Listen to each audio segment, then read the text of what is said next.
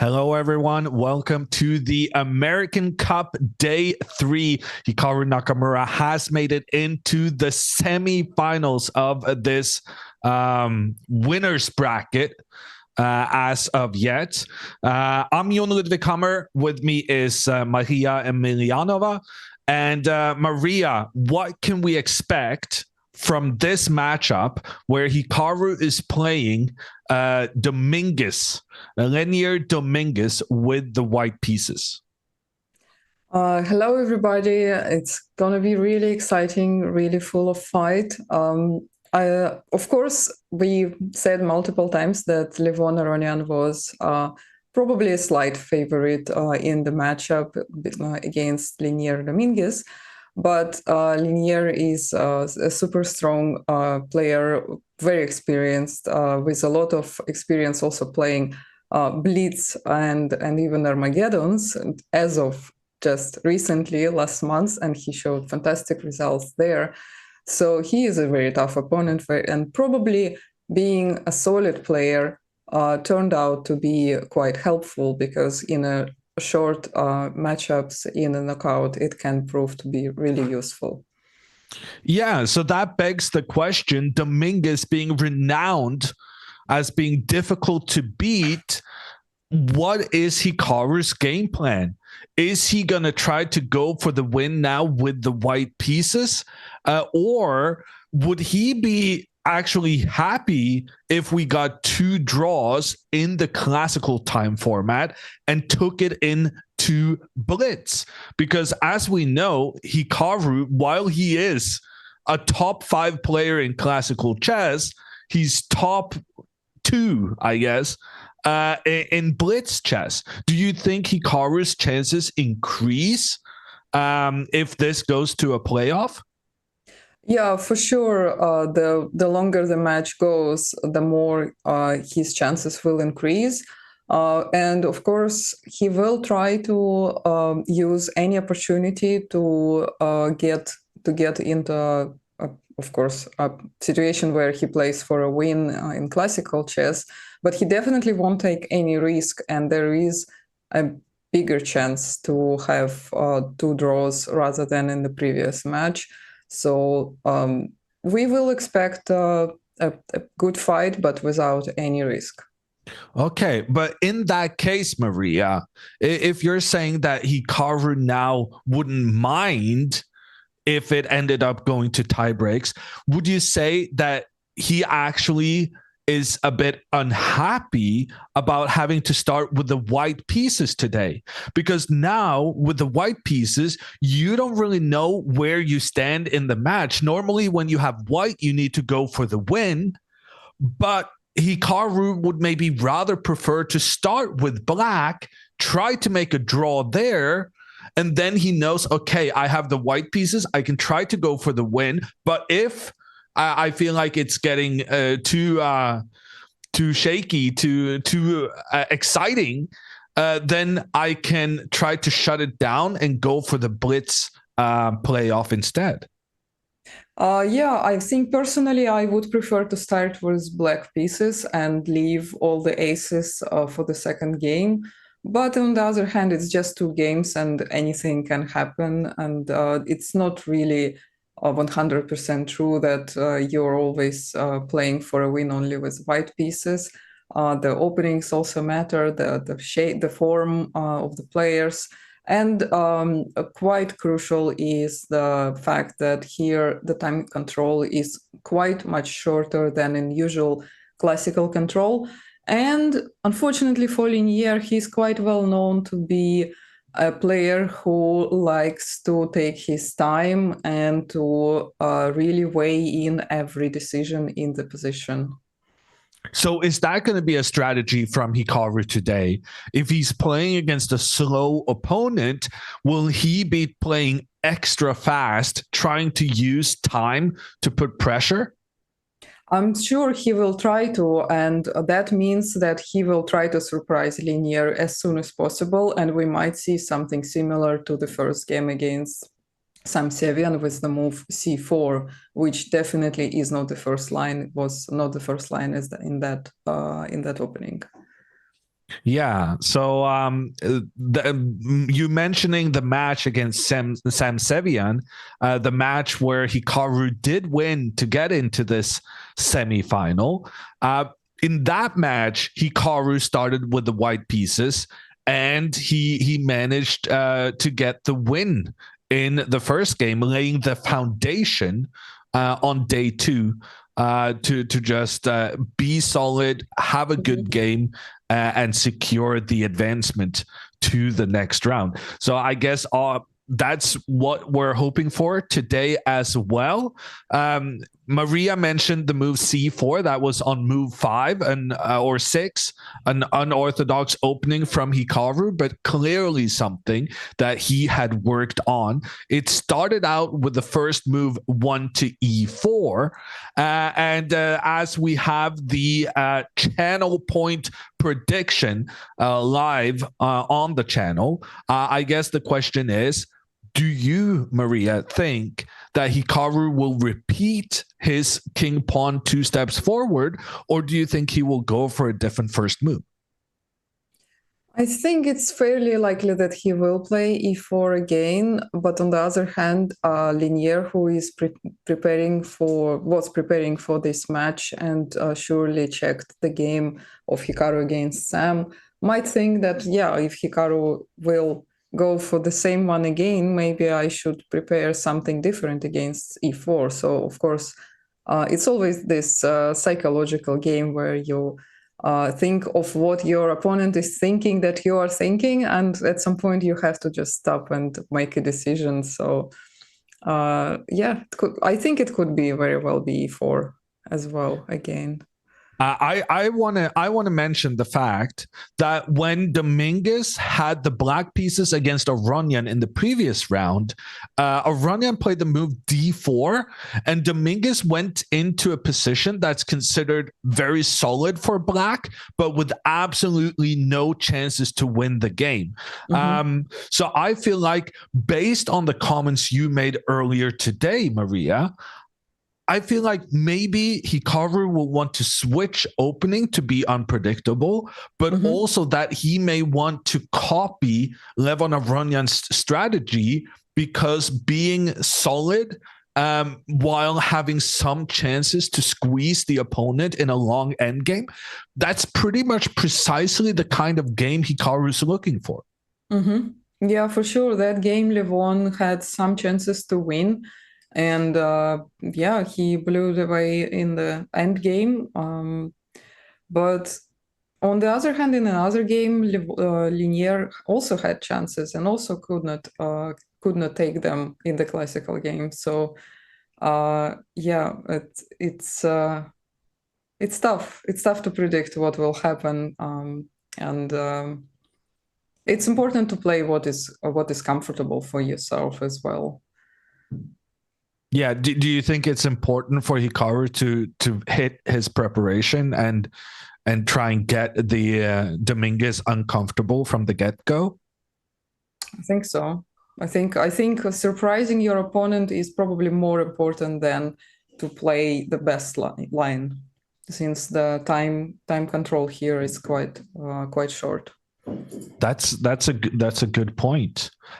You have a very short time now to make your predictions for Hikaru's first move. There's millions, literally millions of channel points on the line. Well, if you got any wiser from our discussion, that's impressive, because I guess, frankly, our summation is, we don't really know what's going to happen. We know that Hikaru played the king pawn last time, but does that mean he'll want to repeat the same opening and be predictable? Or does that mean, while being predictable, it also maybe means that he's made some special preparations on this? Or will he try to play the Aronian move with D4, and knowing that Aronian lost the match against Dominguez, maybe that's not a good omen? Yeah, but Levon lost the match due to different reasons. So yeah, we should have looked at some of the games that Hikaru played against Linier in the past. maybe Chad did that. Maybe Chad will put the points in already knowing that, for example, Hikaru played always d4 against linear, and then they will be like sitting there and laughing. Ah, I knew that. Yeah, and we actually have some stats from our producers. The individual score between Hikaru and Dominguez is 12-5 in Hikaru's favor with 22 draws. So Hikaru definitely the favorite in this matchup, but Dominguez has proven himself capable to take down Naka. And of course, also plenty of draws, which is normal with a player of Dominguez's reputation as being very, very, very difficult to beat. Yeah, for sure. I can see that in the Blitz games, Hikaru quite often played a knight f3 against linear, but not in the classical games. And as we are discussing previous results, we are going to be turning our attention to current events. We see the players have sat down at the board in St. Louis. This game actually has started already 28 minutes ago. There is a 30-minute fair play delay, which means that the video we're seeing right now is in fact 30 minutes old. That does not affect us in any way, seeing as how the move relay also is on a delay, and all of this is being done to make sure that there are no fair play problems in the tournament. I guess the main thing about this is that we get Hikaru's recaps faster after the game has finished. And speaking of game finishes, here is a game start. The players shake hands and Hikaru repeats the opening that gave him success in the previous match. He repeats the winning move against Sam Sevian. 1e4 is on the board. Fantastic. So, Chad, anyone who chose e4 was right. That's great. That's great. Yeah, surely e4 is one of the most principal moves. It opens up so many possibilities, and it also opens up possibilities for black. Obviously, there are many moves, but you cannot really go for something that you don't usually play because your opponent might be prepared there much better. So it's a really long and difficult discussion. Which move should you go for? And I'm gotta say, I'm surprised by Dominguez spending so much time on his very first move. Dominguez is I mean, normally you come to the board with your first move prepared, especially when the opponent plays the same move they played previously a couple of days before. But Dominguez takes his time, but decides in the end that pushing the king's pawn 2 steps forward, that is a good idea. Hikaru did it, so I'm going to do it as well. And Hikaru then responds by getting his knight out to attack the pawn in the center. Yeah, Hikaru does his usual opening. I have a feeling Dominguez did consider for just a second, maybe Sicilian. I don't know if he plays many other lines, but something more unusual would be, of course, a surprise for Hikaru.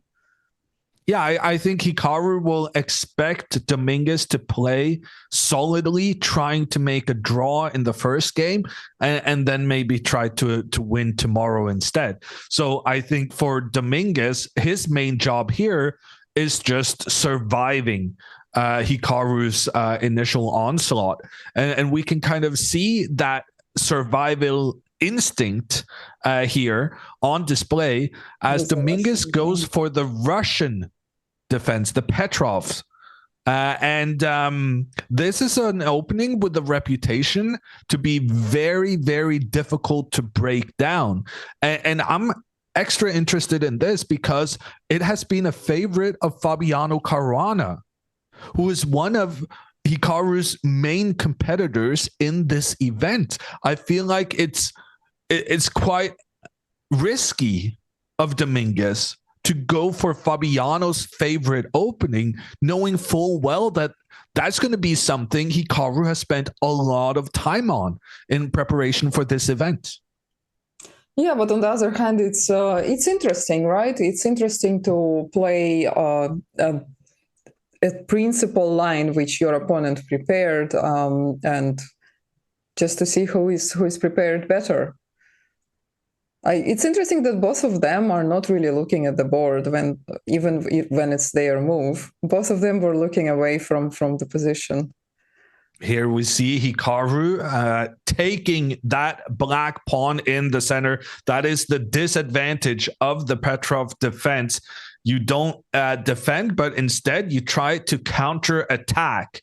So the white knight was putting pressure on black's pawn in the center, but black is saying, well, I put pressure on your pawn. Mm-hmm. So when you take me, I can chase you back and then take your pawn thereafter. Now, it's got to be said that Hikaru's retreat when his knight was under attack is very, very strange because this knight is now blocking White's bishop.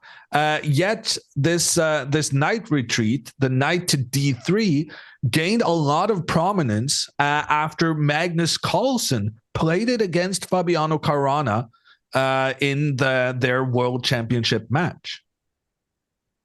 Yeah, correct. That game ended in a draw, and it caused a lot of discussion of opening theoreticians. Then the knight took on e4 in that game, and queen e2 followed with queen e7, and yeah, the game ended with a draw. But the discussion remains open. Is it the best move, or is it knight to f3 better? But of course, well, Magnus says the best chess player in the world should not have his own style. So he basically says, I play whatever I like on any day of the week. So he always imagines, he always invents something new on the chessboard. Yeah, and now Hikaru is using those inventions to go for the win here. The continuation, like the continuation was in that World Championship match we're referencing between Caruana and Carlsen back in 2018. The moves on the board right now are the same that was used in that matchup. Hikaru goes knight f4. Tricky move because this knight is headed for d5 to try and chase black's queen out of position. Dominguez realizes that the knight could end up in trouble having the white queen pointing down on it. In fact, now there's just nothing that white queen is pointing at except the black queen. It looks like we're about to have an early queen trade. Hikaru pushes his pawn forward in the center, and this is very, very good trade scheme from Hikaru. Very often, when we have two pieces looking at each other like the queens are doing here, you do not want to be the person making the trade. Because if Hikaru were to take black's queen, then black's bishop gets into a better position, gets into the game. So instead, Hikaru says, no, I'm going to push forward in the center. I'm going to let you capture my queen. And then I will take back with my bishop and get my pieces out. And in fact, this is what's happening right now. Dominguez has, in fact, traded the queens at the earliest possible opportunity. Hikaru takes back with the bishop.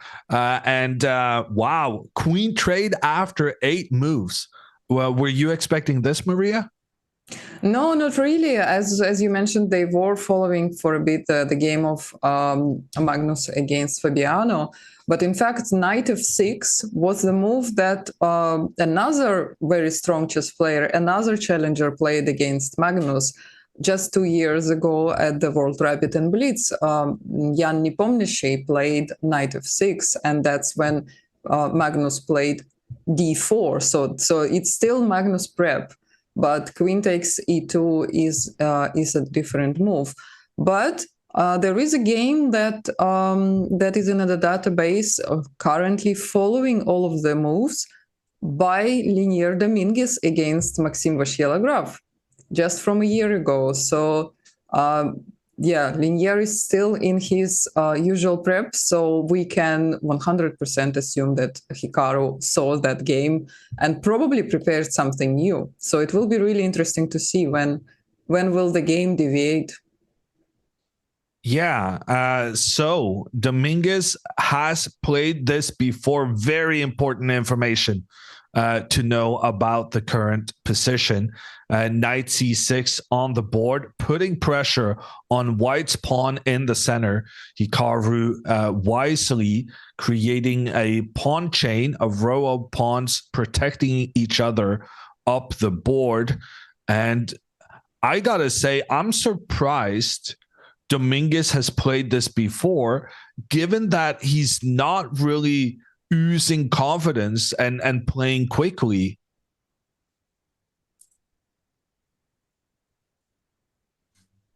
Yeah. Would you agree with that, Maria? Yeah, it does seem like he's considering maybe to play some other moves, but then opts for the same as he played before. It's possible that he did try to improve this line and has some work done on different moves, but then something that worked before might work again. So he's just considering it, but then still goes for the same, and they are still following the same game between Maxim and Linear.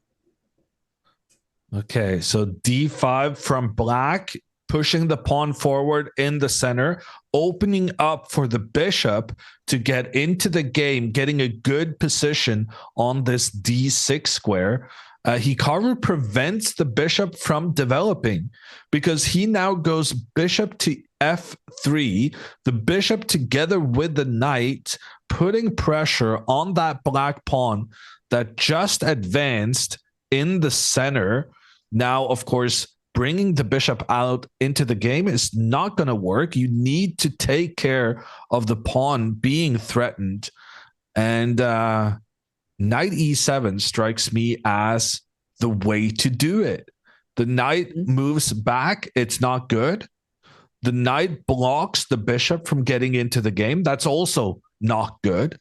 But the knight does give very nice protection to the central pawn. And that may be a convincing enough argument to make Dominguez go for this move. Especially that he already played it before as well, since we're still in the same game. So it's very likely we will see knight e7 on the board.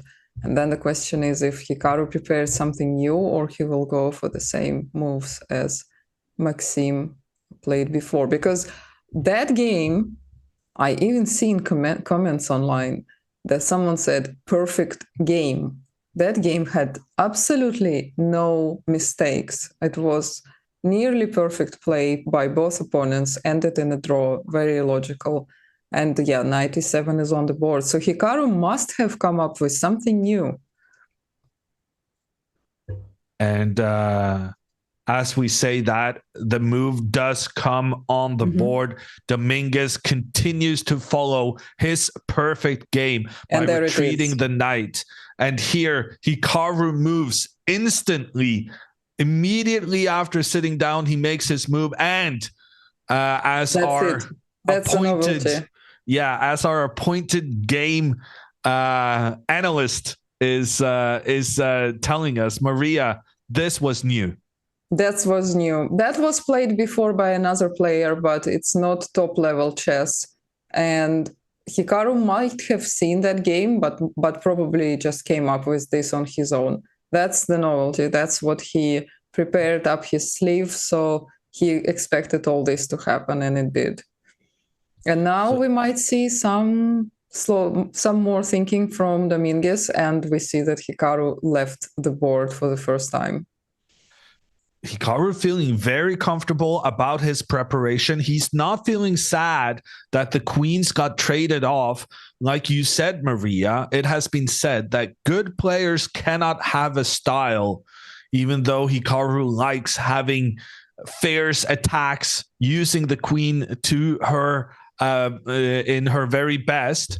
Then you also have to be comfortable trading the queens early to try and get an end game squeeze. And a squeeze is what he's going for here. This pawn is not done just yet. If allowed, Hikaru will continue forward with this pawn up along the side of the board. My first instinct would be for black to block that pawn from progressing further. I think that's going to be Dominguez's move. But every time you play a pawn forward, you can never take that back. Pawns do not move backwards. Pushing the pawn forward is a committal move. And Dominguez is definitely going to want to take some thinking time before choosing his next action, his next plan. And that means that Hikaru is probably also going to get a significant time advantage in this game.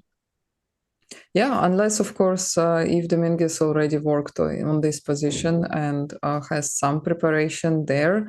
But even if he did, to remember every single position is nearly impossible. You cannot prepare for every opponent every day and brush up all of your knowledges like open Chessable and work there for 10 hours reviewing all of your lines.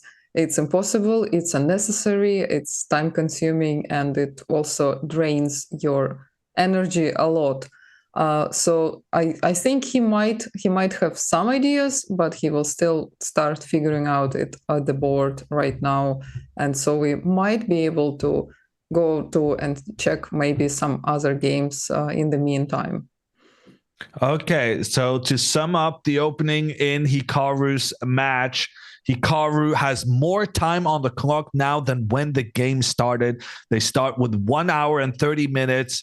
Hikaru is almost at 1 hour 33. What does that mean? It means that he has made his move faster than the 30 seconds extra they get per move they make. And what does that tell us? It means Hikaru is still in his opening preparation. Dominguez, despite having played all of these moves up until this point previously, he's been spending some time thinking, and that trend is not going to change just yet as Hikaru unleashes a new unexpected idea on the Cuban American. So, like Maria said, we are going to be taking a look at the other games going on. And the main game to follow right now is the one between Fabiano Caruana and Wesley So. That's because these are the two players who won their quarterfinal alongside Hikaru and Lenier. And the winner of this match will face the winner of Hikaru's match in the winner bracket final. Yeah, indeed. And both players are, of course, no joke. They are really, really strong. They're always extremely well prepared, both Fabiano and Wesley. What are your thoughts? In which time control would Fabiano be stronger, and in which Wesley would be stronger? I mean, I have huge respect for Fabiano. I think he's a tremendous player. So I would probably favor him in classical, not by a lot, but by a little bit. There's a thing. Fabiano has had a reputation of being significantly weaker in quicker time controls. And this was kind of the extent to which he is weaker was very much highlighted in the 2018 World Championship match where he went up against Magnus Carlsen. They made 12 draws in the classical games, and then Fabiano got wiped 3-0 in the Rapid. So in general, Fabiano is to be favored the more time he has. But I will say this, that Fabiano, after having had that experience with Magnus and getting absolutely destroyed at the biggest stage, he has taken a lot of energy and effort into getting better with the quicker time formats. So I would say that they're about equal in Rapid, and then Wesley I would definitely favor if it goes to Blitz. So as a general rule, Fabiano's chances are better the more time he has. I think I agree with you. I will only add that with Wesley, I feel like his Rapid and Blitz really depends on day to day. Sometimes Wesley is just like a machine and just crushes everybody, like in the global championship, like in a lot of Grand Chess tours. But in the same Grand Chess tours, like for example, there was one in Paris like 5 years ago, he was leading by like 3 points after one day. And on the next day, he lost like 3 in a row and ended up being in the middle of the final table. And with Fabiano, you don't really see such swings, such drastic changes in the day-to-day performance. I think both players improved dramatically over the COVID times, and the necessity to switch to Rapid and Blitz over online against the over-the-board. But it still reflects on the over-the-board play that both of them are playing way better now in Rapid and Blitz. And I think it will be very, very close in the tiebreak if it goes to tiebreak. But I agree that in a classical chess, Fabiano's baggage of preparation for the World Championship match is definitely not only helped him then, but it keeps helping him year by year, because all those work, it does not go away. It always proves to be useful at some point of your tournament career. Yeah, that's such a good point, and it's something we've discussed a lot in the Norwegian chess broadcasts. With Magnus giving up the World Championship title, there are many who believe, and I am among them, that this is going to hurt Magnus in other tournaments as well, because we very often saw that Magnus had a boost after playing a world championship because of all the work you put into that. So, yeah, it's going to be interesting to see Ding and Nepomniachtchi the next year after the world championship, whether they can, like you said, Corona has, benefit from all the work they did in the lead up to that match. Speaking of other matches and tangents, we're going to also check in with the matches. I've messed up. So the loser bracket, do they start later? We have Ray Robson against Sam Shankland, and we have Sam Sevian against Levon Avronian. I don't have any moves there on my screen, so I guess that means that the loser bracket maybe starts later on. It's at the very least worth noting that this is a double elimination tournament. So even if you lose your match, you do get a second chance to redeem yourself. So far, Hikaru hasn't needed to use that lifeline, convincingly beating Sam Sevian in the initial quarterfinal. No, I can see the games being played. The thing is that they created 4 games for the elimination, for the losers bracket for some reason, so that you probably have... I opened the wrong games. Okay, let me see if I can find the right ones. Let's see, Sam Shanklin. So that's wrong. I shared the link in Discord. Yeah, so here we see a game. There's lots of stuff going on there, and in the other match, which was Avronian versus Sevian, we do have moves on the board there as well. Wow, so these games are way more combative, I would say, than the ones with the big stakes in the winners bracket. Sam Sevian has pushed his pawns very aggressively on the king side of the board, but as a result of that, the Black King now is unsure where to find a safe haven. And Avronian is basically saying, yes, you're trying to attack, but you're not being able to go further forward. And in the meantime, the Black King will be a long-term safety issue. So I'm really liking Avronian's position here against Sevian. And I think he has great chances to win and maybe make a comeback.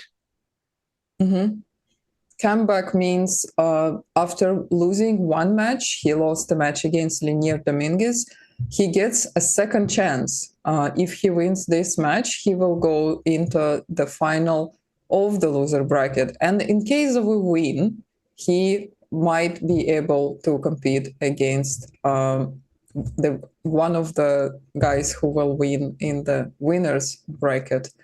So yeah, that's very important to continue fighting. You get a second chance.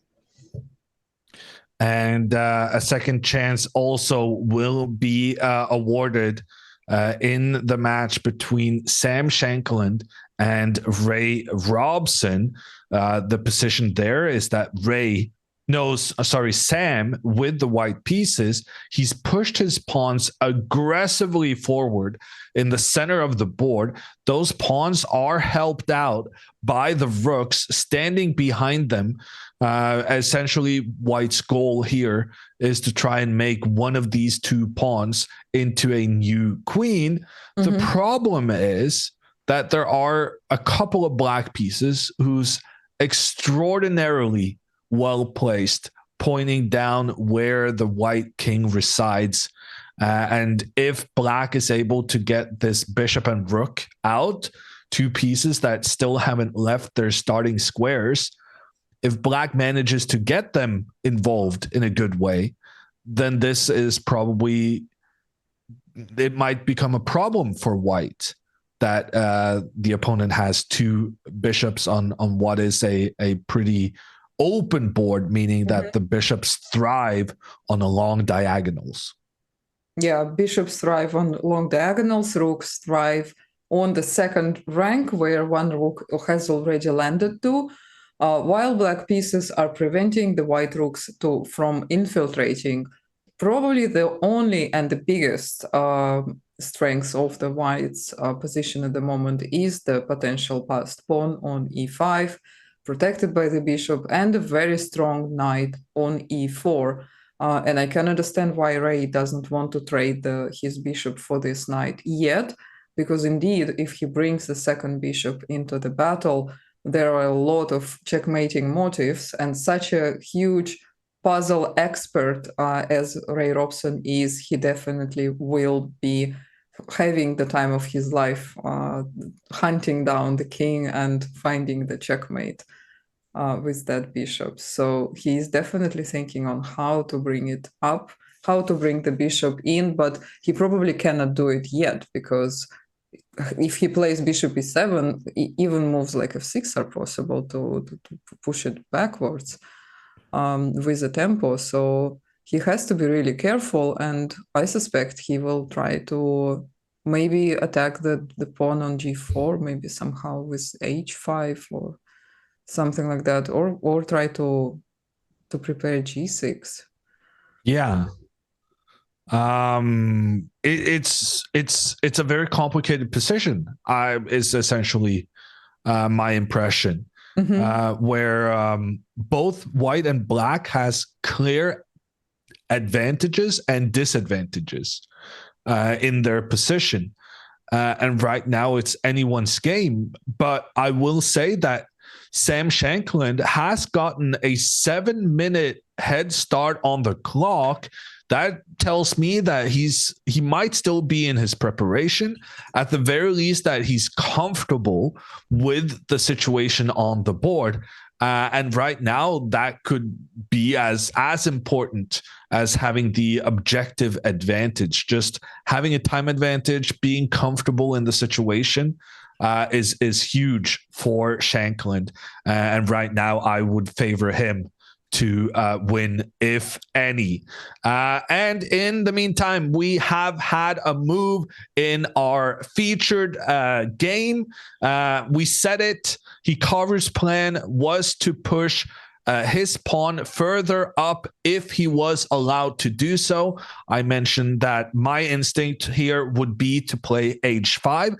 h5 was indeed played by Dominguez, but he spent 15 minutes deciding on it. And that means Hikaru's time advantage has become maybe not significant, but at least something we put in the plus column for his chances. And I got to say, I'm a little surprised Hikaru hasn't moved yet. Because, never mind. As I said that, he made his move. My bad. Because I was saying this is a very logical move. It's it's the first instinct of a chess grandmaster. Prevent your opponent from pushing further forward. And this was indeed part of Hikaru's preparation, because after a little think, he goes for the move G3. And that's a great move, I think, by Hikaru, because if Hikaru here tried to just develop his knight and get his pieces into play, then Dominguez would have the opportunity to go with his bishop, attack White's bishop, and the White bishop has no choice but to agree to the trade with Black's bishop. And if you even do the trade on Black's the way Black would like to do it, then you even open up for the rook along the side of the board. Whereas now, after Hikaru's G3 move, Bishop G4 trying to make the trade can now be met by Bishop G2, avoiding the trade, keeping more pieces on the board, which is what you want to do when you're trying to win the game. Yeah, indeed. The only downside, of course, is having such a strong bishop on G4 controlling a lot of squares. But it's not such a big issue because the queens are off the board, so the king safety is not really a big issue here. And in fact, Hikaru doesn't even need to castle necessarily. He can also opt for developing pieces first, then bringing the rooks and just moving the king by one square. But yeah, we'll see. He's leaving the board again. Yeah, so Hikaru has been doing very well with his preparation so far in this tournament, because he keeps playing openings where the opponent needs to take their time to think, giving Hikaru an advantage on the clock. And then this has happened now, I think, 3 games out of 3.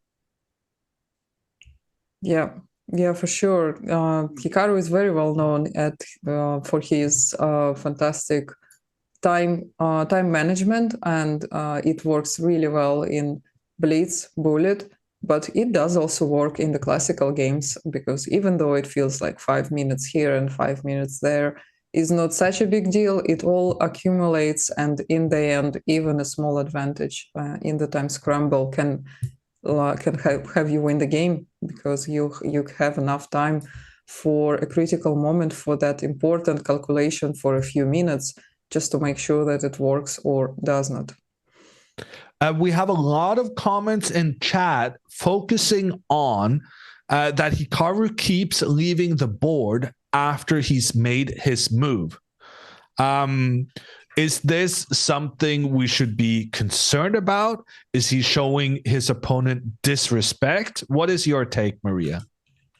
No, it's very hard to sit at the board for such a long time where you seemingly have had all this already prepared at home, so he doesn't really need to calculate many lines at the moment.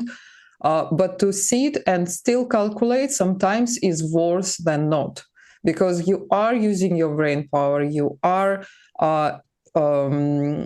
tiring yourself out, and sometimes it can lead to a moment where you actually need to calculate, but your brain is too fatigued.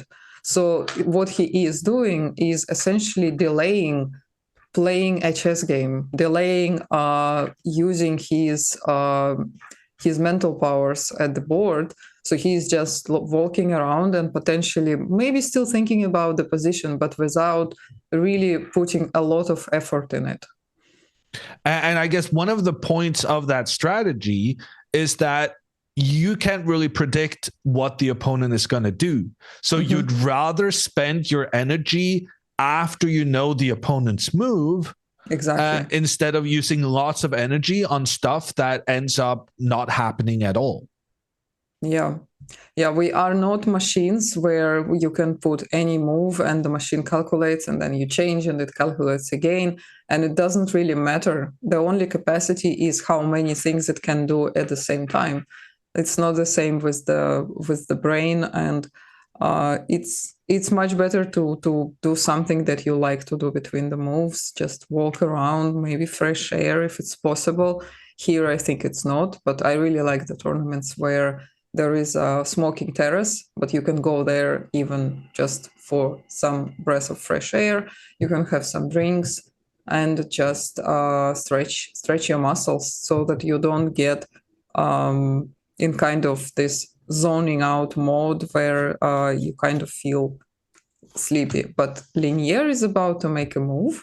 It's just about time. He is almost 30 minutes behind the clock. Yeah, it's been a good start for Hikaru. The queens got traded early, which is maybe not everyone's cup of tea, but it turns out even with the queen traded, Hikaru poses problems for the opponent. Dominguez feeling so uncomfortable that he's spent 25 minutes more than Hikaru thus far. That difference in time could even increase. And yeah, no, so far I would say that the position looks completely fine, but Linear is spending a lot of time, and that's basically what we predicted, I would say, before the game started. Linear, a solid player, extremely difficult to beat. He's gotten a good position out of the opening, but he is also a player that likes to take his time, and that could be a problem going up against a speed demon like Hikaru. Yeah, for sure. Of course, Ligier is also used to play or on a shorter or on a less time than his opponents. Kind of like similar to Alexander Grishuk, maybe not in as much of a beast mode like Grishuk, but yeah, it doesn't necessarily mean that he will lose the game because he is so low on the clock. But it's definitely harder when your opponent is creating a lot of threats. And I don't actually have the ability to see the camera in real time, so I'm very much relying on Maria there. Maria, you said Dominguez is about to make a move, but that's now 2 minutes ago. What's taking him so long? He kind of like reached to a piece, but then changed his mind and now sitting a bit, looking a little bit like kind of anxious to make a move, but at the same time uncertain. But I think he is gonna make a move really, really soon. I mean, he can't be super happy about being 30 minutes down on the clock already. Now he's looking on the ceiling. Classic chess move. Yeah, Yeah, no, it definitely is not a good sign for him because if you are spending so much time on the move that your opponent made so quickly, it's also psychologically really pressing that you are in out of prep so early, but your opponent is still there. At this point, resign and get some sleep. That's not a bad idea. I feel like that sometimes when I play my games. Why can't I just? Why did I even agree to play a game of chess today? Yeah, Classic why chess do I player even do thinking. this to myself? Yeah.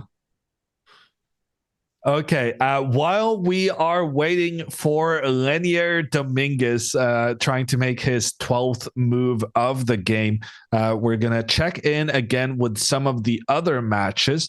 And the main reason being that the other matches, the ones in the loser bracket, where there's, if you don't win this one, you're out of the tournament kind of seriousness going on. The players have way less time. They're playing with a rapid time control, and Ray Robson here with the black pieces against Sam Shankland. Ray is down to only 2 minutes on the clock. That is some shocking time management. On the other hand, the computer engines are saying that Black's position is rather good. In situations like these, Maria, where you have to choose between doing well on time or maybe having a better position, which is more valuable? What do you prefer? I think I would prefer to have more time and maybe a slightly worse but easier to play position. And I feel like it's easier to play for white than for black because the pawn on e6 is still quite dangerous despite being disconnected now from the other pawns. On the other hand, of course, black has really clear options for an attack. They probably will push c4 eventually and prepare bishop c5. But yeah, it's tough to say, but it's definitely easier to play when you have more time on the clock. And yeah, it's also worth mentioning that they will play 2 games today. So the matches are played on the same day for the losers bracket because they need to determine a new winner of that bracket with less days given than they would have had in a winner's bracket. So by the end of the day today, we will know whether it's Ray Robson or Sam Shankland who has to go home and which one of them gets to stay for another shot at this title. This is the American Cup chess tournament and the number 1 seed Hikaru Nakamura. He's gotten off to a good start against his opponent. You can see him on the screen sitting and thinking. It's Dominguez who is way down on the clock right now. Going to pop back into that game and just check that nothing has happened, confirm that fact, and consider it confirmed. He's still thinking. And now he's more than 30 minutes down on time. Yeah, indeed. And I think he was about to reach out with his hand again. And now he is doing it. Bishop to f5. The bishop comes into the game, gets a good positioning close to the center of the board. Sensible play here from Dominguez, but maybe not such sensible time usage. One of the advantages of putting the bishop on this f5 square as opposed to going all the way up and putting pressure on white's bishop, I think one of the main differences is that in this situation, Hikaru would have the extra option of jumping with his horsey via this c2 square towards the center of the board. But now, with Dominguez moving his bishop one step, not further, but the opposite, he is pointing towards that c2 square so that the white knight cannot get into the game in the fashion I arrowed earlier. And so right now, it's actually not entirely clear how Hikaru will find a good placement for this piece. Indeed. Also, the bishop on f5 is potentially ready to jump to g6 in order to defend the pawn on h5. We did mention earlier that that pawn might become a weakness, and that's why Linear spent so much time considering that move, because the rook on h8 cannot be there forever. It will need to join the game. And the two pieces of white are already targeting the pawn on h5, so it's very important to have the bishop prepared. Plus, that diagonal is really very nice to be on for the bishop, and being able to jump, as you said, to control c2, d3, even e4. So, yeah, very logical move by Linear, albeit not being so easy to make as we saw earlier. Yeah. So he spent 12 minutes on this bishop move. And now that he's made the move, it's easy for us to say, yeah, of course you should make that move. It looks very sensible. Easy, right? Yeah. Why spend so much time on such an obvious move? But that is a chess player's specialty. Chess players are excellent at spending lots of time on seemingly unimportant decisions. Don't try and plan a Sunday excursion with a chess player. That's going to take some time figuring out. Yeah, indeed. It is actually quite interesting psychologically. Some players, when they know that they want to make a move, they just make it. They just make it instantly and they don't wait. But a lot of more like classical school players, like over 30, 35 years old, they, even if they know that their prep has this move, even if they remember and they're sure, they still will spend like a minute or a minute and a half just to make absolutely 100% sure that they are not mixing something up. Or sometimes they say that they are also kind of downplaying the fact that they are prepared and pretending that they are doing the work over the board. So it's also some psychological games. Yeah. Here, Hikaru is not playing psychological games. He's just figuring out, do I want to keep my king still in the middle of the board? Do I want to get my rook into a better position? The answer to both of those questions was yes, or rather no, and then yes. And as such, he has decided to castle. Yes, it gets the king out of the way, but the biggest feature of this move, in my opinion, the ability to get the rook into position on the open file, the file that has no pawns blocking. That is a perfect location for a rook, and that is precisely where Hikaru is bringing his. Dominguez probably will try to move c6, having these pawns defend each other like Hikaru has done with his pawns, saying two can play that game. The rook will come point down on the king. The king is not going to be happy about getting some threats towards it. So Dominguez will probably castle. And then the reason I'm doing this analysis is because I made the point earlier that it's difficult to figure out how Hikaru is going to find a good placement for this knight on b1, seeing as how the plan I wanted to play to get the knight to this e3 square is not really viable as long as Black's bishop has that c2 square, which is part of our planned route. That's not going to work. But instead, Hikaru can go for this e3 square in another way, knight to d2. And then the knight will go back, and then it will go forward, and it's going to find a very, very nice placement in the center of the board. So this is the kind of position I'm expecting. You will notice that both players have placed their pawns in the very same way. Both players, the 3 pawns on the right side, defending each other up the board. Both players, the guys on the opposite flank, also defending each other in the center.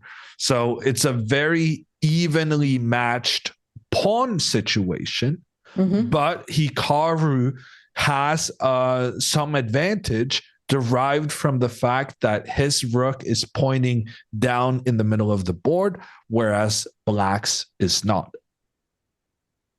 Indeed. And we can appreciate once again all of the efforts of colorful arrows and highlighting the squares that Jon Ludwig is doing. Yeah, Chad, I know you like that. I got such nice feedback about the colors the last time, so now I'm doing it always. We got a move from Dominguez. He has realized that he needs to speed up. He cannot go at this very, very slow pace forever. Dominguez decides to go for the castling move, which was part of the plan we sketched out on his behalf. Hikaru now will play the rook into the center and the knight starting its maneuver. And Hikaru's moves here are very easy. I'm expecting him to play quite quickly. And maybe he will manage to preserve that 30-minute time advantage he has gotten. Yeah, the question in the chat, has Hikaru only taken 2.5 minutes? Not exactly. He took a little more than that. For each move that he made on the board, you can add 30 seconds towards his time. So in fact, he spent about 8 minutes total. But half of that is for not being at the board at the moment when the move was made. But notice just when he gets back to the board, he's moving instantly. So he's feeling comfortable about his plan moving forward. Yeah, indeed. I suggest to quickly switch to the game of Sam Shankland and Ray Robson, because I see that Hikaru is being distracted by that position a lot. Ray has just a few seconds left. And both players, I think, are watching that game more than their own position. Do you think that's to Hikaru's benefit? That the other games are being played in a rapid format and may distract Dominguez right now from what he's doing. Wow, Ray just allowed Sam Shankland to make a new queen. Ooh, but if Sam Shankland now makes a new queen with his pawn, that's going to be checkmate. The rook coming in on the white king, the king tries to run away, then the other rook comes in, and there's no escaping. Checkmate on the board. Sam Shankland under heavy pressure here on the board, while Ray Robson is under heavy pressure on the clock. Yeah, and Ray is such a great puzzle tactical player that even when he has so little time left on the clock, he still will see such situations instantly. But it's not over just yet. Because one of the black rooks got blocked out of the checkmating idea by the white bishop. And now it's Ray who has to find the right moves to survive. And like we can see from the eval bar on the side of the board, suddenly rushing up with that white color, Ray has in fact not found the right idea. Ray had an opportunity here to move his rook over to give some checks from the side. If the white pawn then becomes a new queen, the rook will will come in, check on the king. If the king moves forward, then the bishop comes in to give the check as well.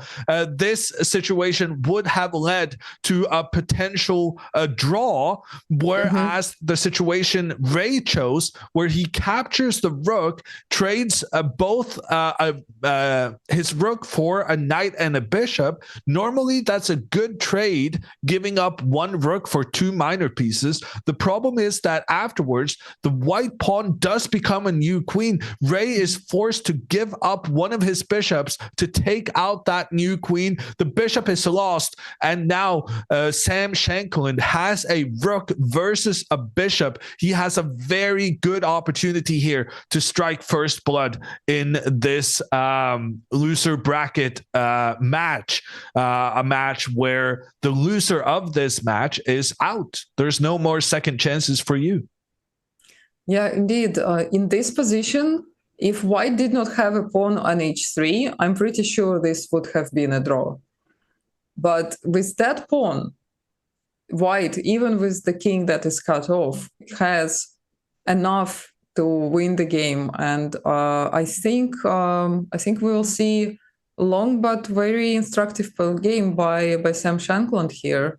Yeah, I was trying to eliminate the pawn from the board, but the chess.com just wouldn't let me. You don't get to remove part of the player's pieces. And so long as this pawn is on the board, white has the opportunity to dislodge the bishop from its very nice defensive positioning right now. And that's going to be the long-term plan for Shankland, trying to advance these two pawns up and eventually becoming a new queen. But that is going to take some time.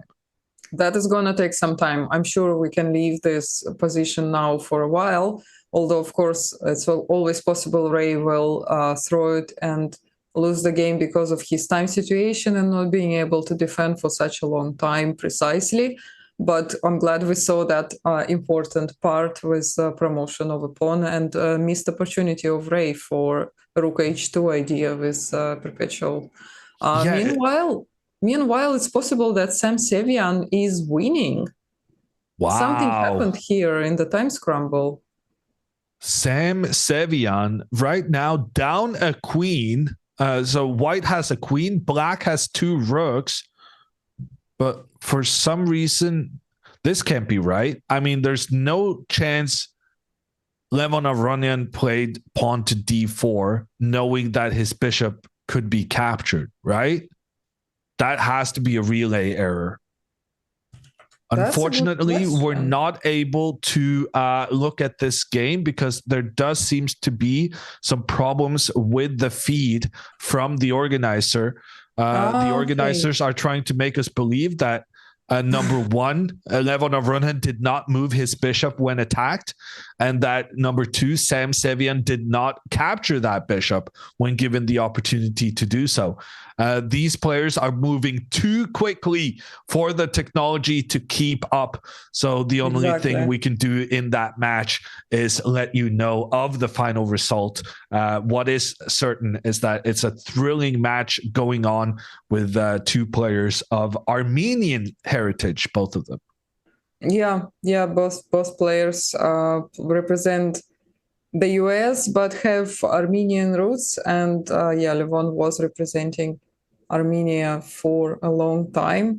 But yeah, it's possible that the bishop did move away, but even so, in this position as well, it does look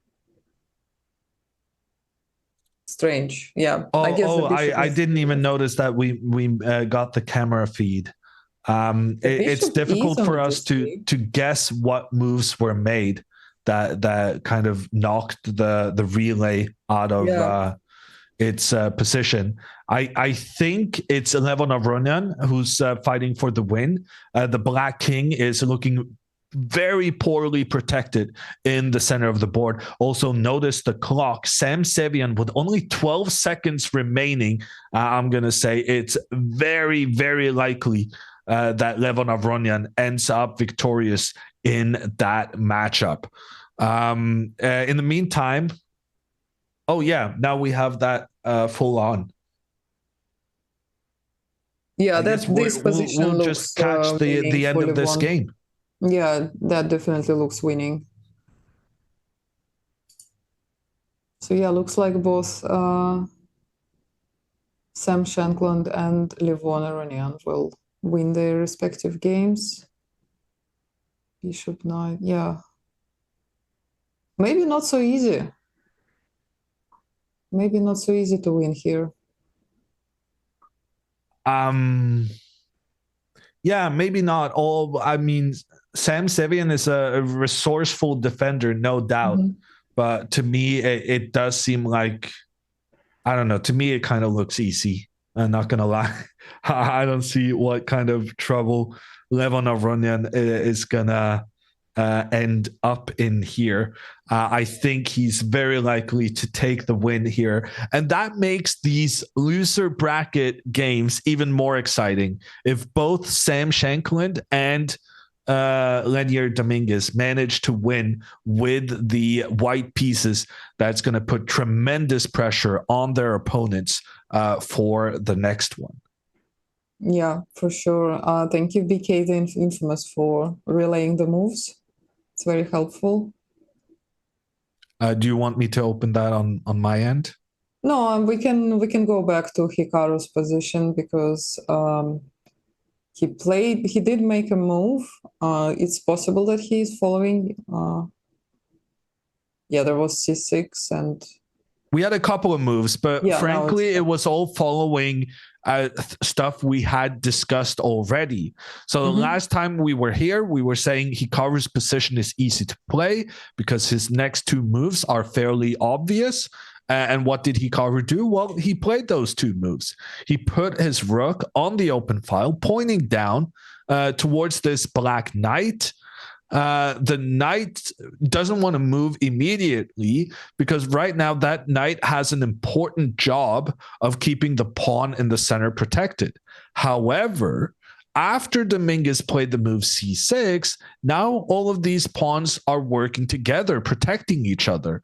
And as Hikaru got his knight into the game, Dominguez said, well, this knight that was previously busy trying to defend the pawn in the center, well, now that pawn is defended by other means. This knight can find a better job. And Dominguez moves the knight forward so that the bishop can get into the center afterwards. In addition, Dominguez here looking to make trades, knowing full well that a draw with the black pieces against Hikaru Nakamura must be considered a tremendous success. So Dominguez just trying to trade pieces, just like he traded the queens, trying to hold on for a draw in this first game of a 2-game match. So regardless of the result here today, there will be another game between these two players tomorrow at the same time. The only difference being that Hikaru will have the black pieces. Indeed, that's correct. And yeah, Dominguez played knight g6, and now Hikaru needs to decide whether to take. He can also ignore it and play knight f1 anyway, allowing a trade. He can also move that knight away, but maybe that's a bit of a waste of a tempo. To me, there's two options here. Either you make the trade or you avoid the trade. So either Hikaru continues his plan of maneuvering his knight, opening up for his bishop to defend the knight, perfectly acceptable. The alternative is to say, well, the more trades you succeed in making, probably the better your chances of getting a draw is. So my second choice here for Hikaru, and frankly, the one I find the most likely that he's going to go for, is the move knight to g2, simply to keep more pieces on the board, because you feel like that's going to increase my chances of winning the game at the end of the day. But when I'm making this move on the board, at the same time, I made the realization that the reason we played this pawn up to g3 It was to give our pieces a square where the pawn previously resided on this G2 square. However, we were talking about the bishop going down there.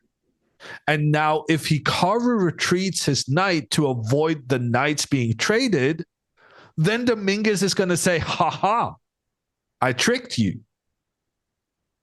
Now I'm going to manage to get a bishop trade instead, because your knight that retreated and wanted to avoid the trade, now the knight is blocking the bishop's path to avoid the trade.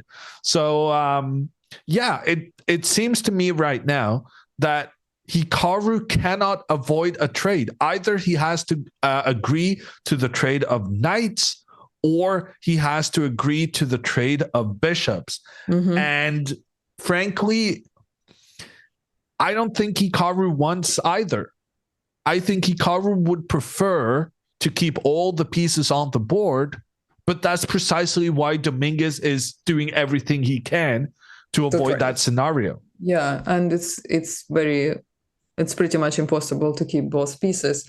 The other downside of knight g2 might be the fact that our knights on d2 that is heading to f1 and the one on g2 will be fighting for the same square on e3. So having that will make one of the knights always not on the best square because it's only one. So if we choose between the two trades, probably trade of the knights is at least less unfavorable for us. Yeah. But as you said that, we get a move in from St. Louis. Hikaru has retreated his knight. He's trying to avoid trades. And now in making that retreat, Hikaru has blocked the retreat for the bishop. I'm almost 100% sure that in this situation, Dominguez will play bishop g4 and try to get the trade between the bishops. And I guess we will have to capture or keep the knight on d2 defending the bishop so that it will recapture. Maybe his long-term plan is to put pressure on the pawn on h5. The possibility would be potentially to even push the pawn on f4, f5 to kick away the knight, but that is all very long stretched out plan. But once the bishops are traded, he can even bring the king to h3 to help the pieces with some pawn march on the king side. Yeah, so still plenty of chess left to be played. I think Maria just touched upon the key in this position, which is it's going to be long-winded. It's going to take some time because Hikaru is not going to give up his white without a fight. So he's going to try to squeeze out a win, even if the position is fairly equal. And that means we may not see a winner today. Who knows? But what we know is that it's definitely going to be a long game where Hikaru tries to squeeze his opponent. And while we're talking about squeezing the opponent, I want to give some attention to chat because we know there's a lot of people potentially watching classical over-the-board chess for the very first time. And Frankie in chat asks, what are they writing on paper? Maria. Writing on paper is something that all of the classic chess players knew what to do from they were like 5 years old. It's a notation. It's a special language for chess players that is developed to preserve the games on the paper before PGN boards were introduced, before the online relay was there. All of the games were stored in the databases on paper. And players actually used to travel to the tournaments with huge suitcases of the game notation on paper, because there was nothing to store the games on, like we do now in the cloud on the phone. One game is like 8-bit weight. Before it was the paper, and there are stories how the players would lose a suitcase with years worth of analysis of different games. Kasparov, as he goes to the match, comes with like 5 boxes of paper that is guarded by a special person who makes sure that nobody has access to those, because everything goes on paper. The question, why now? Why are they still doing it, even though we have PGNs and even though all of the games are relayed? Because precisely of what happened right now in the game of Levon, for example, where there was a mistake in the relay because the boards are not perfect.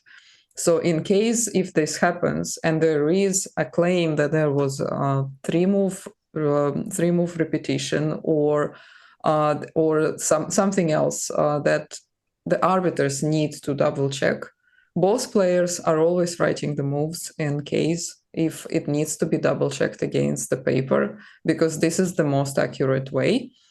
Plus, both players are also signing the result of the game on the score sheet.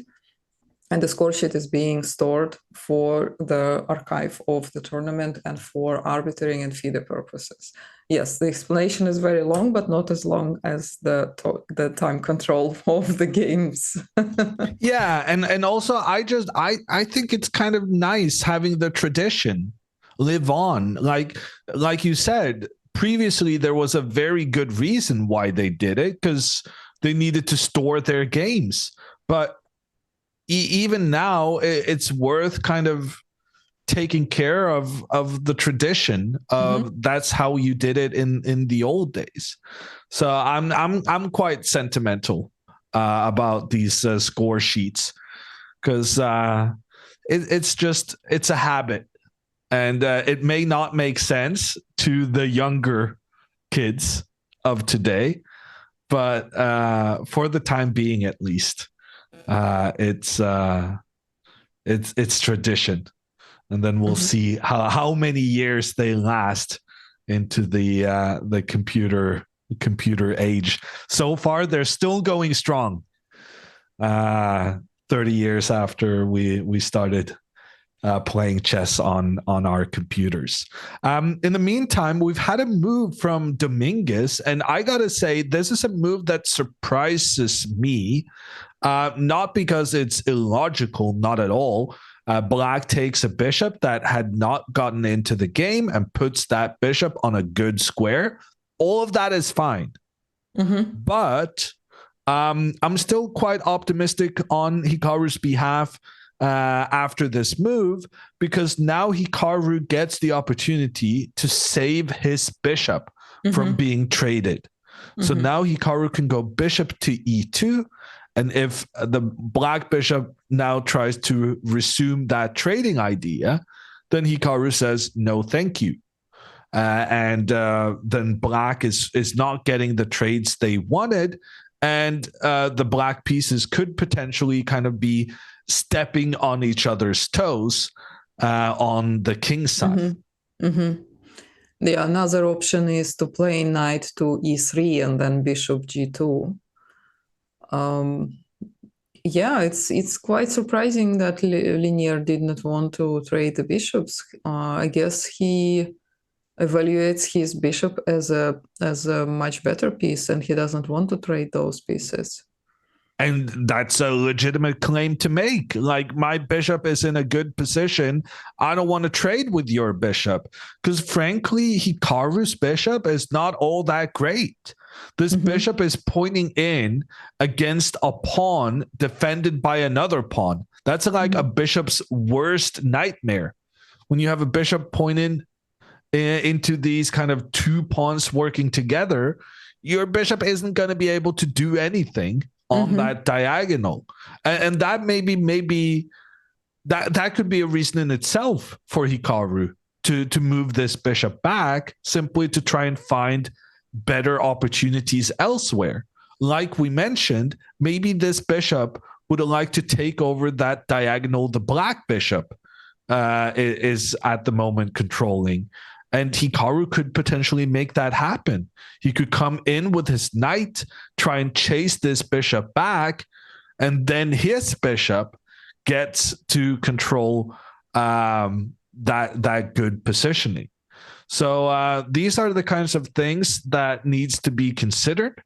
And in general, my impression is the more pieces on the board, the better chances for Hikaru to try and eke out a win here. Yeah, for sure. Yeah, the bishop is also indeed pointing at h5, but this bishop is the only piece that is pointing at h5, but the pawn is defended by so many pieces. Yeah, so far this bishop is not really doing much. So it's possible that Hikaru will still hide it, just to make sure that nothing is, he is playing knight e3, so to have this flexibility later. Plus, as someone mentioned in the chat, it did look quite crumpled, but it was temporary. It was necessary for the knight maneuver to be finished so that the position becomes all playable and nice. Okay.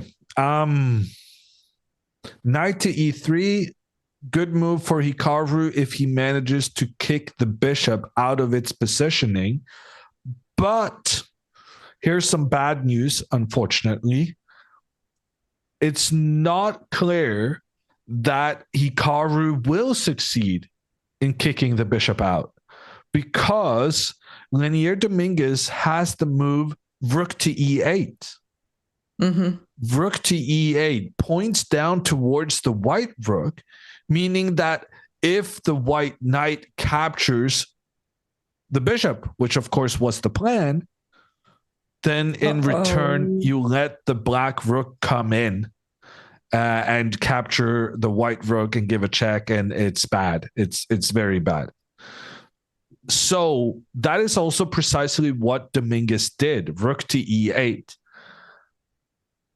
Yeah. And now Hikaru has a bit of a problem, because he was relying on this bishop to move so that his bishop could kind of find a good place, good placement as the black bishop left its post. And I'm sorry to say, but after this development in the game, I'm not seeing much hope of a Nakamura victory anymore.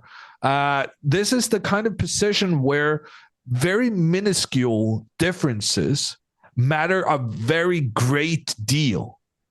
And right now, this rook coming in and making the threats created by the white knight, ruining those threats by pointing down on the white rook, I think that's a massive problem for Hikaru, because he cannot offer additional support to the rook very easily.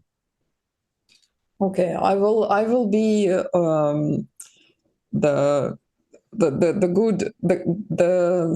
good cop here. I will offer some optimism in the position. I think it's not that bad that the knight is pinned. Well, obviously, we cannot take the bishop, but there are options that we can use. First off, we can move the knight from d2 to f1 and then finish development of the bishop. It does seem a little bit awkward, but at the same time, I don't see how black can improve. If they try to exchange our bishop on f3, we will move away. And if they do play bishop h3, trying to trade off the knight, I think that's fine. We will take it, because then we're getting the bishop pair. Someone is offering bishop to e2 idea. I don't think that one is such a good one because it still will be pinned. The bishop on e2 also is going to be pinned. Well, actually, bishop to e2 would lead to the same position I was talking about when I was analyzing earlier.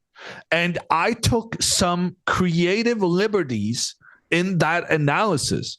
So after bishop e2, I was saying like, and then black moves the bishop away, and then white's bishop finds its optimal diagonal, and white is doing very well. What I didn't mention is the fact that after bishop e2, the eval bar goes bananas in black's favor because of the sacrifice.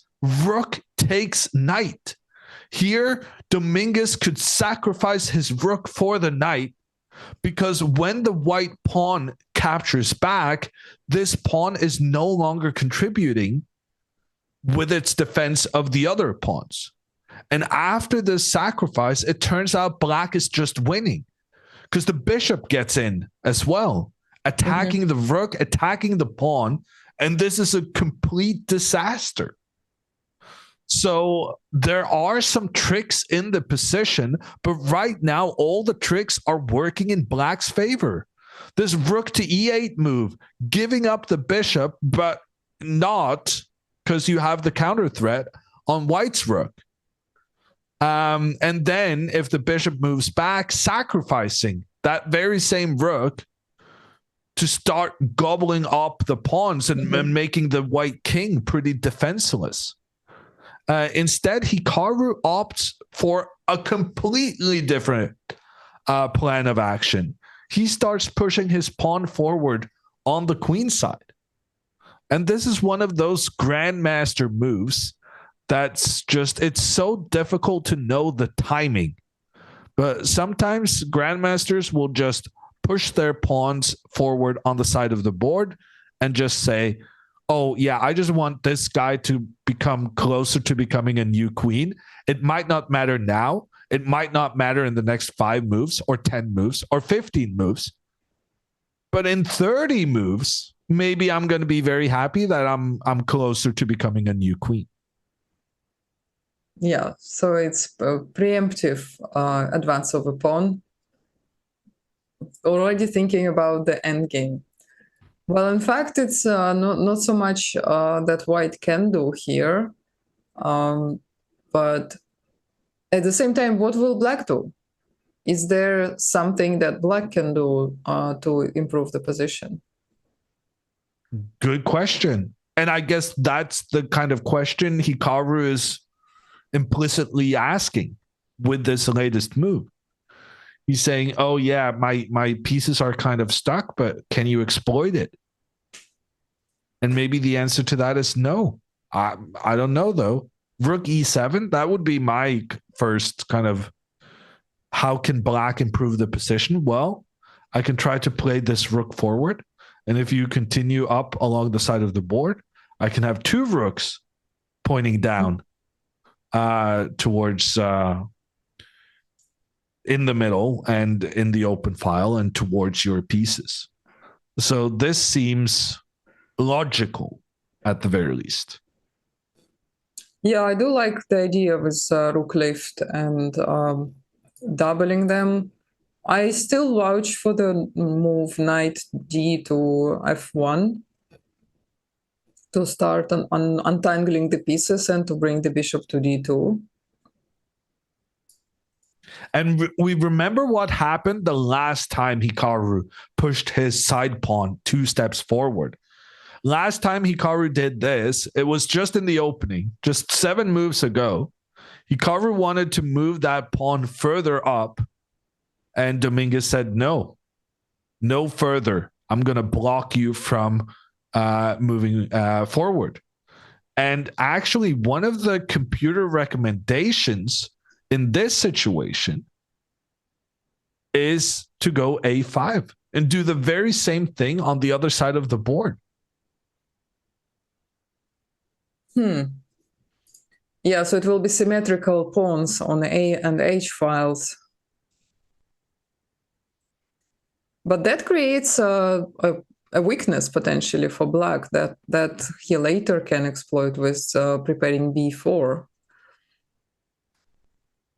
Yeah, so pushing a5 is way riskier than pushing this h5 pawn, because here the pawn is being defended by the rook. Here, yeah, there's no rook to defend, and so this guy is feeling way more uncomfortable on the side. Yeah, quite lonely. Yes, still a viable move though, because it's not so easy for Hikaru to put pressure either. So maybe it's okay, even all on its own on the edge. A very, very tricky play from Hikaru. A4, it's such a classic grandmaster move, knowing when to just advance forward on the side of the board, getting a bit more space. Yeah, I never know what to do, when to push those pawns. But now, of course, with the influence of AlphaZero, such moves became much more common. It's very advised by the computers to just push the pawn until they end, until your opponent stops you. Yeah. And so it now becomes much more kind of initial response by the player would be always to push a5. But it's a committal decision. We said it when Dominguez played the move h5. We said this is probably the most sensible way of playing. But once you move your pawn, you cannot go back again. You're going to have to spend quite some time on that move. The pawn move, pawn to h5, has been clocked at 15 minutes from Dominguez before he made that move. So the question is, will he play this a5 move? And if he does play it, will he spend less than 15 minutes reaching that decision? He kind of has to, because at this point, he's still down a lot of time. So if he spends 15 minutes on decisions now, that's going to be a big issue for him. Instead, we have another move, a different move. Knight to g4. It is very much in line with what we have been discussing for Dominguez, that he wants to make as many trades as possible. The knight now attacking the white knight, and the white knight cannot move away, cannot capture the black knight, can't even capture the free bishop on f5, because moving the knight would open up between the rooks in the center, allowing the black rook to come in, capture white's rook, and probably win the game with a rook versus bishop advantage. So that means the knight cannot move, which in turn means that Dominguez is guaranteed to be able to make a trade. If he wants to. Well, he just moved his knight forward, offering that trade. I'm pretty sure he wants to make the trade. It's also possible he would be just creating a pressure over the knight. The knight on g4 looks really nice. And for Hikaru, it's not yet easy to regain coordination of the pieces. He still cannot defend the rook easily. So not only he cannot avoid the trade, Dominguez doesn't have to immediately capture an a3. He can make another move first. So what are you expecting here moving forward? I mean, personally, I would say, well, if it was black's move now, like say Hikaru just ignores everything that's going on, there's a big threat here. Knight takes knight. And when all the trades are being made, once again, this very important white pawn is abandoning its duties towards the other pawns and instead recapturing the rook towards the center, which means afterwards, first one guy, then another one dropping Yeah. like flies, losing tons of pawns, and with it, the game. So Hikaru needs to protect this knight. Not only can this knight not move, it needs protection. Well, in fact, the knight can move. We forgot about one move that the knight can do without losing a rook. But then we're trading more than just a piece. We are trading a heavy piece. Yeah, so the knight can retreat, but then more trades are happening. And the black rook And will then the knight still be also doesn't able. look so good. Yeah, the rook will still be able to get back into the game. So Hikaru decides he moves his other knight back. That gives a lot of extra protection. And so that was a good move from Hikaru. But the problem still remains in the position. This white knight in the center cannot move without allowing the black rook to take the white rook. And once Hikaru fixes the problem of the rook, well, Dominguez is still going to be happy making the trade between the knights because he's just wanting to make trades and get a draw. Because Dominguez knows that facing Hikaru with the black pieces, that's a difficult task. And if you make a draw under those circumstances, you can be very happy, especially knowing that he will be able to get the white pieces tomorrow in part 2 of this match. And as we're saying it, that's precisely what happens on the board. The trade is being made. Dominguez has really sped up his moves right now. He was very, very slow initially, but upon noticing all these possible trades, he's happy to go for it. Yeah, and now probably the next plan for Dominguez is to try to trade the bishop as well. And this time he cannot play bishop g4, but he gets another move that he can do to offer a trade of the bishop, which will lead to Hikaru either choosing to agree for a exchange, or he has to retreat the bishop and put it potentially on not the best square. So that's something we might be able to see here. All trades happening in this game. Dominguez really showcasing his level of ambition, or rather lack of ambition. He just wants to draw. He wants to draw the mighty Hikaru Nakamura, knowing that he will get a chance with the white pieces in part 2 of this match happening tomorrow. So we're going to take a quick break, everyone, and we will be back with the continuation of these American Cup games right afterwards. See you soon.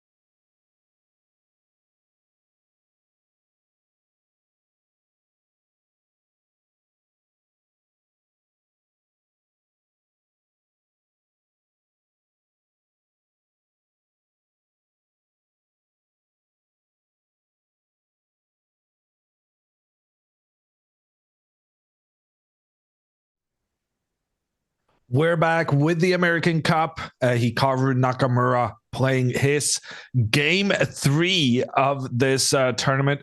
The first 2 games were against Sam Sevian, where Hikaru qualified to the semifinal of the winners bracket. This is said semi-final, now facing a tougher opponent in Dominguez, and we've had 2 moves while we were out in a break. Dominguez, who has been trying to trade at every opportunity here lately, he for once decides not to go for the trade this time. Maria was discussing the move bishop to e4, trying to get those bishops off the board. Instead, Dominguez goes bishop d3. And I think part of the plan with this move is to go f5, f4 and push this pawn aggressively forward. And Hikaru's response, bishop to g2, puts a bit of a halt to Black's plan, because now if the pawn moves forward, I think Hikaru would be tempted to move his bishop, pointing in towards that pawn and in towards the black king. So that is the current status of the game. I'm Jon Ludwig Hammer, and I'm doing this commentary together with Maria Emilianova. And Maria, what is your thoughts on these 2 latest moves? Yeah, certainly in chess, the highest art of the game is when you make a move that is improving your position or going away from an attack or a threat, but creating your own threat at the same time. Or when you are seeing the best move for your opponent and you are making a move that is preventing it from happening or making it more difficult to execute. So once Hikaru realizes that the bishop to d3 is not in fact going there to attack something with the bishop, but actually leaving square for the pawn to be advanced to f5, he goes for a move which makes that move not possible instantly. Of course, linear can still prepare it by moving the king away, for example, and avoiding to be pinned. But then Hikaru is just saying, oh, I'm happy even if it doesn't happen because my bishop went to a better square. This bishop now can be traded via bishop f1 with the annoying bishop on d3. Also, the pawn on f2, probably not yet planning to go anywhere, but it's a possibility. Why not? At the same time, yeah, the bishop still might want to go to h3, even without the pawn on f5, because the diagonal is pretty nice to be at, much better than the one where he is blocked by the pawn on d5. Yeah, and that's a key point, that last thing you said. White's bishop has not been amazing looking down towards the center because Black had such good control there, a pawn defended by another pawn. So right now, and look at this latest move from Dominguez, knight to e5. We see that Dominguez is very clearly looking at this f5 square. And I'm thinking he still wants to go with the pawn up to f5, and that he has created that opportunity for himself now, since the knight offers additional protection compared to earlier. So, and even maybe, yeah, even the knight can go to f5. Yeah, even the I was saying the pawn to f5, but even the knight can come up here and try and trade with the white knight. So for Hikaru to avoid trades now is extremely difficult. Yeah, the only way he can avoid the trades, it seems like rook d1, but that move it's just not so logical in this position, because you usually want to put the rook on the open or semi-open file. You don't want to move it away from that away from that file. Well, and in addition, what do you do if the bishop comes to attack your rook? Do you go back? Well, then you go back and forth. Mm-hmm. You're not getting anywhere. Yeah, and you don't can want to move go your to rook D2. up, Yeah. but then your rook is making it even more difficult for your bishop to get into the game. Not only to the bishop, but also if the knight moves somewhere like to G6, the same threat is again possible with rook takes C3 and bishop G3. So he needs to move the rook again. Yeah. So it's a complicated struggle. Hikaru does go for this though. Hikaru does go for rook D1. His main priority is avoiding trades. So because he has a significant time advantage, he's willing to take some risks in order to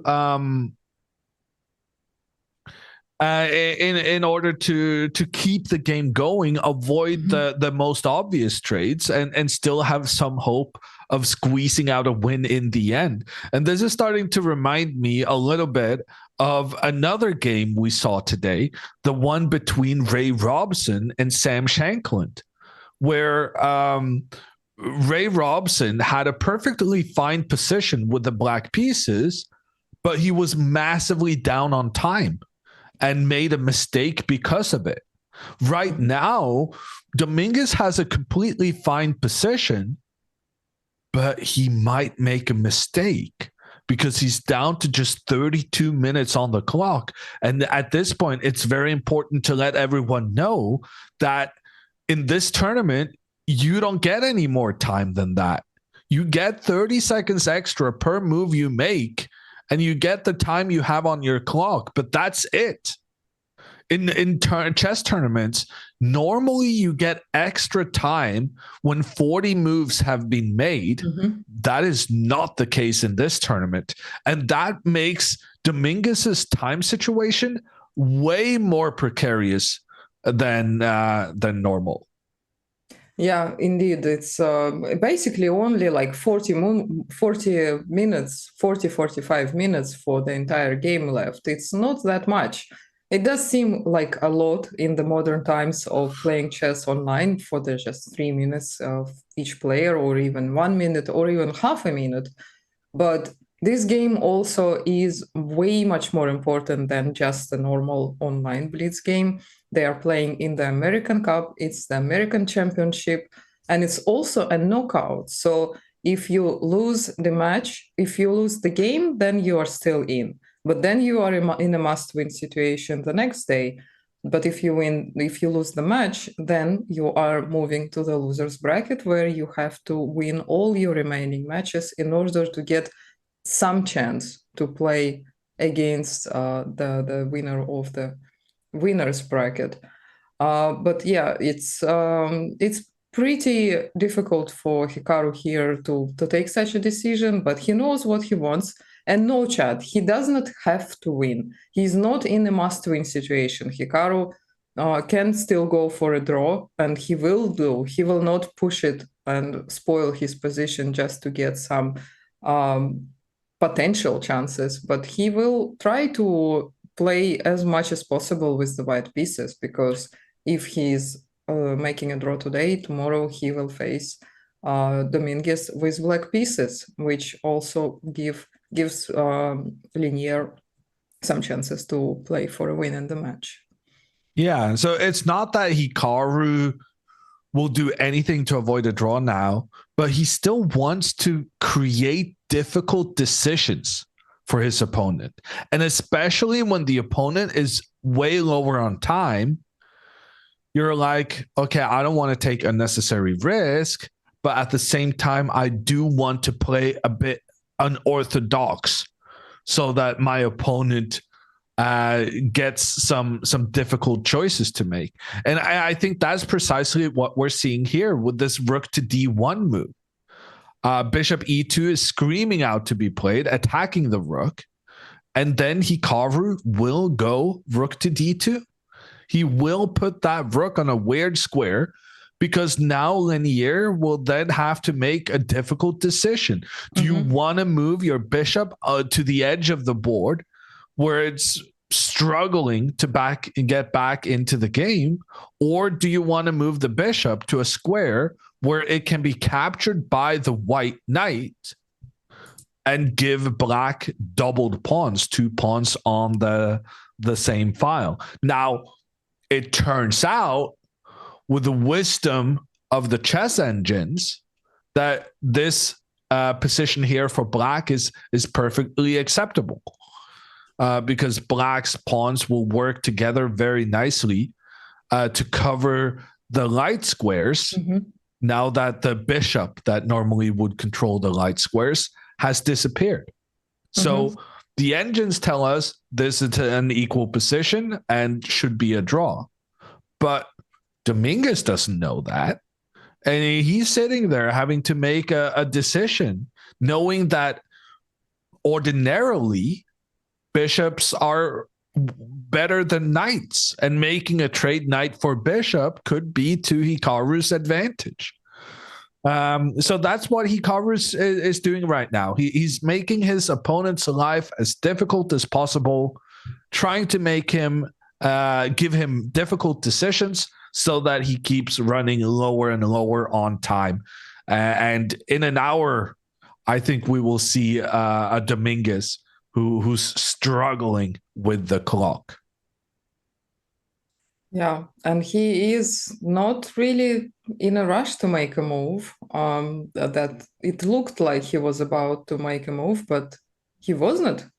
He is completely comfortable sitting and just thinking of the position. So he doesn't seem to be too worried about his time situation. So that's interesting. Yeah. Well, the thing about chess players, often they're not worried until they're super worried, and there's no middle ground. It's just a habit, and they never learn. Yeah. Well, I mean, yeah. There has been plenty of situations where I feel like, shouldn't you have made a quicker decision? With hindsight, even in the moment, shouldn't you have realized that spending a lot of time on which rook moves where is less important than the mistake you make with 30 seconds left on the clock? And chess players struggle with this concept, is my impression, that it's some kind of instant gratification syndrome-ish, that you'd rather spend all your time in the current position, even if it's a minor decision. You want to get the decision right, and then you don't have that ability to understand that if I spend this time now, that means I don't get to spend this time when I'm almost losing a pawn and have 30 seconds left on the clock. Yeah, chess players, I guess if you want to spin it positively, they're very much in the now. They're very much about, oh, this is going on right now. I can't think about what's going to happen in 20 minutes. But that lack of planning does have a tendency to bite you in the ass sometimes. It's kind of like with Who Wants to Be a Millionaire, where you use all of your hints, all of your help on one round. Yeah, very good analogy. They're using up all their time, all their hints, all their kind of lifelines, the thing that could save you too early for when the crunch time comes. Yeah. I did hear a lot about chess players being bad at planning when it comes to real life, not about chess, that they quite often spend all they earn, all the prize money, they never reinvest them. They don't have a culture of thinking about the future. They kind of feel like that it will always work out, it will always somehow come together and all will be fine. So yeah, a lot of players who were even like at the top of their form, earning a lot of money, they never reinvested.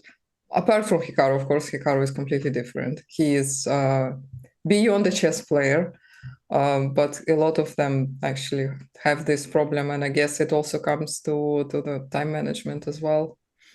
Yeah, classic chess problem. Managing their time is not something I feel like. I feel like a lot of chess players could be better in that area. Speaking of time, we're gonna take a quick look at some quicker games because there has been decisive games already today. The loser bracket of this tournament, they're playing with a rapid time control. They're playing 2 games in 1 day. They're going to decide their match here and now, whereas Hikaru's match will be decided tomorrow. And in a surprise result, because we saw Ray Robson making a big mistake, letting the opponent get a new queen. And with that queen, Sam Shanklin had the rook for bishop advantage. That game has ended in a draw. Despite With White bare having the kings. rook for a bishop, despite White being up 8.5 minutes on the clock, Ray Robson has successfully saved himself and made a draw in that game. And like Maria said, we're not going to go through this very extensively, but they ended up having nothing but kings left. And White was probably feeling good as this pawn was coming up the board, but it turned out that pawn wasn't able to get past the control of the bishop. And Sam Shanklin here sacrificed his rook for the bishop so that the bishop no longer controlled the situation as the pawn progressed. The problem was just that after that, the white king was too far away to stop the black pawn making its way forward. And the game ended in a draw with white having to give up the rook for the pawn, preventing the pawn from becoming a new queen. So a big save there for Ray Robson. And in the other matchup, that's between Levon Avronian and Sam Sevian. Sevian, who was Hikaru's opponent in the previous round, he goes down again, this time against the Armenian Armenian American Levon Avronian, who utilized his extra queen in exchange for the 2 rooks to get another queen. And Sam Sevian resigned, realizing that there's nothing he can do to prevent the white pawn from becoming another queen. So with that, we're going back to Hikaru's game, not at least because we have a prediction and we have a shocking move. It is shocking. Yeah, so we were talking about this position, and that after bishop to e2, Hikaru would play rook to d2, getting the rook in an awkward position because now the bishop is being blocked by 2 pieces and is struggling to get into the game. We were saying here maybe Dominguez afterwards could move his bishop back and allow a controversial trade, rook for bishop, but that it might be okay for black even so. Instead, Dominguez, without forcing the white rook to a bad square, he goes bishop f5. And he allows the bishop to be captured by the knight. Hikaru now with the bishop pair. And suddenly, the computer engines go from saying this was an equal position to giving Hikaru an advantage equal to a whole pawn. Just like that, just for the trade, bishop versus knight, the computer engines now feel that Hikaru has a significant advantage to add to the advantage he already had on the clock. So Hikaru now 35 minutes ahead on time and also ahead according to the engines in the position. Tremendous strategic mistake there potentially from Dominguez. And that's precisely what we were talking about, that Hikaru wanted to create. He wanted to create difficult decisions for his opponent. And he succeeded so well in that mission that Dominguez went for a move that the computers equal to just blundering a pawn. Yeah, indeed. Bishop h3 now is pretty annoying move. Well, I don't think Hikaru's going to play bishop to h3. Because I think after bishop h3, yes, you're putting pressure on the knight, but that knight can be protected. And if you make the trade, if you make the trade, then all of white's pawns are on the same square as the remaining white bishop. So I think this trade is just not good for Hikaru, and there's no use in kind of going after it. I think what Hikaru is going to do instead, he's going to try to open up the position for the white bishop. And this is actually a theme we've talked about quite a bit already in this game, that Hikaru's bishop is not having a great time because there's a pawn defended by another pawn blocking the bishop's diagonal. But Hikaru can now try to deal with that. There's the move b3, planning to afterwards go c4 and loosen up that pawn that is blocking Hikaru's main asset right now. This bishop here could become so strong if we just try and remove some of the black pawns blocking its path. So this is one way of doing that. And another one is to go with this move b4 and then go b5 and say, first, I want to make a trade between these two pawns. And after I've done that trade, I want to do another trade. With c4. Yeah. I just want to somehow manage. I'm not sure how we're going to make it happen, but essentially what I'm looking for is to make to eliminate as many black pawns as possible on this diagonal, because the fewer the pawns on this diagonal, the more powerful white's bishop becomes. So I'm expecting Hikaru to move this b pawn either 2 steps or 1, and both of those moves promises good opportunities to win the game. Well, of course, he can still play bishop h3. It's not a mistake. He just does not take the knight. He doesn't have to take the knight afterwards. But to pin the knight is still a legit move. I think it's a mistake. Okay. I think it's a mistake because when you move the bishop out here, the bishop is no longer making those threats I wanted along the diagonal. So I think it's a step in the wrong direction, and I don't think Hikaru is going to go for it. I think Hikaru understands that, he wants me to trade the bishop for the knight, but this bishop has so much potential on the diagonal instead. Maybe we can have a prediction. Yeah, let's do that. Will Hikaru play bishop h3 in the next? Oh, that's free channel points for me. Okay. Yes, let's make that prediction. I'll have to take you on that. No. I want you to wager all your channel points. All? You don't have as much. You don't have enough.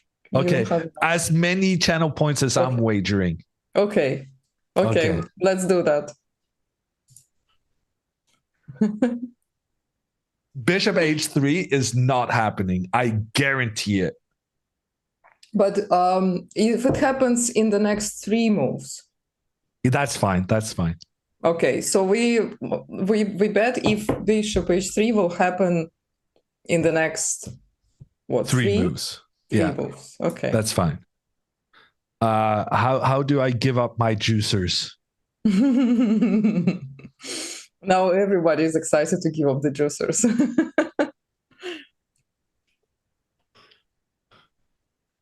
All right. There it is. Here it is. Okay. All in. I'm all in. Oh, wait. How much is it? 10K? Do you believe in Maria? Wow, that's quite the prediction. That is putting us up against each other. Wow. How much did you put? I tried to do I'm clicking. I want to go 14,000, but I misclicked and it didn't let me do the sum itself. So now I'm clicking furiously to add another 10. No, but you can still click on predict with custom amount and put. Oh, really? Where? Below. It's not showing for me. Oh, there it is. Never mind. Yes. Thank you. 13,900. Okay. So I'm all in. Okay, I'm adding mine. I have another, like, where are my points actually? Yeah, I have another 100K. Yeah, no, this is true. You are richer than me in channel points, but only for a little longer. If we're going to keep doing these bets during the course of this American Cup, then I'm going to be rich in juicers.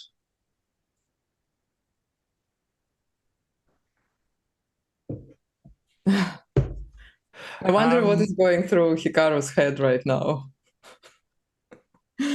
He'll be like, is the chat thinking about bishop h3 or not? I think Hikaru right now is thinking, I have chances to win this.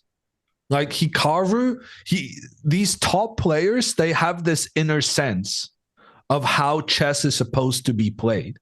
And when Dominguez gave up his bishop for a knight just like that, I think alarm bells are going off in Hikaru's head. And he's like, this doesn't feel right. Of course, Hikaru doesn't know like the answer. He's not an oracle, but his instincts are telling him, yeah, this is going to offer me opportunities. And yeah, no, I'm at this point, I think Hikaru's going to win. I am well known as a jinxer, so I wasn't sure. I maybe shouldn't say anything, but right now he's got the engine evaluation in his favor. He's got the time advantage in his favor, and he's got that killer instinct. He's also better rested, because he didn't have to go through a playoff yesterday like Dominguez did. There's just so many little things working in Hikaru's favor right now. And when you sum all of them together, I feel like, yeah, this could be it. Wow. Now I feel like I'm in the danger of the half of the chat hating me for losing their juicers. That is always the risk. I don't think they're going to hate you, though. I think if they voted the thing that was literally, you believe in Maria, then I think they have too much faith in you to abandon just after one bet.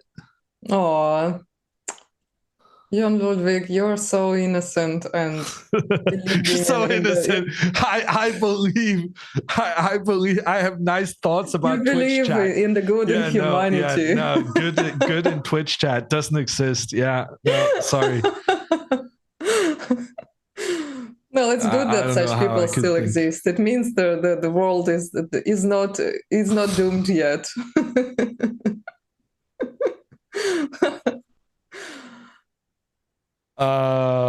Yeah. No, chat is nice until they lose their points. Oh, yeah, that's the turning point. losing channel points, that's just that's a no-go. Yeah. No, I can see that. We do get 3 shots though. He might not play it immediately, but then we have 2 more moves. So yeah, clever negotiation on your part. Copium. Well, it's not as good as Bottas does. Bottas probably would have said 10 moves. Well, then she wouldn't get the bet. We're going to take a look at some of the other games going on right now. It's not only Hikaru playing. In addition, we have the other semifinal of the winners bracket. This is Fabiano Caruana with the white pieces against Wesley So. The winner of this match will be facing the winner of Hikaru's match on Tuesday. So these matches are going to last for 2 days. We're not going to get ahead of ourselves. Other than to say that this game between Caruana and Wesley So is going to be a draw. I 100% guarantee it. Wesley So right now up by a pawn in the center of the board, but in compensation for that, White has some dangerous bishops pointing down on the black king. I would be shocked if this ended in anything other than a draw. We also have the loser bracket going on.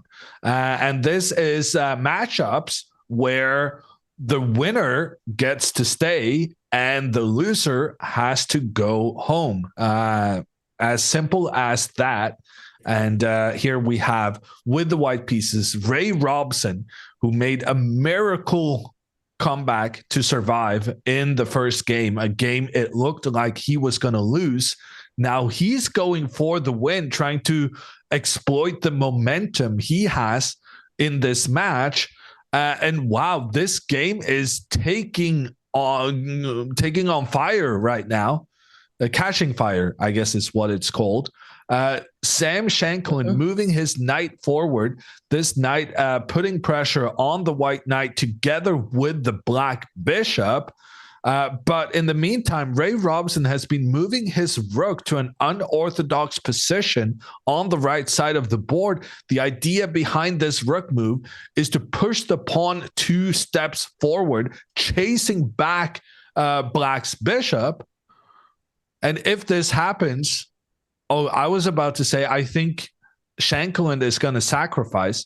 But in fact, pawn to g4 did happen. A sacrifice did not. Instead, a trade of knights have been made. The black bishop then retreating. Ray Robson with a big advantage in this game because the black bishop right now is being blocked by pawns in every direction.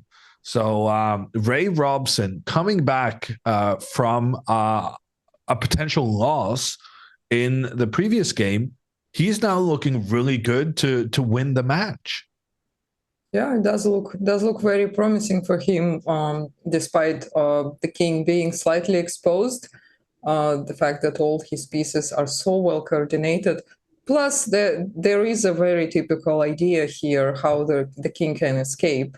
Rook g3, rook a to g1, and then the king runs via g2 to f1 and just hides. And this looks super scary for black. Yeah, and one of the ideas white has is that, yes, you've pushed these pawns forward in front of your own king, so your king is less safe, but at the same time, that also gives you the option to continue pushing forward and starting an attack against the black king. So here, I'm not feeling optimistic on black's behalf at all. But you can be very optimistic about Hikaru's position and about your points. Yeah, well, we'll see. I'm not doing victory laps just yet, but Hikaru has, after a long think, decided on a move. We were saying that this pawn is probably going to move 1 or 2 steps. Hikaru chooses 2 steps forward for the pawn. And the idea here is to continue forward and trying to trade off as many of these black pawns that's currently blocking the white bishop. Hikaru wants to relieve those pawns of their duties so that the bishop may thrive. I have still 2 moves. Still 2 more moves. So the bet is Maria thinks that in the next 3 moves, well, 2 moves now, the bishop will come to h3 and point down on black's king and knight. Unfortunately, 2 moves is precisely the same it takes for Hikaru to play b5 and b takes c6, which is the logical follow-up of this b4 plan. All right. I'll accept the defeat if it happens.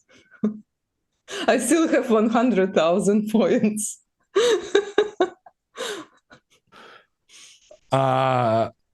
I'm glad. Just more points for me to win during the course of this week. Speaking of matches going on, we're going to also take a look at the match between Sam Sevian and Levon Avronyan. So the match between Ray Robson and Sam Shankland ended in a draw for the first game. That was not the case in this matchup. Levon Avronyan managed to win the first game against Sevian, who is now in a must-win situation. That being said, being in a must-win situation is less bad when you've managed to win a rook in trade for a knight and a pawn. So Sevian here, having a material advantage, will that be enough against a Levon Avronyan who, frankly, seems to still be in his preparations? Well, what are you thinking, Maria? Levon's still on 20 minutes? Yeah, it does look like Levon was not surprised with any of the moves here, playing everything very quickly, very comfortable position. To be honest, I would probably pick black here, despite him not having having an exchange down. This position looks pretty tricky to defend for Sam. Well, he can't defend it. That's the main problem here. He can't defend. He can only attack. Mm-hmm. Attack with the rooks, with infiltration to... I mean, he can only like chase away the knight, right? Yeah. And attack the pawn. So I guess the point is that having an extra rook here is not actually that valuable, because one rook is being blocked by the white pawn. If the rook stands here, it's being blocked by the black pawn. Also here, a black pawn. So the only hope is trying to get your rook into the center of the board. But once you try and attack this black knight, the knight will just place itself on this d3 square. And then, you know, you're not going to get anywhere on the center file as well. So, yeah, tricky position. It does seem as though Levon Avronyan knows what he's doing. He played very, very quickly to get into this situation. So right now, I guess we're definitely having him as the favorite to make the most of his second chance in this double elimination tournament, and that Sam Sevian may have to go home at this stage. Yeah, indeed. Sorry, I got distracted with the chat actually spamming that bishop h3 is the best move now. So apparently the move bishop c7 by Dominguez is bad. Yeah, well, it's good for you though, because this is rather clever. Bishop to c7 opens up the d6 square for the knight. So if Hikaru now continues with his plan of pushing the pawn further forward, the knight d6 prevents Hikaru from gaining control of the c4 square, which means that even though you get a trade, you're not happy anyway, because you're not going to be able to put further pressure on these two pawns still blocking the white bishop. So, I mean, the engines might feel that bishop c7 was a mistake, but in reality, it's the move that puts the onus on white because of the threat knight d6. Yeah, so it's not the bad move. It's a move that forces white to play bishop h3. It's a move that forces white to come up with a different plan, and that different plan happens to be bishop h3. I think it's not a different. Oh, it did happen. It did happen. We have it. We have it, chat. Believers. What about those who believed in me? Why are the believers suddenly your crew? Because believers are on the yes side and doubters are on the no side. Man, all my juicers. Yeah, I see now what you mean by Twitch chat. Yeah, this is going to be rough. I'm going to be hearing about this for months. All the juicers I lost people. I was so confident it wasn't going to happen. If only I hadn't agreed to the within 3 moves.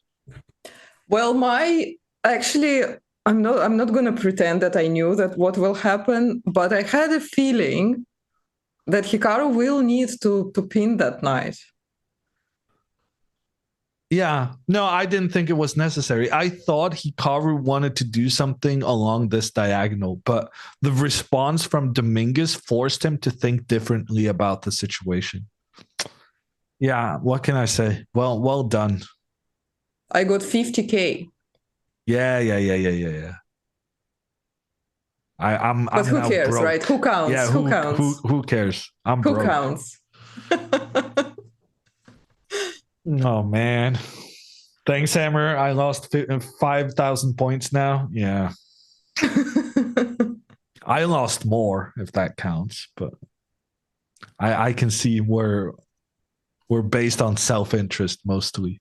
Yeah, no. Well, the good news is that the engines are being even more optimistic about Hikaru's position.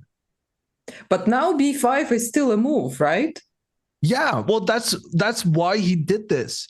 C4 is the move. C4 or b5? Okay, are we gonna do another prediction? No, I'm not saying C4 now. I'm saying C4 is coming. So Hikaru's gonna go b5, and then I guess Dominguez will. I'm not sure what he's gonna try. Maybe try to move his king so that he can go knight d6. And then Hikaru will capture, and try to go c4 before the knight can stop it. Like c4 here, giving up a pawn. You're giving up a pawn for nothing. But it's okay because this bishop could potentially be such a monster staring down on Black's king. Yeah, what a transformation. Here you can even here you can get the rook up afterwards. Just capture the pawn. So the important part here is that Hikaru will be able to play this pawn up to c4 as a pawn sacrifice before the black knight is able to get back and control that whole situation. So he's holding the knight on f5 until he can come back to g2 with a tempo. Yeah, or rather until he can make these trades he wants to do first. Destroy the center for black pieces. Yeah. Just undermine, I guess, is the word we use in chess terminology. Yeah. And what a transformation, right, for the bishop from from the piece that we had just a couple of moves ago, just looking down at that pawn defended by c6, not having any future. And even before that, it was on f3, only to be traded by bishop g4, which Dominguez did not do. And Yeah. now this bishop transforms into a beast.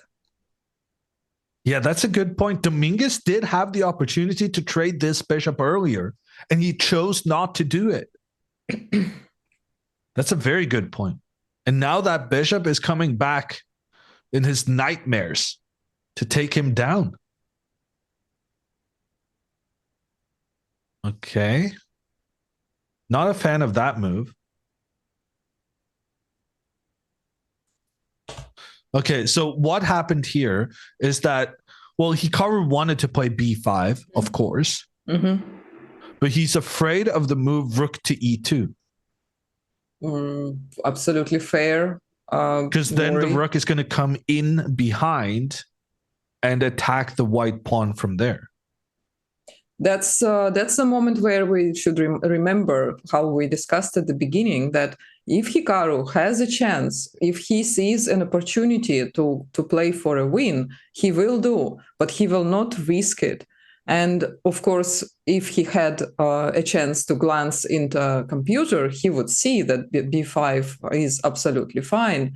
But from a human perspective, to allow the rook to infiltrate to a second rank is like a big no. For most of the positions, it's a huge no to allow the rook to infiltrate, even if it's not attacking anything. Just the fact that it can jump freely between the squares and attack all your pawns from the back, making it very hard to defend them, it's absolutely logical that he decided to prevent that move from happening. Yeah. So the big question now is whether or not time is of the essence. Because now Dominguez will go king to b8. Because we saw clearly on the previous move, Dominguez's plan is to go knight d6. And so he needs to move the king away from the bishop's diagonal so that the bishop can, so that the knight can move afterwards. Then Hikaru will continue with his plan now that this rook e2 idea has been prevented. And if knight to d6 now, this knight is controlling the c4 square, making sure that Hikaru is unable to make that push forward that he wanted to. But it doesn't matter.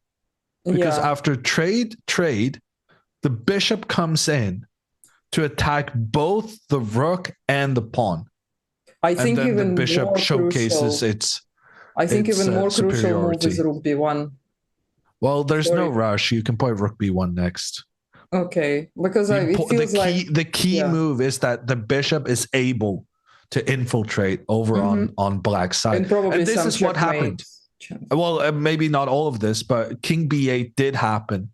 So Dominguez is trying to get his knight to that d6 square, which he kind of indicated that was his plan earlier on.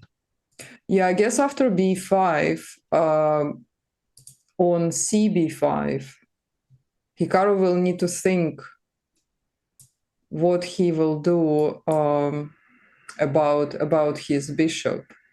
Yeah, but at the same time, that's a major concession. Yeah. Like if Dominguez has to capture this pawn, that means the black pawns are no longer working together, defending each other. That's massive. And in addition, maybe there's some benefit to having this rook pointing down on the open file. So, the trend is very much in Hikaru's favor, but the time situation is getting closer. Because as Hikaru senses that this is his moment, this is where he can put pressure on the opponent, he's spending a lot of time making sure he gets his plans right, which is decimating his time advantage. Yeah, of course, for sure. But that's why you have the time advantage. It's not always just to press your opponent into the time trouble and make them make a mistake. Sometimes you have to, it's essential to spend that time and maybe even go into an equal situation but for you to find the correct plan and to not regret decisions later. What I wanted to say is that Oh, b5. wow. He took. Wow. That is, wow. That is controversial. That is a big, big decision by Hikaru. I think what happened here. So we're looking at the computer engines. That's a benefit the players don't really have. So pawn to b5, if that pawn was captured, the engine is saying that after captures back knight d6, this Black knight is is so well placed that black is doing okay. And the engines were actually saying that you needed to come up with an amazing move here to win the game. But the engine does say that if you here play bishop g2, yeah, but that's making crazy. that threat on the pawn, ignoring this other pawn, making sure that, okay, black can defend that pawn, then I capture. And now if knight d6, well, now that knight is blocking the rook's defense. So basically what happened here was some very convoluted, making sure that things are not coordinating properly scheme. So that was this bishop to pawn up. That was an easy move. Hikaru saw that. But after pawn takes, I think what Hikaru missed was this, not that one, bishop G2 move. Brilliant move. The bishop immediately returning once the coordination of black's pawns had been destroyed. And instead, Hikaru now goes for a very safe move, a move that still gives him the advantage, but where Dominguez can try to showcase his prowess, which is defending difficult positions. Because after that trade, pawn takes back, Hikaru goes rook d3. The idea is quite simple. Just capture every single black pawn on the right side of the board. But f4. Great move from Dominguez. Wow. He realizes that giving up a pawn here is no problem. In fact, it might even be better for black because all of these white pawns are on the same square as white's bishop. So the bishop is getting blocked. And yeah, that was a bad decision. I don't know how else to put it. That's the unfortunate reality of the situation. Making that trade took away the one thing that made white's position very unique. In this situation, white had a bishop to attack the light squares. Black did not. And that fact alone was creating all these sorts of tricky situations with the pawns pushing forward on the queen side. But now, when we go to this board, and in fact, more moves are being made. After f4, when Hikaru now takes that pawn with his bishop, there's a trade. And now both players have two rooks. Both players have pawns on the A file, the B file, the C file, the D file. Oh, I didn't even know I had that color. And then, all over again. Where's my blue? There. So both players have their pawns on the same squares. The only difference is that Hikaru has two F pawns while black has one. But that's okay, because these two pawns are doubled. That it means that they stand in each other's path. And so having an extra pawn is actually not going to do anything for Hikaru, because they're not going to be able to move forward. Yeah, sometimes it can be even bad to have two pawns because it's harder to defend them. Well, the positive here is that Hikaru's up by a pawn. Yes. So even if he loses one of those pawns, he doesn't really care. But Dominguez doesn't even care to capture one of them because he knows, well, I got the situation under control. Yeah, this looks very close to inequality here. But of course, still, a pawn is a pawn. Hikaru is better. Of this, there's no doubt. But maybe rook e3 now? Yeah, but here's the problem. Rook e3 takes f5.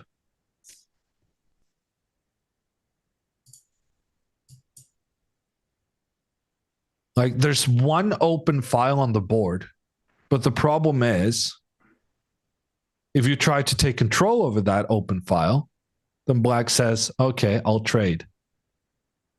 And even though white is up a pawn, there's no way to win because the white king isn't able to invade on the other side of the board. So what if we create a second open file and play b5 instead? Yeah. Okay, so I agree. Rook e3 is probably the best try. So we play rook e3, takes, and if f5, b5. Well, maybe I don't need to go f5 immediately. I'm having second thoughts because I agree with what you're saying. That I understand you're trying to open up something on this side of the board. So maybe I go king c7. Well, we can also prepare c4. Yeah. Well, but if you go rook c1, I go b5. Right? Okay. Yeah, but then d5 is going to be a weakness. If we trade? Well, you potentially cannot attack this guy. So basically, my argument is that in this sort of position, there's just no way for you to make progress. Even though you're up a pawn, like my king is making sure you can't invade here. Your pawns are making sure you can't invade here. Mm-hmm. I mean, ironically, in this position, like you would kind of hope to lose one of your pawns so that you could get an extra entry route for your So that's why I want to play f5. Yeah. So yeah, there's some practical difficulties in how to make this happen because as Marie is saying, here the move f5 is preventing black from playing f5, and apparently this is winning for white. I guess it's because white manages to push this pawn up in the long run. So I'm not sure how to make the draw, but I feel like there's potential. Rook g4.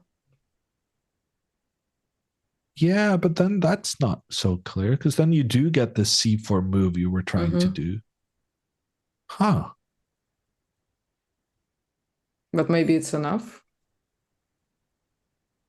I wouldn't think so.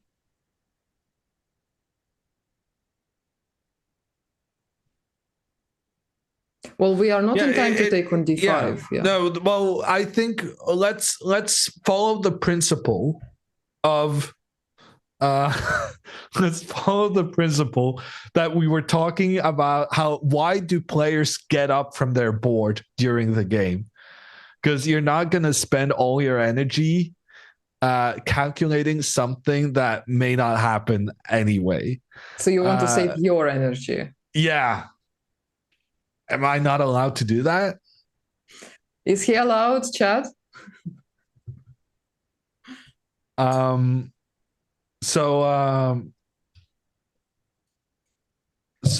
we're going to see if Hikaru agrees that this rook e3 move is the most promising thing to do.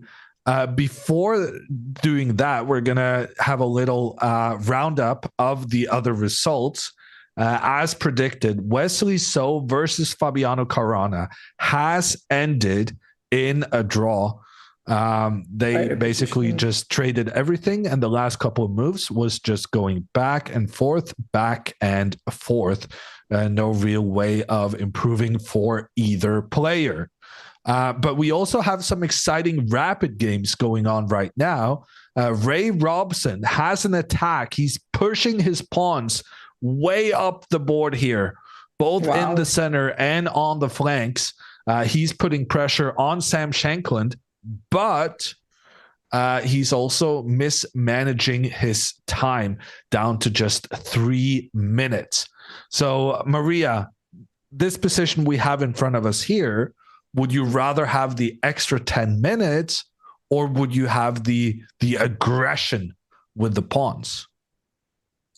I think I would pick Ray here. I would pick white. Because it's also easier to play when you are attacking, and Sam probably will have to spend some time. Yeah. So yeah, all these threats are probably dominating here. We'll definitely keep an eye on that matchup. We will also keep an eye on this Levon Avronyan versus Sam Sevian. Levon Avronyan leading the match, only needing a draw in this final game. But we need to move back to Hikaru right now because he has made a decision. And it's not this rook to e3 move. Instead, he goes rook g3. And this is very surprising to me, mostly because it makes Dominguez's decisions so much easier. Because Dominguez doesn't really have a choice here. After rook e3, there were many different choices for black as far as I could see. But after rook g3, well, Dominguez has to agree to the trade. Because otherwise, this rook is moving forward and attacking one of the black pawns. So he must take the rook, and he has in fact done so. And then when Hikaru takes back, this is Hikaru's idea. Hikaru is trying to tempt Dominguez. After pawn takes back, now rook e3 is very, very tempting. And why is it wrong? Pawns in two directions. And you play g4 afterwards. Yeah, so what is the engine saying? No, King moves up. Rook takes pawn. Rook e1. There's stuff going on. I'm honestly not sure what's going on right here, but it's tricky. And that's what Hikaru is hoping for right now. He's hoping for tricky. But what about after takes if Dominguez doesn't take the bait? If Dominguez instead plays f5, what happens then? Rook e1? Well, after rook e1, I take. Is it a draw? Take b5. Is it just a draw? a5? I would be rather confident making a draw here, yes. I would make a draw here against Hikaru any day of the week. And that is not something I say with that amount of confidence in any situation. Okay. So, yeah, that's just not going to work. And that means black has control of the open file. And Hikaru can never regain that control. So Hikaru, in order to win, he must play b5. There's no choice. You have to go for that.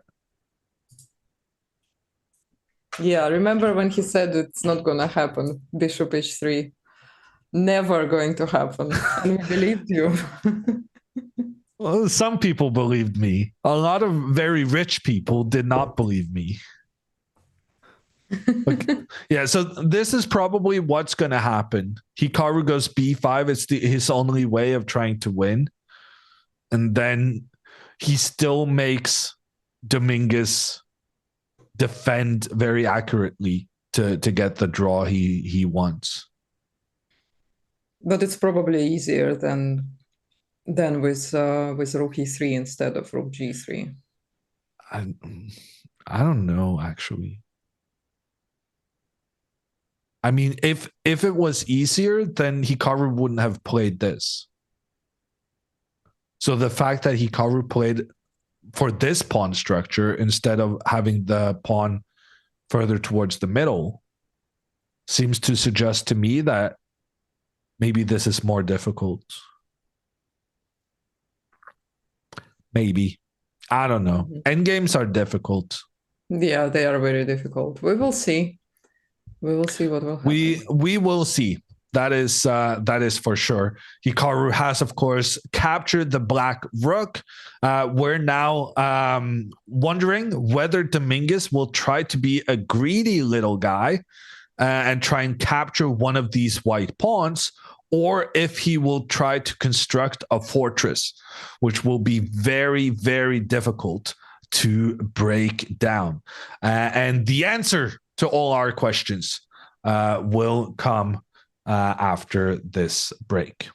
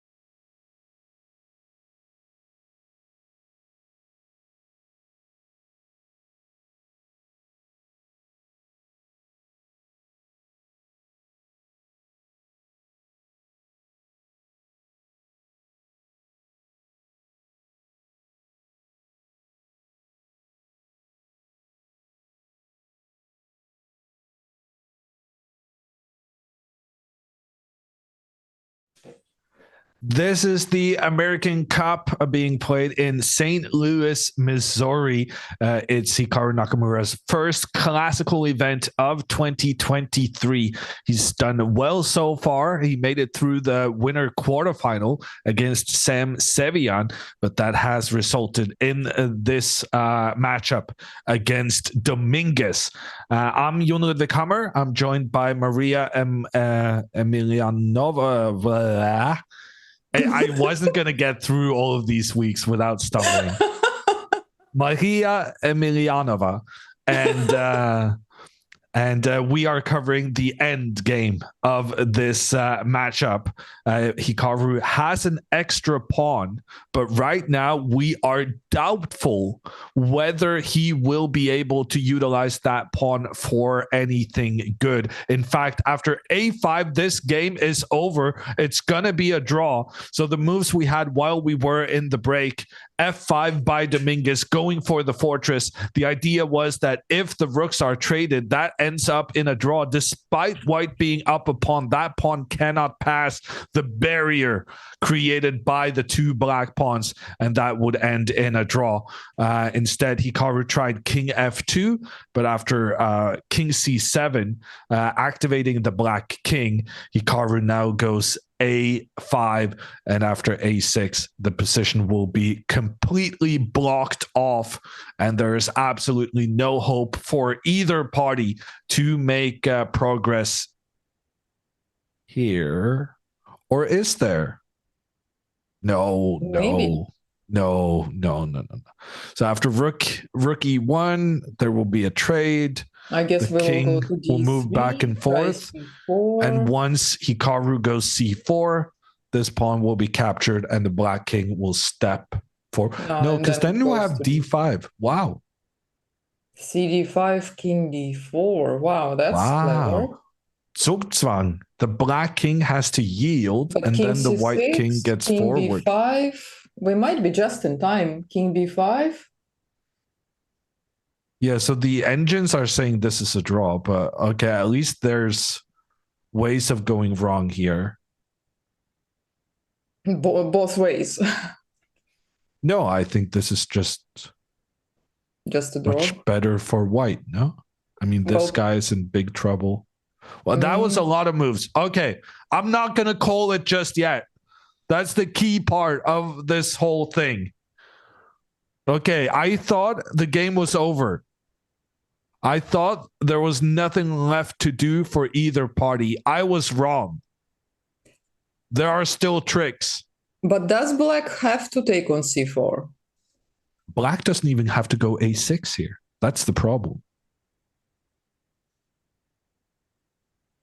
Like, black can just sit and wait.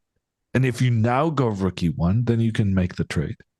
And then you go b5 and you go, no way through here. Double protection. But does black have to take on e1? I think just rook e4 is completely safe. Well, rook takes e1 is completely safe in this case, but yeah, I get your point. There's a lot of different ways that black can defend, unfortunately. There are, of course, also a lot of ways how black can mess this up. Yeah, but is there, though? One idea worth mentioning is maybe g4. I was thinking about g4, but I think with the rooks on the board, it's not going to work. Yeah, that's not going to work. Yeah. I mean, we can play king g3 and rook e1, but then king d6, and we are not getting anywhere. Yeah, no. Yeah, no. g4 is only possible if we traded the rooks and the king is far away, but they're not going to allow I don't see that happening. Yeah. Okay, rook e4. Clever defense by Dominguez. So I made this a6 move because I was like, I'm just going to stop white from moving forward. But Hikaru isn't going to move forward because then black just completely blocks off everything. So there's no need to waste your move over here and then lose the opportunity to push the pawn forward later on.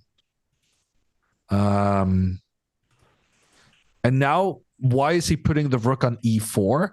Also very clever from Dominguez. Prevents any g4 idea, because now if g4, then you take and you make double attacks. But in addition, it prevents any c4 ideas, because if you try to push this guy forward, then the rook can capture in to the left as well. Mm-hmm. So that leaves one idea for Hikaru, rook to b1. I guess this is the only... He needs to try and provoke black into playing this a6 move, because then there's some hope in this pawn endgame. Okay.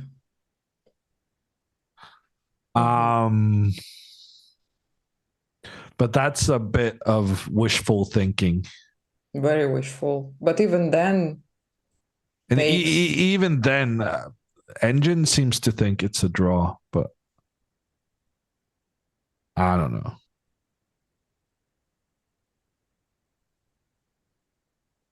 Yeah, no, the sad reality of the situation is that this game is very likely going to end in a draw. And since this game is likely ending in a draw, we're going to stop by some other games, such as this one, which did end in a draw. This is game 2 of the match between Sam Shankland and Ray Robson. It was a very thrilling game. We remember in the opening when White was pushing their pawns forward, trying to have this attack towards the black king. Well, Ray, he got very low on time, and in the end, he had no better thing to do than just continuously checking the black king with his queen. So this match is going to a playoff. And then the other question is, will the same happen in the game between Sam Sevian, the other Sam, and Levon Avronyan? And here the situation is as follows. Levon Avronyan won the first game of this match. So as long as Levon manages to avoid losing this position, then he will have won the match and made it through to the next stage of the what we call the losers bracket in this double elimination tournament. And right now, it does seem as though Avronyan will succeed in what he's trying to do, because he's got this pawn on the side of the board, and he's got this pawn on the other side of the board.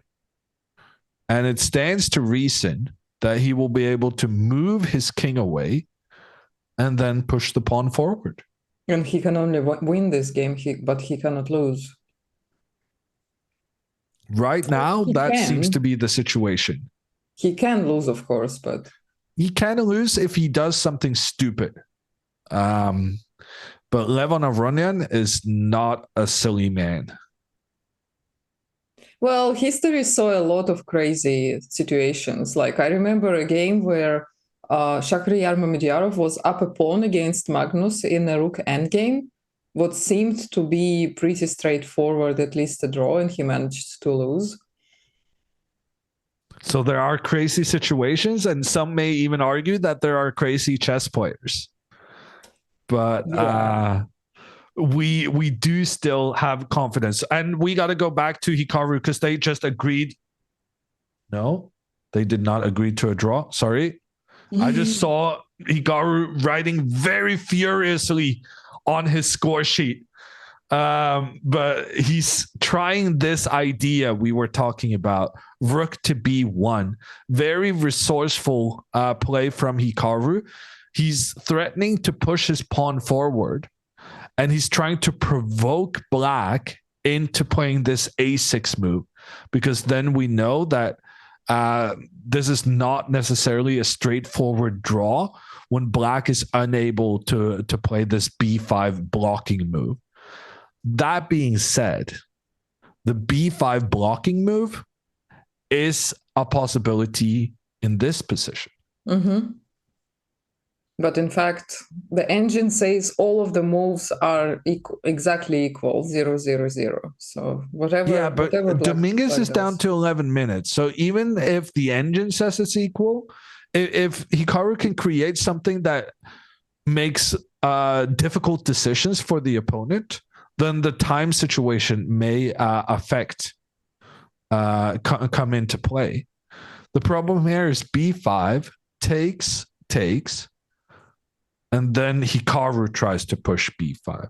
I think at this point, it's the only chance. Yeah.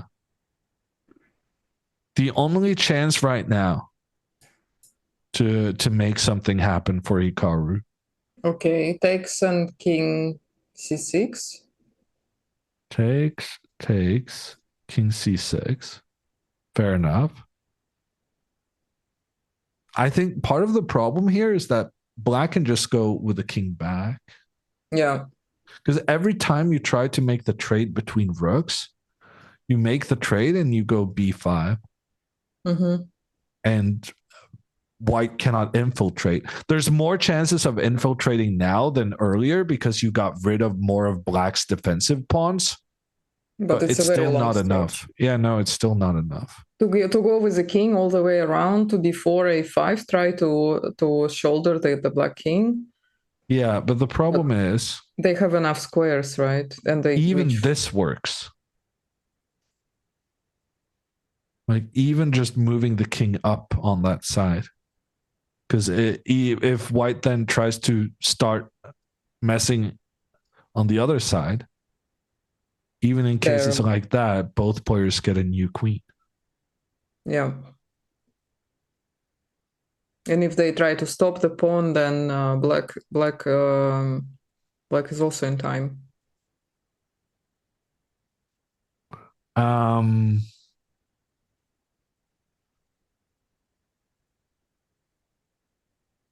Right? Fair question. What happens if this? Then black goes. Oh yeah. Oh wait. Then black is in time. Then we are because it's defended on g4. Yeah. Yeah. So it's a fortress.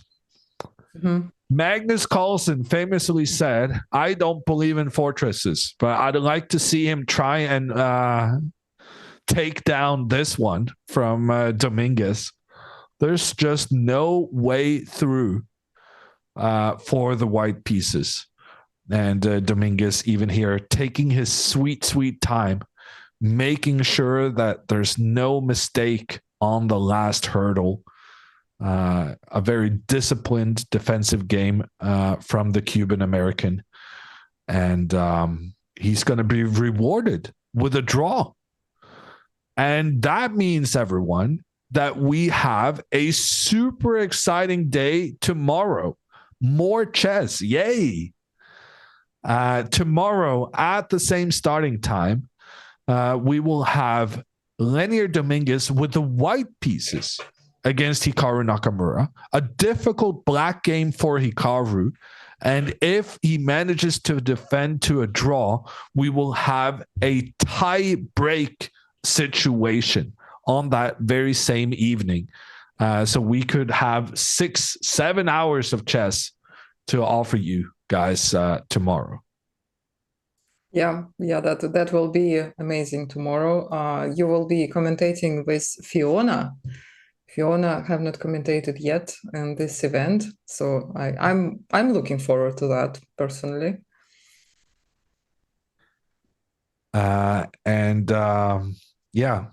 Feels bad that you're going to be missing out on what could be. I will be watching. I won't be missing out. I will be watching. My bad. Missing out doing the commentary on the excitement. I don't really have anything good to say about this position, I'm afraid. It's gonna be a draw. And speaking of draws, we've also had a draw in another game. It's the one between Levon Aronian and Sam Sevian. And Sam Sevian has been knocked out of this tournament, the first player out. He lost the first game with the black pieces against Aronian. And although he played a heroic game 2, lasting for more than 70 moves, at the end of the day, nothing remained but the kings. And that means Levon Aronian wins this match 1.5, 2.5, and is through to the next round. Sam Sevian has to pack his bags and go home. And one more player is going home today. It's either going to be Sam Shankland or Ray Robson. They have played a 1-1 tie in their match, and they will be starting their playoff within the next 30 minutes, I suspect. So the only thing we're really waiting for then is Lenier Dominguez. And Lenier has played this A6 move that Hikaru was trying to provoke.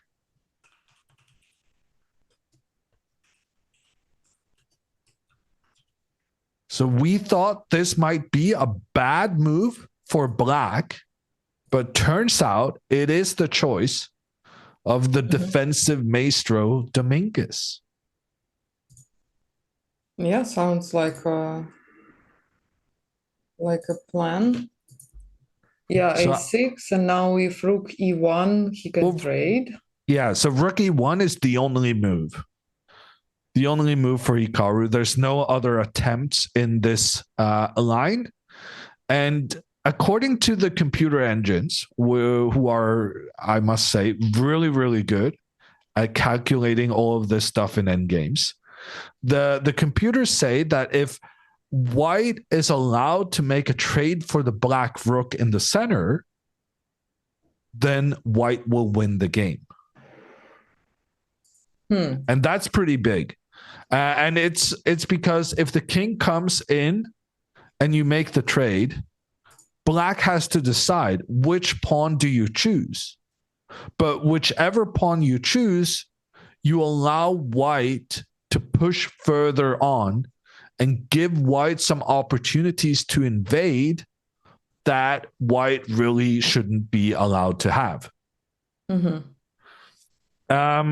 So that means, okay, wait, Hikaru's going rook c1. Another idea. But he cannot really push c4. No, he cannot push c4 because then the pawn is... Okay, so Hikaru's waiting. Yeah. Dominguez says, you can do these silly moves all you want. I'm not going to be affected by that. I guess they just might repeat now. I'm just going to move my king. No. Hikaru's not repeating here. Hikaru's going to go for the rook trade. As long as there's like theoretical possibilities that Hikaru can win this game, he's going to try to win it. And we saw when we analyzed this endgame earlier that when black has the pawn on a6, there is a little chance that you might step in it and get into trouble with the black pieces. And as long as there's that little chance, I don't think Hikaru's gonna go for the draw.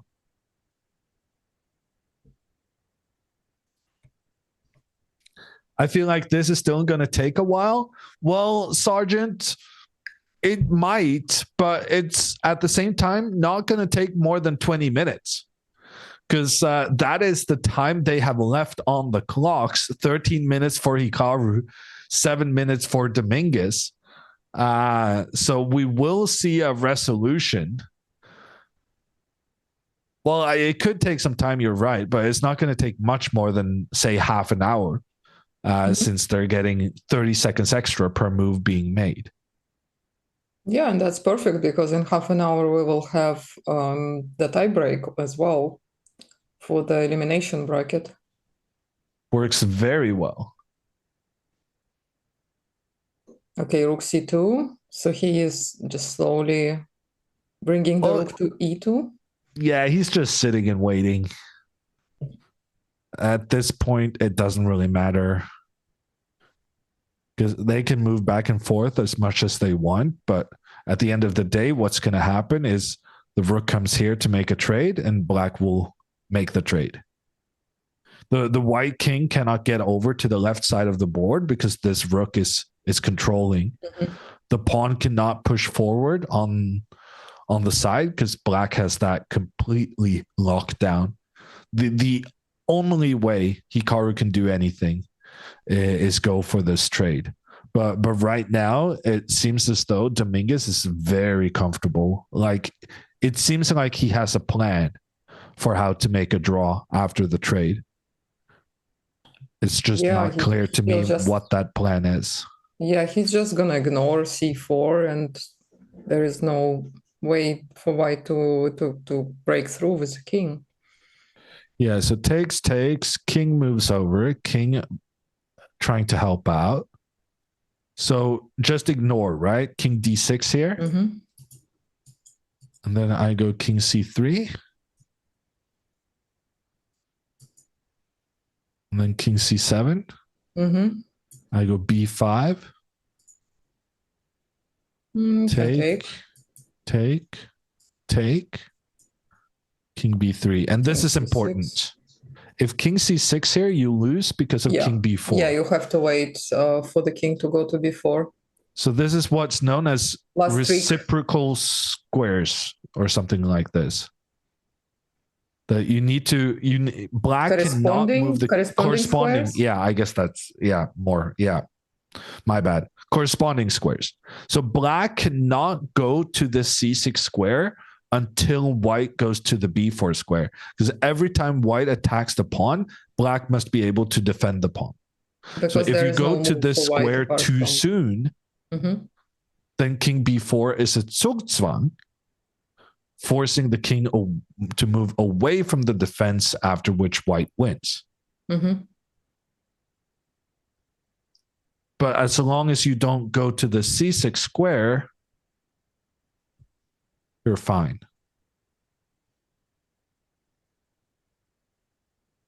Yeah. Yeah. Yeah, that's very instructive. And that's the last trick that Hikaru can pull up. But yeah, and it wasn't all that difficult either, was it? Yeah. It seems as though Dominguez has figured it all out. And this game is going to be a draw. The good news is that we will have more chess to offer you. Even today, there will be a playoff between Sam Shankland and Ray Robson starting at the top of the hour in 5 minutes. Is that with the delay or without the delay? That's before the delay. So that's before the delay. My bad. Yeah. So that's 56 minutes for us. That's 38. Oh, 30. Yeah. So my bad. I'm just blabbering at this point. Okay. Hikaru goes for the trade.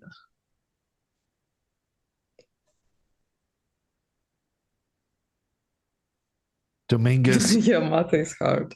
Agrees to the trade. Yeah. Thanks.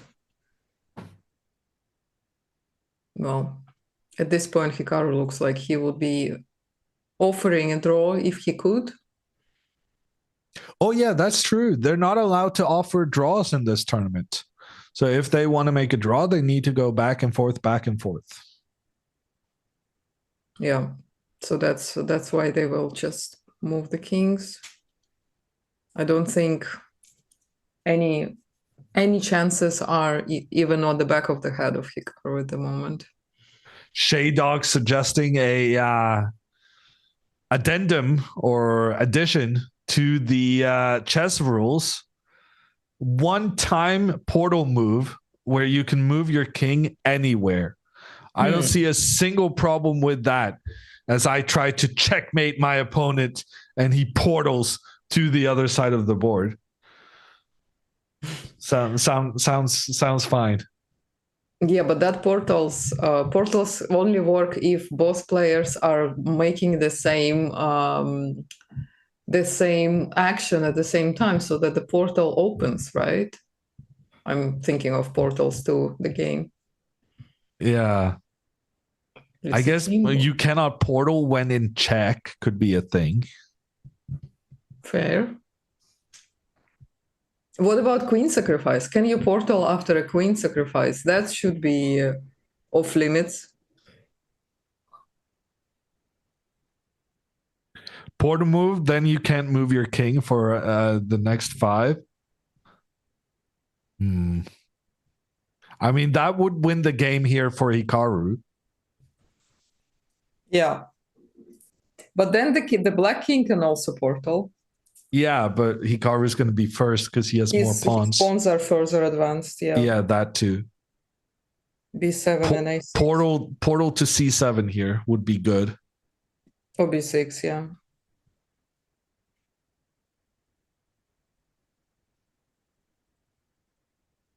King loses his legs and can't move again. Wow, that is rough portal. Not the crown. Yeah, King loses its crown and cannot move. Yeah, maybe. But in that case, it's still a draw for Hikaru. I'm not saying we were trying to change the rules of chess to make Hikaru win, but it was an added benefit. Yeah, king c7, then you cannot move for the next 5 moves. Ooh, but what can black do? Yeah, that's true. But what can black do? No, but after portal, you're in Zugzwang. Are we? Yeah. Portal c7. Yeah. Black just goes king f6. Yeah, and then we go to c8. No, you cannot move your king. We busted our own new rule. Oh my god! Found a way for Hikaru to lose. That's the GM. That's the GM right there. He immediately saw the next move. Yeah, good call. One-way portal that breaks your legs. Okay, Hikaru has pushed his pawn. Unfortunately, we already analyzed this situation. As long as the black king doesn't go to the c6 square, black is fine. Right now, the king can't even go to the c6 square because of the pawn. So right now, there's really nothing to be concerned about for Dominguez. He moves the king away, keeps the king close to c6, but not on the square c6. Mm-hmm. And Hikaru now will capture and then go b5. And then we're going to go for a repetition back and forth. Yeah, both players, of course, calculated all this line. Nothing is going to be surprising here. Not at this level. And yeah, we will see a handshake soon.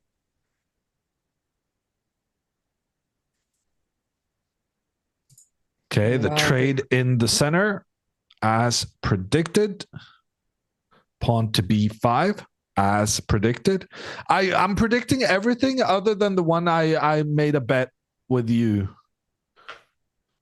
Other than that, my predictions have been on point today, I feel. Because I did not try to object on other occasions.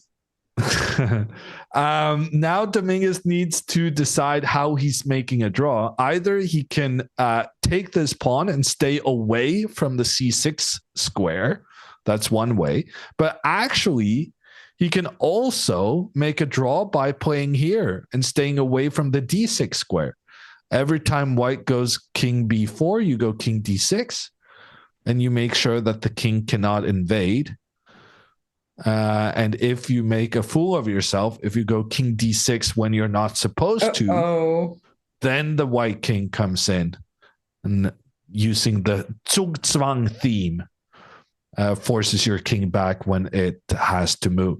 That is not the choice of Dominguez, though. Instead, he captures the white pawn. When Hikaru threatens the black pawn, then the king comes up. When Hikaru goes back, the king goes back as well.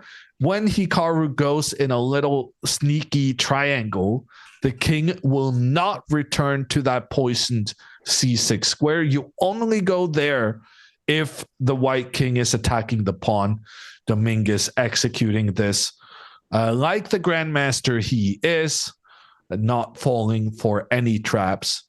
And this game is in its final seconds.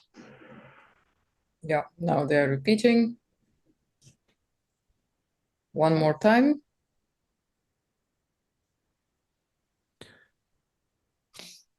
King c3, king d6 again. Hikaru looking over his shoulder, trying to see if the tournament director is nearby to receive his claim of a threefold repetition. Honestly, I'm surprised the tournament director. Hands, actually. Oh, I read in the regulation it needed to be verified by the TD. Yeah, by regulations they need, but the players usually just shake hands anyway, and then. Well, Hikaru is looking over his shoulder. I'm honestly surprised that the arbiter, the judge, is not there. And we see them calling the ref. They explain the situation. The ref says, yes, this is fine. And they shake hands. And all of that commentary I did slightly delayed because of Twitch delay. Sorry about that. No, the reason why the arbiter was not there is because the games of the tiebreak are starting exactly now. So the arbiter probably was doing the honors there with starting the clocks. Yeah, that could be the case. That's the problem when you have so many different time controls. It's pretty confusing, to be honest. I was focused on the main bracket because, of course, Hikaru is in the winner's bracket.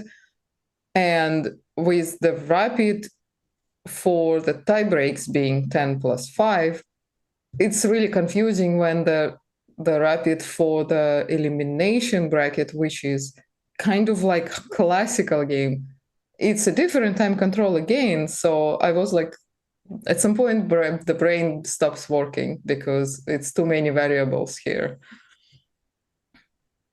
Okay, so to sum up today, Hikaru Nakamura with the white pieces put a lot of pressure on Dominguez Paris, but a few trades in the middle game led the Cuban American to be able to defend into a draw. That means that Dominguez has a slight advantage ahead of the decisive day 2 tomorrow when Dominguez will have the white pieces. In case of a draw, they will be playing a playoff later that evening tomorrow. So that's something to look forward to. In other results, Karana has made a draw with Wesley So. The winner of that match will face the winner of Hikaru's match in the winner bracket final starting Tuesday. And we have the first player knocked out of this tournament. Sam Sevian has to go home after having been defeated in the losers bracket against Levon Avronyan. We are sending home another player today. That is going to be either Sam Shankland or Ray Robson. Stay tuned for interview with Hikaru if we get it from St. Louis, but also the match between Ray Robson and Sam Shankland to figure out which one of those two players has to go home. That will be coming after this break.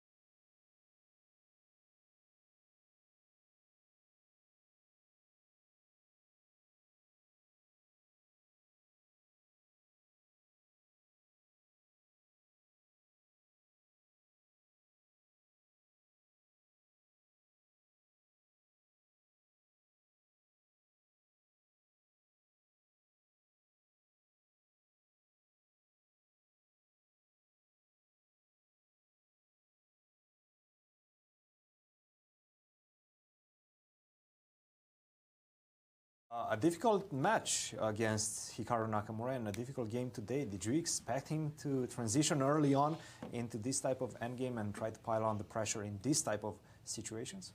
Yeah, I mean, I thought it's possible that he plays this line. I mean, he played it before, but I thought it's such a solid line that I shouldn't have too many problems.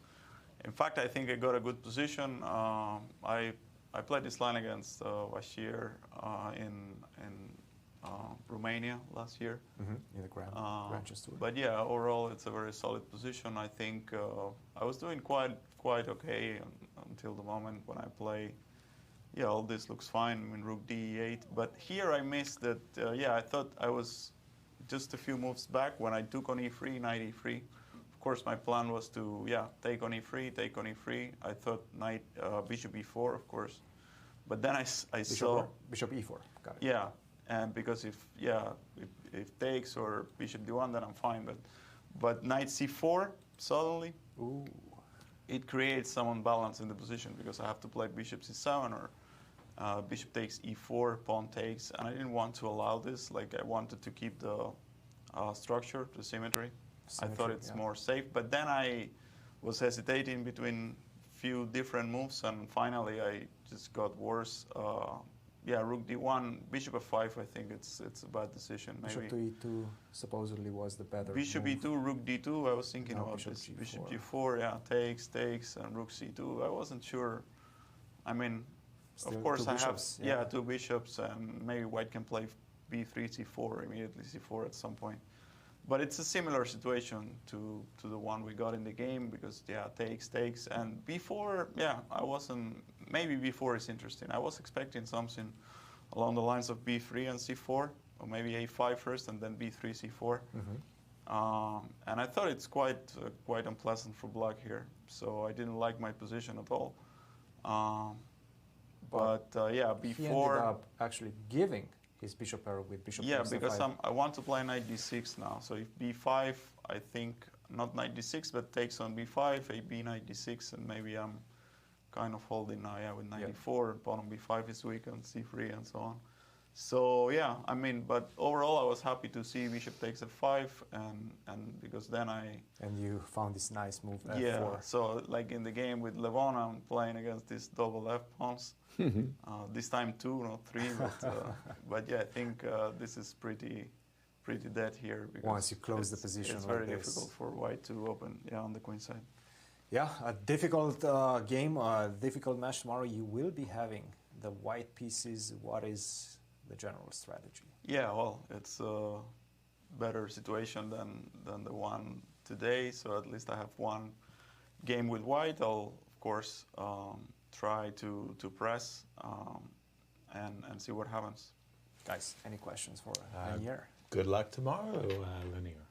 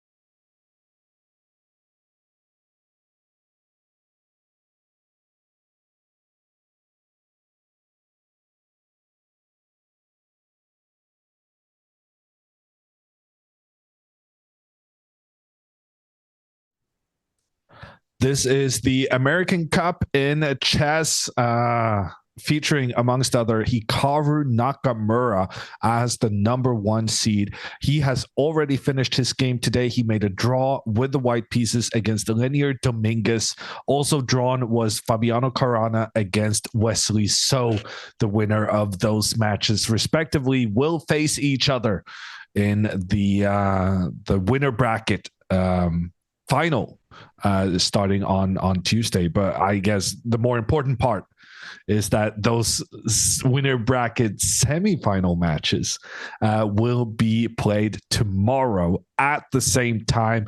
In case of more draws, we will find a winner. This is a knockout format. So in case of a draw tomorrow, we will also be able to offer you the playoff to decide who makes it through. And speaking of who makes it through, we are now looking at the women's section of this event. Irina Krush, the number 1 seed with the white pieces here. She has a pawn only 2 steps away from becoming a new queen. Is there any hope, Maria, that Black can stop that promotion? Honestly, I don't see it happening. I don't see how they can stop it, because of course the queen is covering it, but the next moment Queen A7 is a threat, and I don't think there is any. Is there any chances for Black to create a checkmate threat? Well, there's one chance.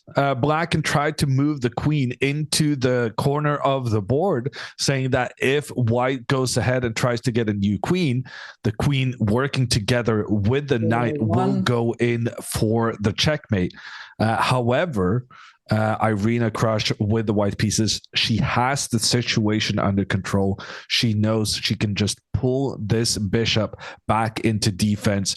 If the knight comes in to bother the king, then actually it's okay to give away your own queen to get rid of that pesky knight. Yes, you lose your queen, but it doesn't really matter because white gets a new queen soon thereafter. So right now, it does look as though Irina Krush has everything under control. Moves are coming in. B7 played. Queen A1, the checkmate threat on the board as well. But Bishop F1, that is the final nail in the coffin. Irina Krush is looking like she's going to get a great start to her winner bracket semifinal. Of course, the chat came up with a very original use of her name, Irina Crushing. Great. I'm sure nobody said that before. Very nice. And we can also. Let's wait for the game to finish. I'm sure it's not gonna take long, and then we can also have a look at the finished games from the elimination bracket, and also there is a game between Nazi Paikidze and Alice Lee. But I think here the handshake, which we will not see, but we can imagine it, will happen very soon. Yeah, I think, in fact, it already has happened. We're waiting for confirmation that Irina Krush has been victorious in her game here. The threat of getting a new queen is unstoppable. 91 trying to get a check on the king. It's only a check, a revenge check, because that knight can be captured by the white queen. Sacrificing the white queen, yes, but knowing full well that you will get another one on the next move. Yeah. And she will take.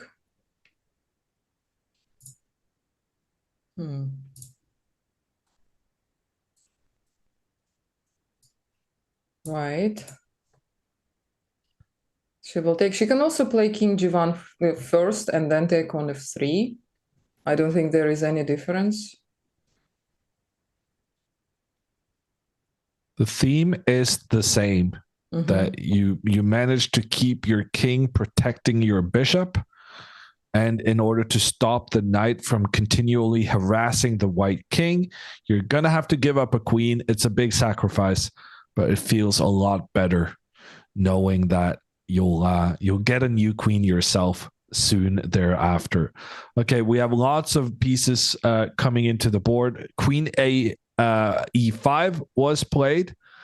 The queen going back into defense, trying to take control of that queening square. Queen A7, good move by Crush, threatening to get a new queen. The queen helps out, but also the queen threatens in towards the black king. So when black now tries to give a check on the white king and the white king hides in the corner, after queen d5, yes, white gets a new queen, but not only that, you also open up a check on the black king. And that check was kind of important. Because if that hadn't been checked, then the black king would have started checking the white king in the corner. But with e3. But here the resignation followed. Begim just resigned, and Irina Krush is winning a very important game in the semi-final against one of the strongest players in the national team of the US. And we can quickly switch to the other game, which is probably also about to finish, between Nazi Paikidze and Alice Lee. Alice Lee is only 13, right? 13. I believe she has had her 13th birthday, but she's been making some big headlines the last couple of weeks, especially with her Pro Chess League performances, where she's been defeating Grandmaster rated well beyond 2,600. So she's having a great couple of weeks, and she has some chances of even improving on her success here in this game. If anyone is going to win this, I would think it's going to be white, because this pawn on the side of the board is what we call an outside passed pawn. So it's further away from the middle and from the rest of the pieces. That being said, right now it does look as though they're going back and forth for the draw, because ultimately this white pawn is not able to get past this very important square where the black bishop has control. Yeah, and she's playing a very experienced player, Nazi Paikidze, who is holding 2 US championship titles. So yeah, she is very experienced in such tournaments, and of course, even under such a pressure, she will try to get tricky, especially with the time trouble of Alice. But of course, the position has simplified quite a bit, so that makes it easier for Alice to play fast. And actually, it's Alice trying to still get the win despite being very, very low on time. She gets an additional 30 seconds per move that's being made. So even though she's under 1 minute on the clock, that doesn't mean she's going to lose this game.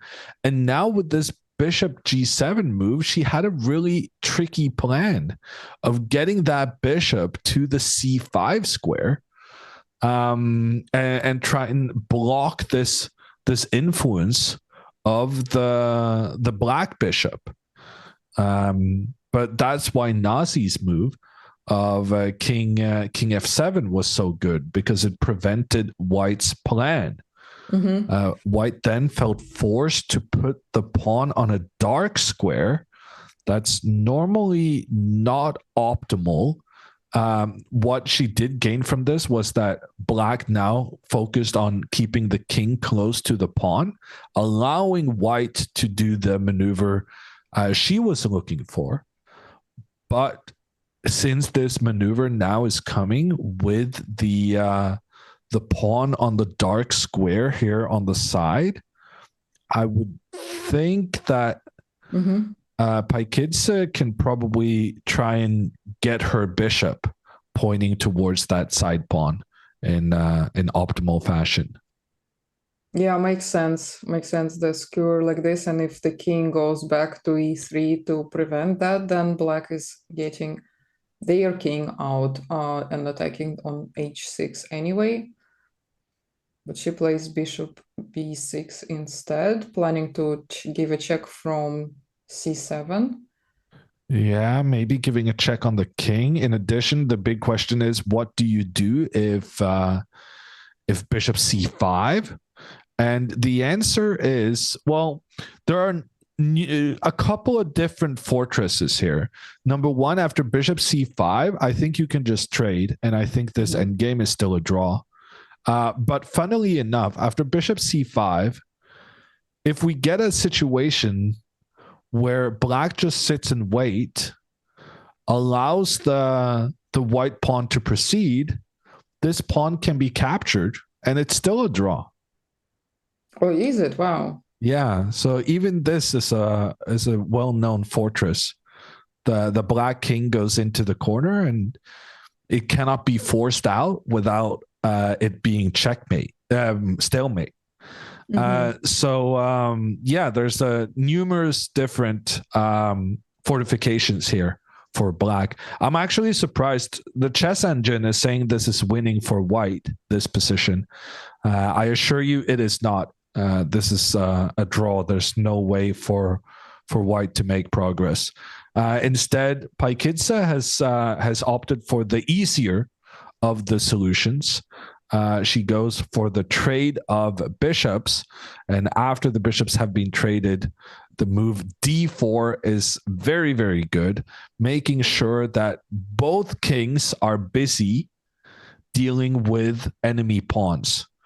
And now when the white king moves over to the left side, then there's no problem that the king could potentially come up and invade and capture the very important black pawn on h7. Yeah, so she is in time. Speaking of the evaluation of the computer of such positions, it's quite often is not able to just estimate. I mean, computers cannot estimate by just looking at the position. They need to calculate every single move. So they will still show that it's +3 because it's an extra piece. But I actually saw a position where white had 7 pawns and black had no pawns.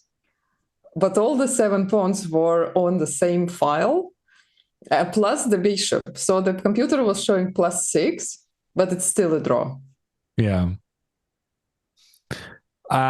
It's nice being better than the computer at some things. Yeah, very rarely, but it's still quite redeeming. Yeah. But this game is going to end in a draw. Alice, with the white pieces, is not able to utilize her white advantage, much like Hikaru Nakamura earlier today. And both Alice and Hikaru will be fighting, maybe even for a win with the black pieces. It doesn't happen often that you win with black, but it does happen from time to time. That is going to be one of the ways they can qualify to the final of the winners bracket. The game has been confirmed a draw. They went back and forth with the kings. No opportunity for either player to approach the enemy pawn because the opponent's king was blocking their path all the way. And this is perfect timing. Because now we can catch, if I maneuver a little bit in these events, we can probably catch the start of the Ray Robson versus Sam Shankland tiebreak. And let's talk about how the circumstances have changed. Compared to when these guys played 2 rapid games against each other earlier today. Earlier, the time control was 25 minutes per player and 10 seconds extra per move that's being made. That is not the case anymore. Yes. It's still rapid, but it's 10 plus 5. So it's less than a half that they get at the start and half only as an increment. How different is this time control? They're both rapid, but one is more rapider than the other? Yeah, no, I would say there's definitely a big difference. And what we saw from the initial rapid games is that Ray Robson repeatedly in both games ended up being very, very low on time and was more than 10 minutes behind on the clock. So that means Ray's time management will probably not deal very well with the fact that the time is now down to 10 minutes each and 5 seconds extra per move that's being made. Exactly.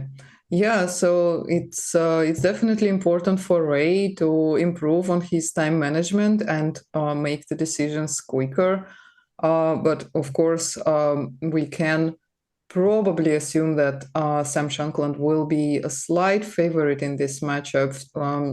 We have not really seen Ray Robson playing a lot of over-the-board chess apart from the Olympiad and the US Championships.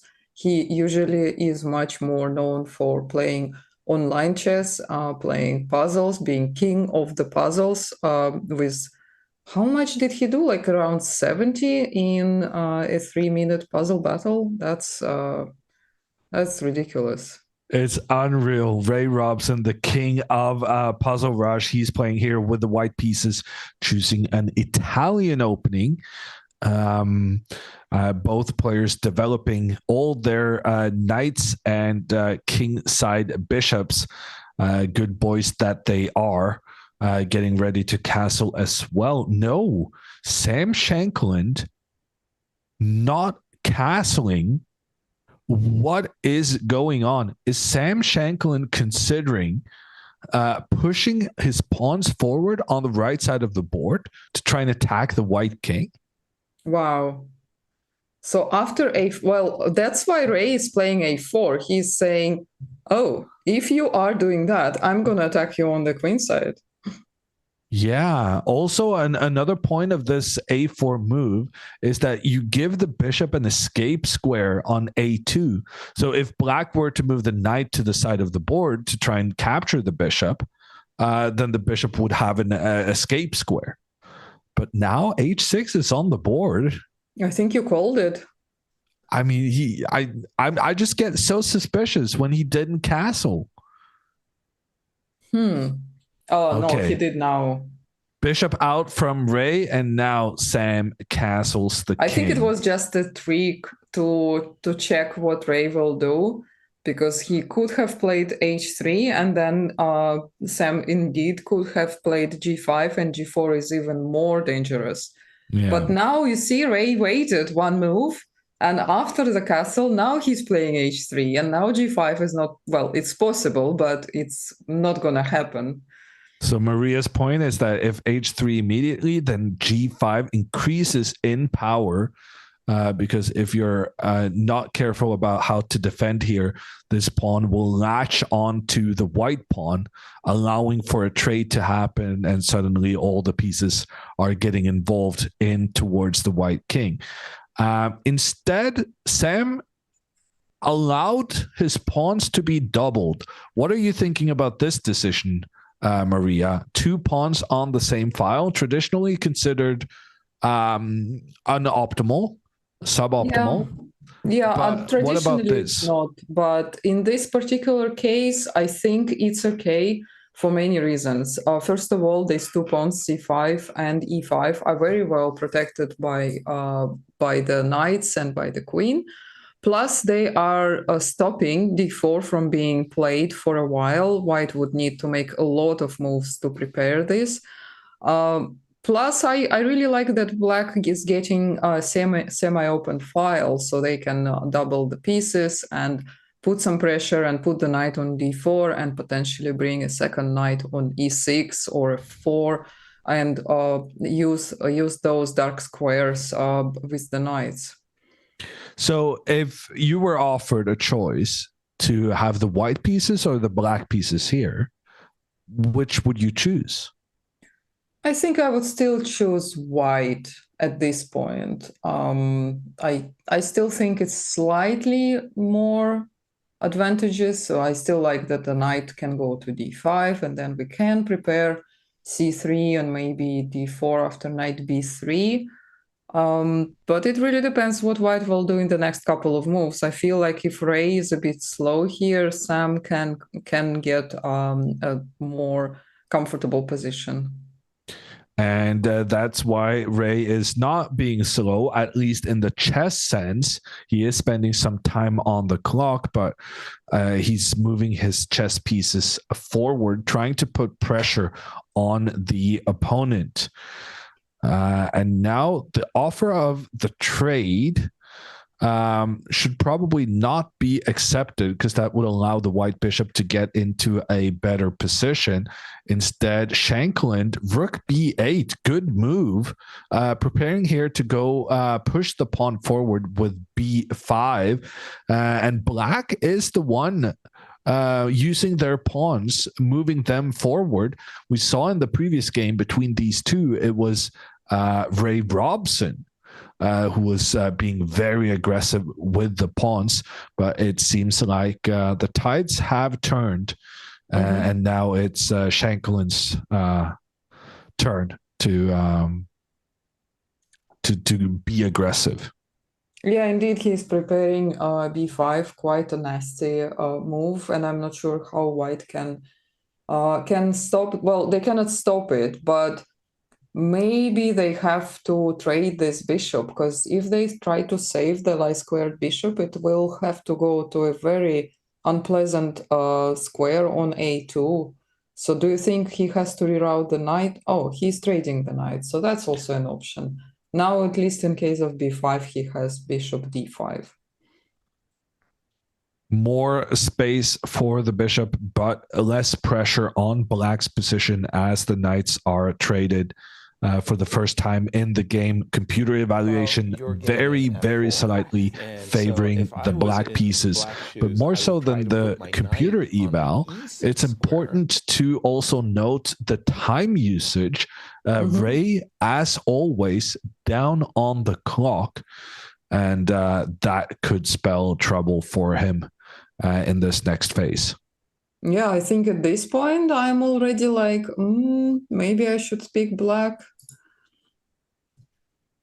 I'm starting to think Ray also is not super happy with his own position. Going for the queen trade here, that was unexpected, in my opinion.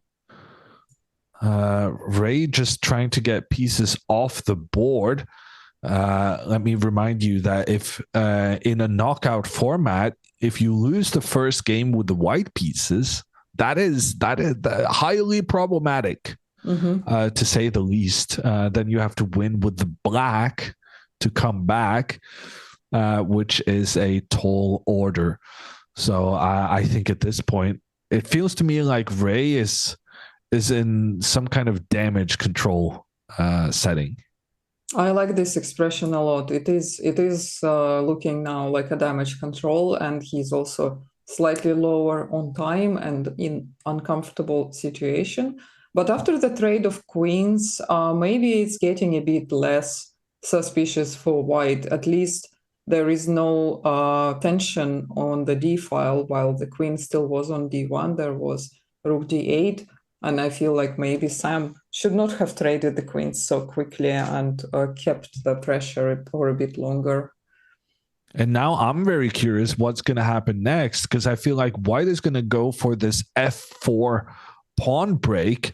But at the same time, if you do, then black can capture and get the knight into the center in a very promising position. Even though the queens have been traded off, this is anything but clear. I think either player could win at this stage. Yeah, it's very much an open question here. Who is in the driving seat? Sam has some ideas For example, I like knight a5 with this idea to trade and double the pawns, and those double pawns will be much worse than the black pawns. But at the same time, if the knight comes out to take the bishop will run away, and then you've placed your knight on the side of the board. Okay, Shanklin going for this line regardless. The bishop will retreat, I would think. But then bishop d7. Well, bishop e6 maybe. Or maybe bishop e6, but I was thinking attacking the a4, and white will have to make a lot of quite strange moves to defend it. b3 I don't think works because bishop e6 is possible then. And if you want to defend it with bishop b1, then it's a really strange position. Or maybe b4. Maybe it's a tactical solution. Maybe he it didn't feel natural to me to allow white pushing forward with b4, but it's an option. It's not going to happen though, because instead of retreating the bishop down to a2, bishop d5 played by Ray Robson. So the benefit of this bishop move is that it takes control of the c6 square, which is one of the few retreat squares black's knight has. So the black knight could now potentially get into some trouble. Yeah, like Maria said, b4. So maybe black has to play bishop e6 then. Or bishop b7? Yeah, bishop e6 on the board. The bishop now blocking the rook's protection of the pawn in the center, but that's fine. If the knight comes in to capture, there will be a trade in the middle, and then suddenly the rook is perfectly placed to take down the knight again. So pawn indirectly defended, annoying bishop being traded off.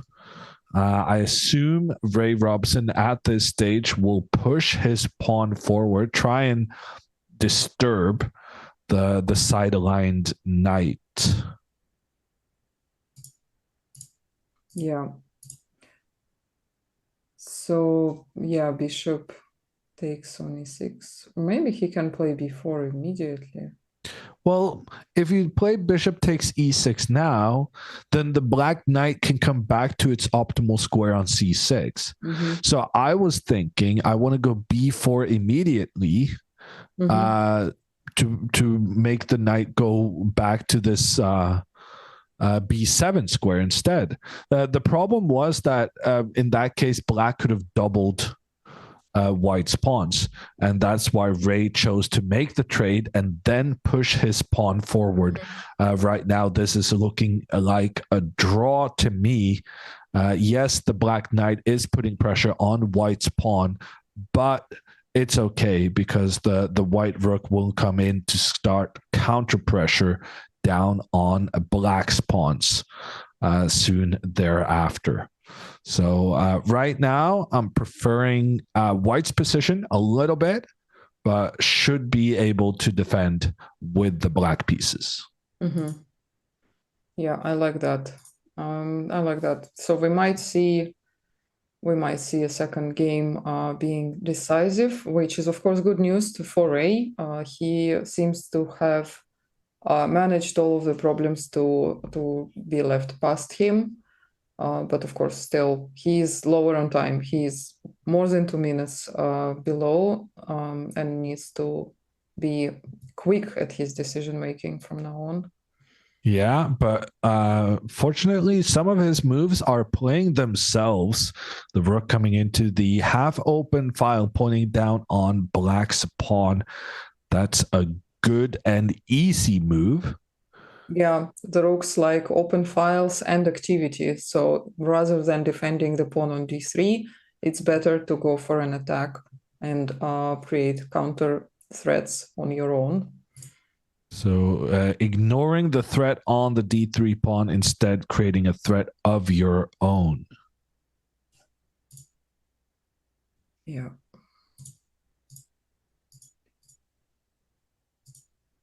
Shanklin, thinking about this, I think he realizes that there is some pressure on black right now and that he needs to be accurate in the follow-up to make sure he doesn't get in trouble here.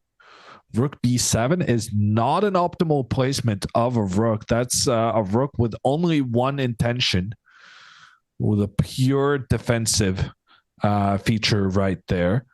The question is, can white exploit it? Now the threat on the pawn on d3 is very much real.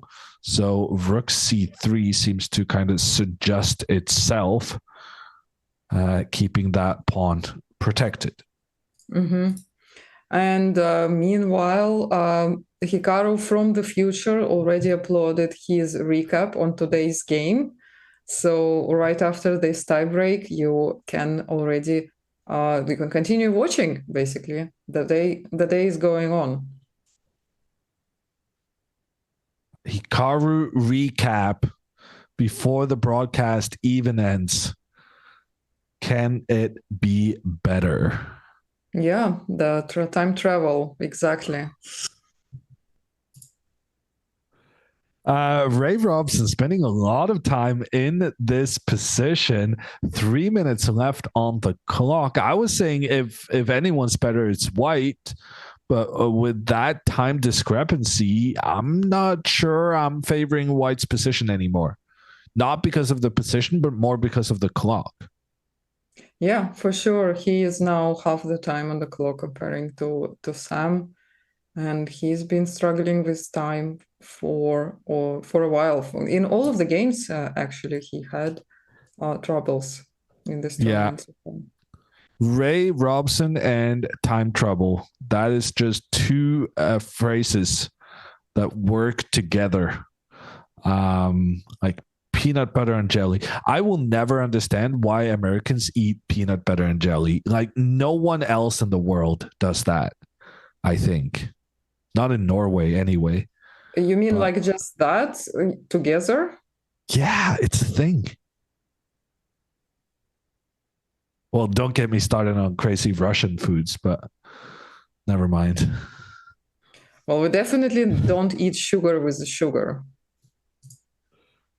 Sugar with sugar? You think Norwegians do that? I guess we kind of do. Well, Norwegians have some strange foods. Like you have this cheese that is kind of like brown and sweet. It's good. Brown cheese. Very good. It's the only cheese I eat. I'm not sure if it says good about you or about cheese. It is literally called brown cheese. In the game, we have Shanklin spending quite some time. Ray was down to 3 minutes while Shanklin had 6. But now the tides are turning yet again. Shanklin not really figuring out how to deal with the fact that he has a knight with no escape squares. So the black knight is kind of trapped, but it's not trapped. The pawn is defending the knight, so the knight isn't going to be captured. Mm-hmm. But at the same time, the knight is never getting back home either. So the strange situation of the black knight, that is the center of attention right now. In addition, worth noting that rook c3, a move Ray very much would like to play, is not available at this moment because of knight a2 attacking both the rooks at the same time. So neither player really being allowed to complete their plans in peace. At c6 from Shanklin. Okay. Seems like a normal move. Seems like a pawn I would capture. Mm-hmm. The problem being that if you capture that pawn, you let the black knight out of its little prison. Yeah, it's a tough choice. What do you do? Ray did end up taking the pawn, but Sam didn't take back. That was clever play from Shanklin. Because now if rook comes over to try and defend your own pawn, then you still get hit by the knight and the double attack. So Ray cannot try to give this extra defense. And then I guess Sam will capture and then bring his king into the mix. No, he's not capturing. Okay, I guess he's saying that he's not in a rush to capture white's pawn. It's not going anywhere. Maybe we're just getting the moves with a delay. I think the time delay not really affecting Sam's delay in recapturing. Oh, wow. Yeah, the king goes to e7 now. He spent a lot of time now not capturing the pawn on c6, but for the moment, it's working out for him. As long as the other white rook cannot get into the game, I guess it's fine. Both rooks are stuck. Both rooks don't have any other things to do. That's why Ray is pushing f4, opening up hopefully at least, opening up a file so that he can make use of his rooks. So Ray hoping for the trade so that the rook can find new pastures on the opposite side of the board. And in fact, the trade does happen, but Shanklin then pushing his pawn 2 steps forward. This is becoming a very double-edged position in what seemed quite equal early on. If Ray now pushes the pawn forward, which is a computer recommendation, and a computer recommendation he ends up making, well, then Sammy's going to have 2 against 1 on the queen side. He's going to have 2 against 1 on the king side, but there's going to be 3 versus 1 in the center. That is wild. Like, this game has actually taken off in the end game, and we're playing for 3 results in what seemed like a quiet, calm game. Yeah, that's quite unexpected to have this excitement suddenly arising here. Yeah, the pawn h5, so he can have a passer with g4. But he still needs to activate his rook. Yeah, well, both players really. White now trying to bring the rook in over to the king side. Sam gonna need to do something similar. I guess h4 now is the move that makes the most sense. Knight a6 to knight c5, also sensible. Rook here, allowing the knight to capture a pawn. That's controversial. Okay. So I guess if this pawn is captured, the rook can come in, give a check, and then try and capture the pawn on the side of the board. And once that guy is eliminated, then these guys will make their way forward, trying to become a new queen. So when your opponent offers a free pawn, it's not like never take it, because your opponent has a tendency to blunder at times as well. But be suspicious at the very least. Yeah, you need to double check what will happen if you do capture. But he only has 1 minute left. Wow, this is going down to the wire. This was a game I thought was pretty boring, but now it's super exciting. That's perfect because, yeah, you don't really want to watch one game and it being boring, but they are creating a show for us. And Ray really kind of now realizing the complexity of this game, spending so much time trying to make his decision.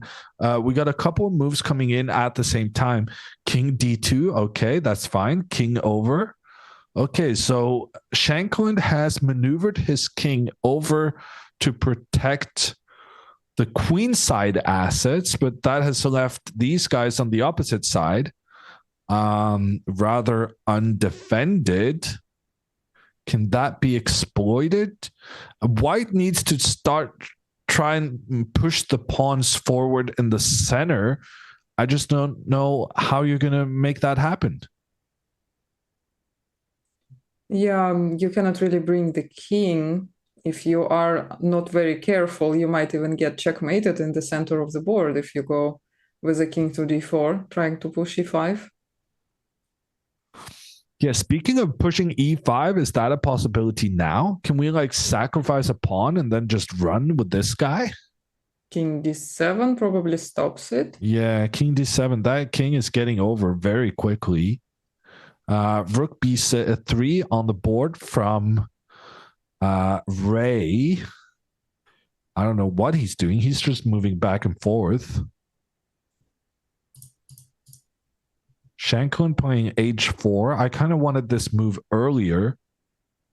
Ooh, but now there's the knight maneuver to take the pawn on f6. White is winning. What? The knight can maneuver over. Oh, wow. And take the weakness. Square. So was h4 a mistake? Well, Engine said h4 was a mistake, but it was at the same time, it was my human instinct to play this, well, 10 moves ago, but still counts, I guess.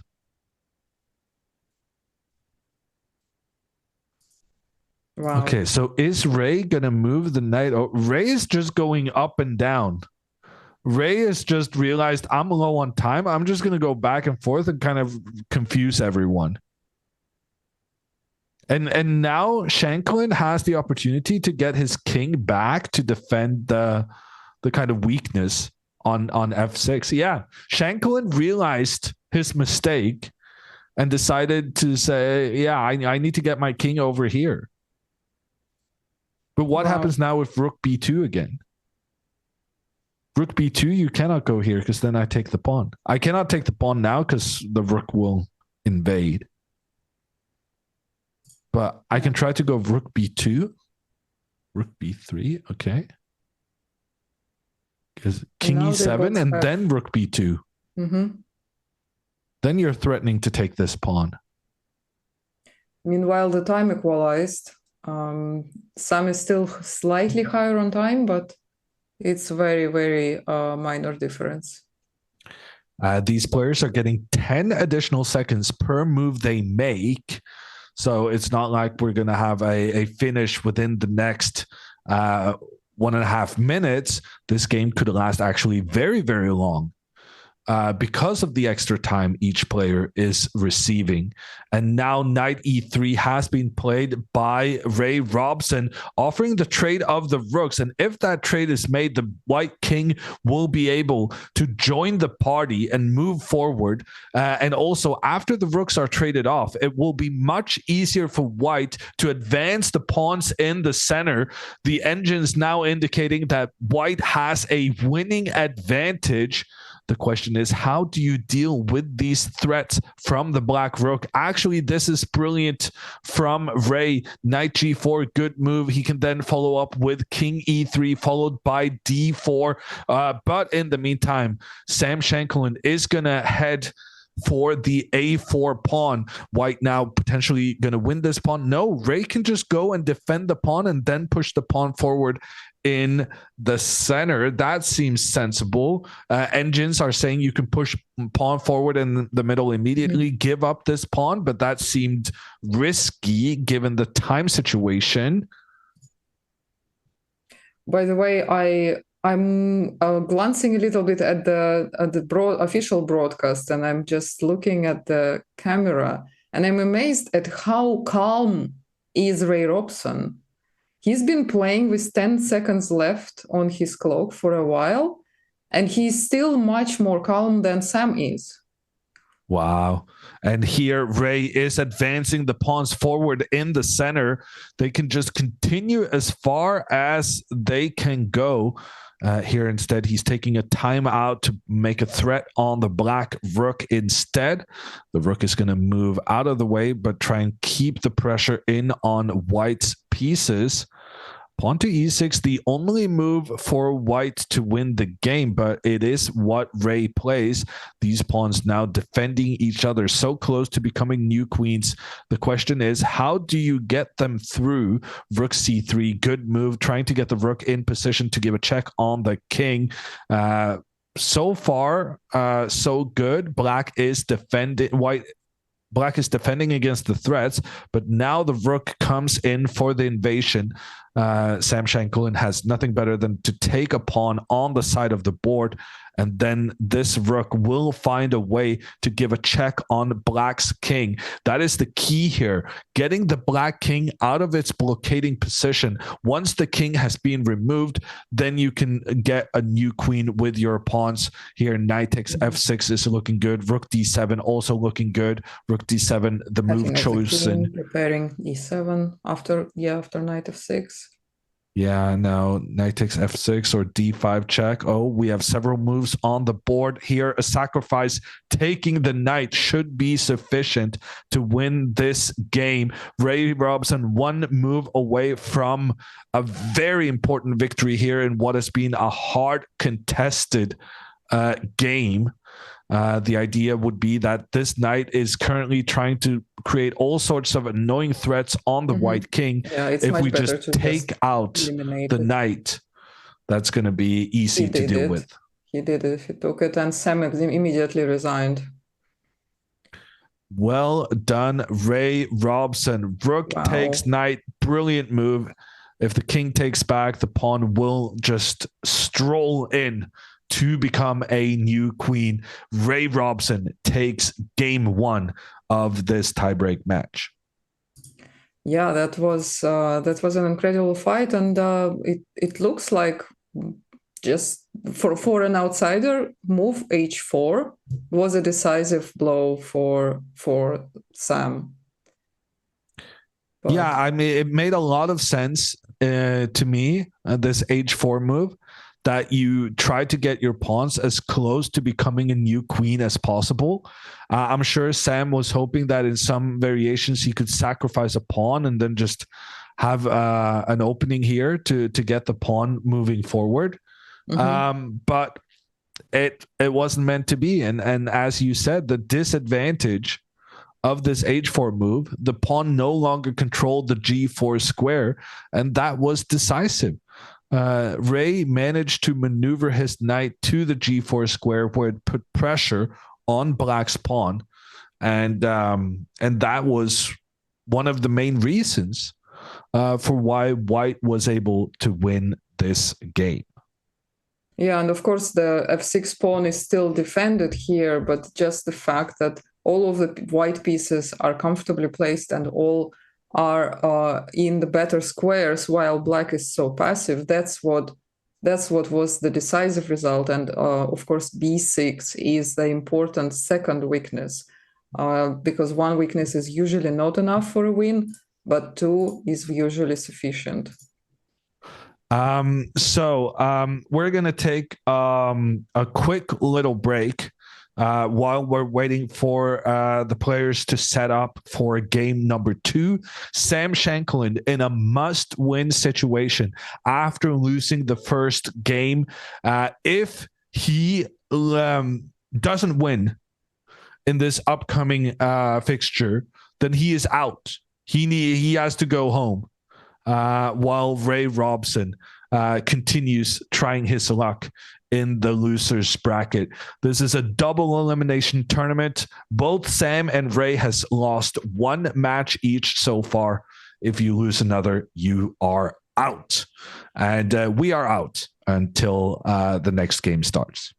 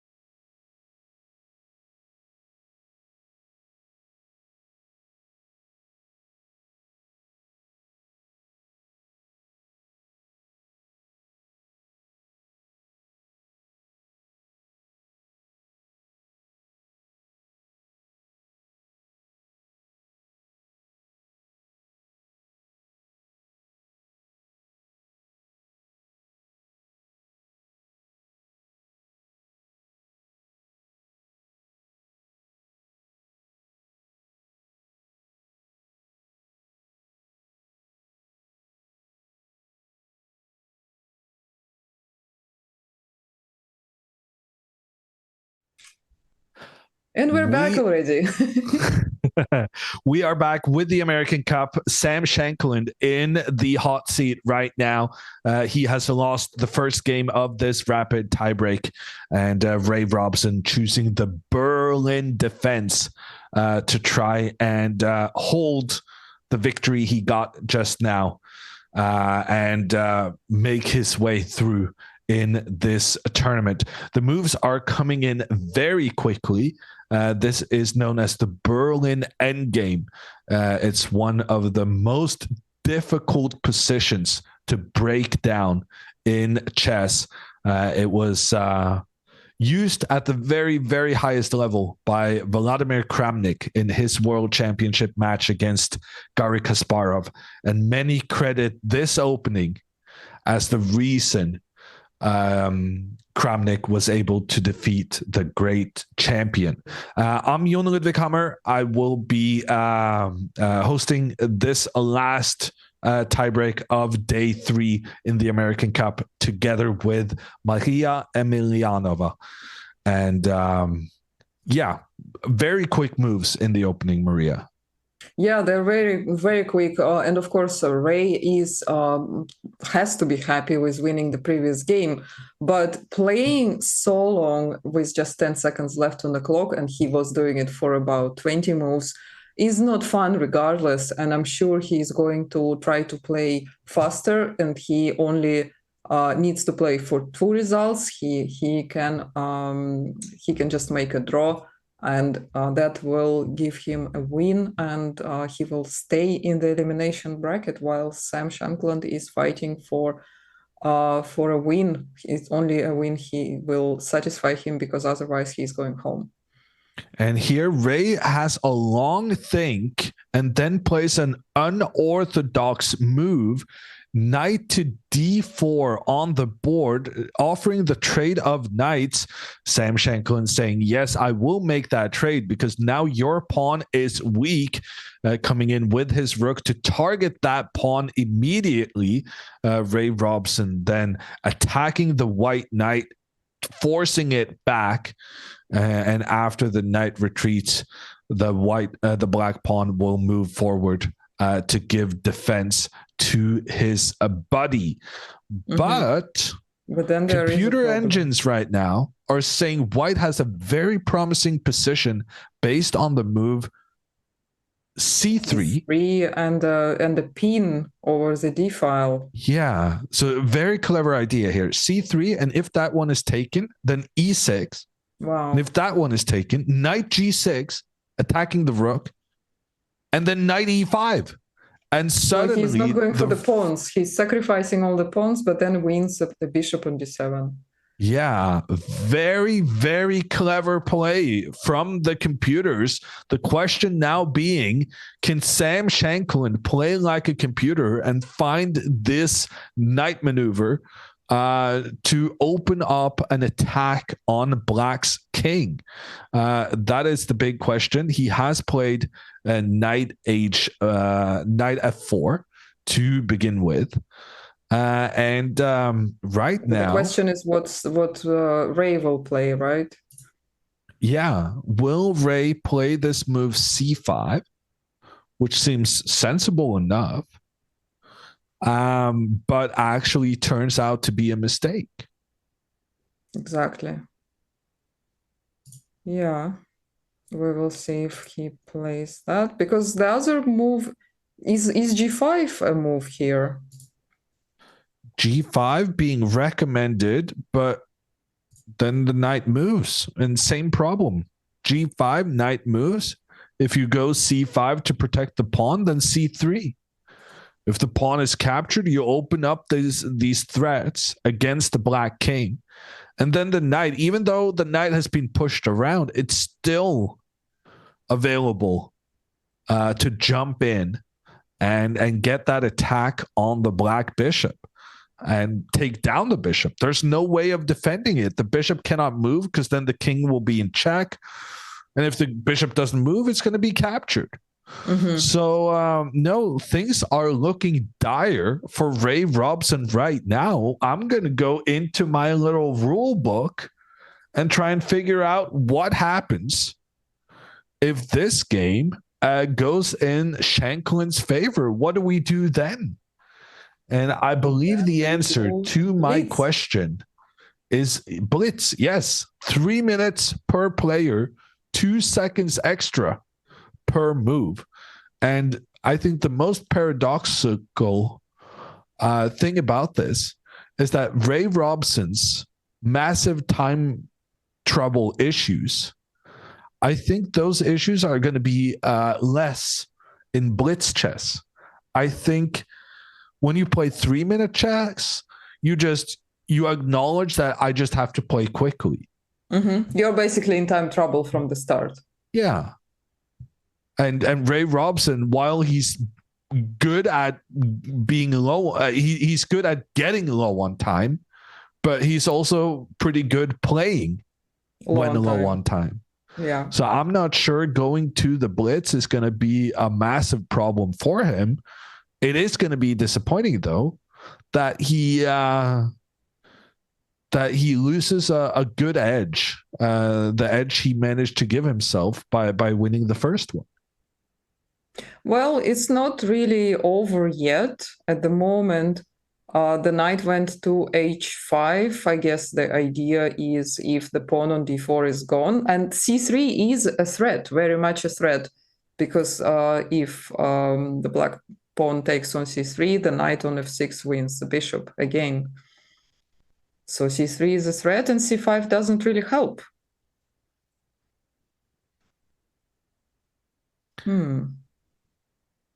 And this is why Ray Robson right now is taking his sweet time to make a move. And he's down 5 minutes on the clock. In addition to the fact that the computer engines right now are recommending King C7. They're recommending that black just abandon the pawn in the center, in which case, why did you go knight D4? Knight D4 is looking like a mistake right now. He thought, I'll undouble my pawns. I don't want my pawns to be standing on the same file. But ever since, he's been unable to give this black pawn the protection it deserves and needs. So moving back to the current position, King C7 very much on the board. A free pawn for Sam Shankland. But now Ray is going to start his defensive efforts, trying to stay alive in a difficult spot. It's not impossible. We've seen him do it before today. Ray Robson had only a bishop in trade for a rook in the first game of the day, but he ended up saving himself, making the draw in that instance. If he can do the same thing now, then he will win the match and move on to the next day. And of course, here the advantage he gets is that he can develop his last piece and regain coordination of his pieces, with the king being out of the dangerous D file pin. So it seems like the worst could be over, but of course, playing a pawn down is not fun. But at least he has a bishop pair. Yeah, that's a fair summation. You're not getting checkmated anytime soon, but you did lose a pawn. Exactly. So bishop c5 is on the board, yeah. Yeah, bishop c5, putting pressure on the rook. The rook doesn't really have a comfortable square to move to. Pretty much no matter where the rook moves, there's a chance it's going to be attacked on the next move. If the rook moves back, the bishop can come and attack the rook. If the rook moves back here, then this bishop can come and attack the rook.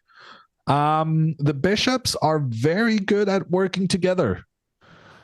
Bishops generally very good pieces when the opponents or your own pawns are not standing in the bishop's path. So it's not at all easy here for white to figure out how to deal with the threats. Also, a reminder to everyone, Hikaru did finish his game for today, but he has also made a YouTube recap. So if you missed today's action, or if you saw it and wonder what Hikaru thinks on all the action, go to Hikaru's YouTube channel for all the latest news. Oh, nice. So Scooby Dog already saw it, and he says Hikaru's review of his game is very interesting. Seems Hammer and Maria called it pretty accurately. That's nice to hear. And also, happy anniversary, the Sleeping Cobra with a 3-year sub. Nice. Thank you for the I haven't shouted out a lot of subs, but a 3-year anniversary, that was the right moment to get on board. Indeed.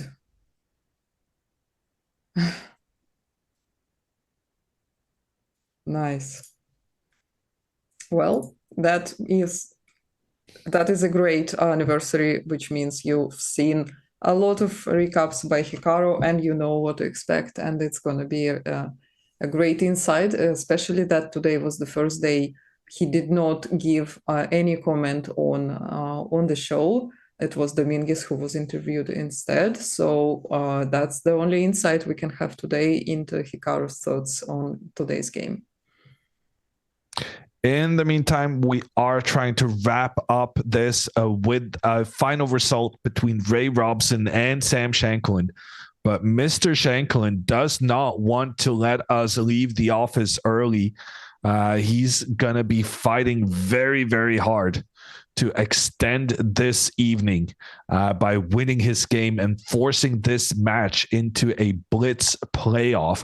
Right now, Ray Robson has the upper hand, having won with the white pieces. But Sam Shanklin up a pawn in this game and with a plan.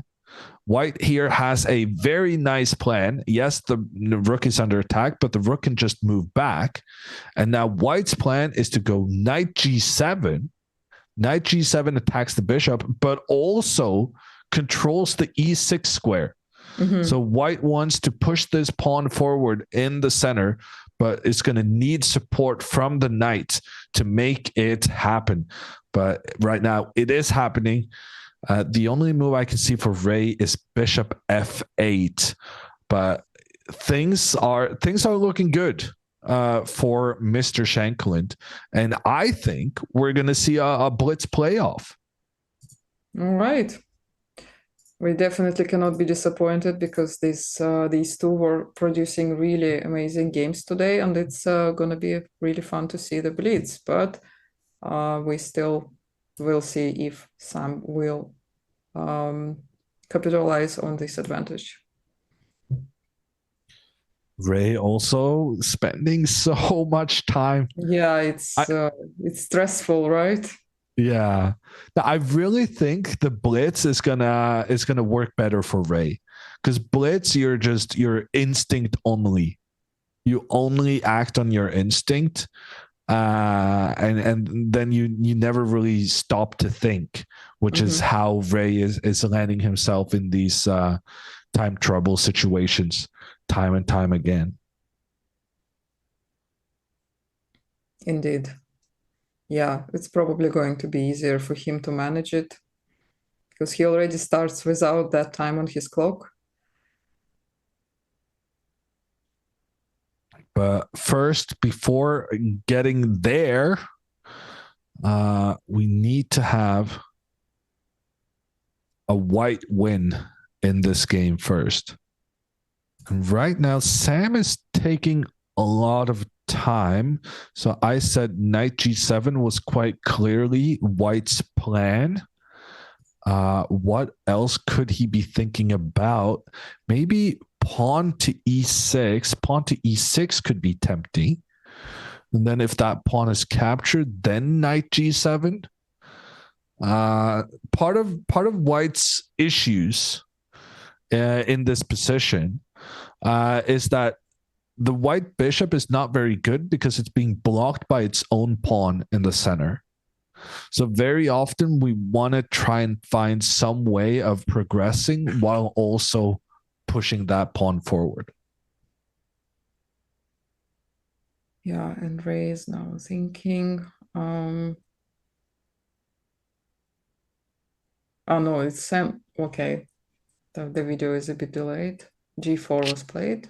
G4 on the board. Great move. Great move. Just trying to get those pawns forward to become new queens, essentially. The bishop now will retreat, and then Sam is just going to continue up, being aggressive, trying to get those pawns forward, trying to get new queens, essentially, down the line, quite far down the line. But that is how you win chess games. Very often you win because the opponent resigns, but at the end of the day, the reason the opponent is resigned is because you were going to get a new queen. It's just much easier to get a new queen when you have an extra piece as well. Funny that you said sometimes the human resigns when it's not lost yet. Once it happens to Sam in a big event where he was down a piece in the end game, and he did not realize that exactly that position that the engine evaluates as winning, because it cannot calculate. He was not losing because he could just stalemate himself and it was a draw. But he resigned in that position once. Yeah, that is devastating. Resigning in a position where you should have been able to make a draw. That requires some very good mental to live with and to survive. It can be just a so-called brain fart where it seems like you're lost, but well, sometimes you can just play on. But of course, in some positions, playing on just looks embarrassing. Yeah, I guess he just was overthinking it and didn't realize that it's a draw. We are progressing in our game, and right now, Ray Robson doing a great job of activating his rooks on the open file. He's about to play rook d2, which would create a lot of threats, a lot of threats in towards these pieces on the queen side. That's not good news for Mr. Shankland. Maybe that's the time now to push the pawn. What do you mean? E6. Well, E6 then takes and you lose the pawn on F5. That doesn't really, I don't know, that doesn't feel convincing to me. We can go over it here. E6 takes. Knight G7. Knight G7. Okay, I'm not taking credit for this move. Yeah. Maybe. But then we get an opposite colored bishop endgame. So that feels like something black could potentially defend. Yeah, that's definitely not a natural move. Yeah, rook e1 played by Shankland. That feels sensible. Shankland is just trying to improve the positioning of his pieces. In the meanwhile, Ray moving forward on the queen side. In general, when you're trying to defend, the more pawns you can trade off the board, the better. And that's essentially what Ray is doing here, just looking for pawn trades. Yeah, the more pawns he gets rid of, the more likely he is to draw this, but all right, a4. Now still e6 is an idea, but knight g7 is very unnatural. Yeah, no, knight g7 is very much a computer move, justifying this e6 knight g7 idea. Not sure Shankland is ever going to be able to find that. H5 seems natural for black because we just talked about it. When you're defending, it's all about trading as many pawns as possible. Yeah, and if white takes on a4, it's not a problem because they will eventually win that pawn back. Yeah, we're not too concerned about this pawn being captured. Yeah, both players are kind of stuck right now. Because this knight is blocking the bishop's influence, and at the same time, it's making threats against the black pawn on the other side. So both players are kind of now wondering, well, okay, we like our position, but what next? And I guess what's next is that either Ray is going to lose on time or he's not going to lose on time. That's a very difficult prediction. But right now, black just continue pushing these pawns forward. Yeah, he is. And he does do that. Before. I guess c5 now. I mean, it feels like black is making progress, getting his pawns up. Okay, a3. Oh, he pushes to a3. Wow. So the idea is to put the pressure on c2 pawn. Yeah. Well, basically, you're hoping that Or sometime D1, in the future, sometime in the future, you're able to take out this pawn on a2, and if you manage to do that, you're 2 squares away from getting a new queen. Wow, knight d6. But what if rook takes the knight? Oh, rook takes the knight. That's a good call out, but then bishop takes pawn. Rook takes the knight is very cool because if you take back, bishop takes, and these bishops are very good. This is how Ray managed to hold a draw earlier. But there are some ideas with the bishop capturing the pawn on b4 as well. Well, if we take with the rook 7 to d6, then after bishop d4, we just retreat to d8. Yeah, okay. So rook 7 I think c5 makes more human sense. The problem with the move c5, while it defends everything, it runs into this check and then the knight attacking both rooks. So actually, no matter how you look at it, black is going to lose these rooks. Did Ray lose on time? His time is at 0, and we haven't received any moves. I am not sure. That was a very tricky move by Shankland, interrupting the defense of the bishop towards the pawn. And if this one black pawn drops off, then the next pawn is going to be in trouble as well. 98 king.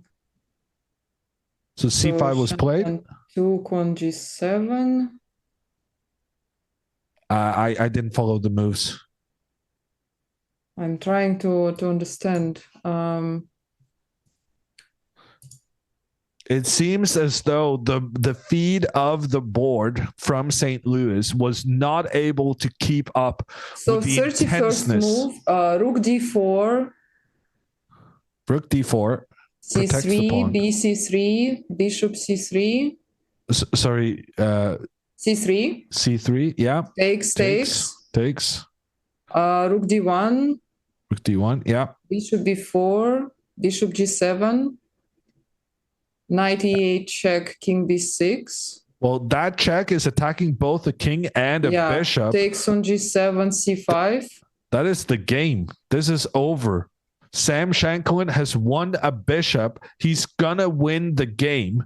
And now bishop also takes a3. Rook is it's now the moves are coming in. Okay, they came through. Okay. But the bishop is being saved on the side of the board. Sam, it's completely lost now. Sam is going to win this easily. He lost his rook for a bishop, but that's fine. E6 now. He has 1, 2, 3 pawns. He has a bishop and a knight. All of this in exchange for a singular rook. And there's no way that's going to be enough. Sam Shanklin has equalized the match, and we're going to be going into a blitz playoff. This evening just never ends. None of these guys want to go home. And so they're fighting to the very bitter end. And in the blitz playoff, I'm actually gonna, well, I guess you got to favor Shankland, who's feeling very good about having won the previous game. Yeah, it's definitely better to be the last to win, even if you, especially if you are in a must-win situation. When you actually win, it kind of builds confidence. And for Ray, it's probably going to be quite stressful with the time situation, because he actually made the losing move bishop g7 with what seemed to be the last second on the clock. So if he comes into blitz with this mindset that he needs to play fast and he will try to blitz it out, it's possible that he won't be playing his best chess. Okay, so I mean, also, what do you think about Ray playing on in this position? He's down. I mean, basically as much material as exists in the world. Yeah, I'm not sure. Maybe he's just trying. Maybe because the break between rapid and blitz portions is not so much, he's just trying to calm down his nerves, Very because good point. he's still upset, of course, about his play, and Yeah. or maybe just trying to tire his opponent out to. I think what you're saying now is spot on. It's not that Ray is being disrespectful. It's just that he needs to cool down before the next game. So he needs to kind of get some frustration out of his body. He needs that little extra break before resigning. And here, the resignation. This match is going to blitz tie breaks. We're going to take a break and be back when it starts. See you in a bit.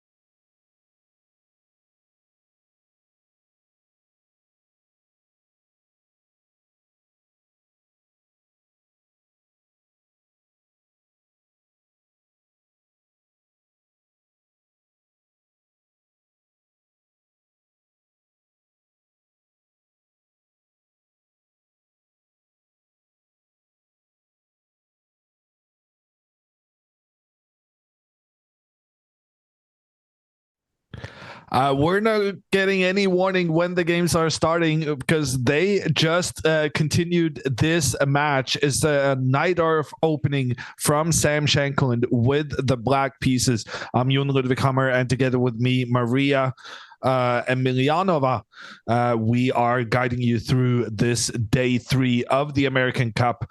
Hikaru Nakamura has played a draw with the white pieces against Linear Dominguez in his match.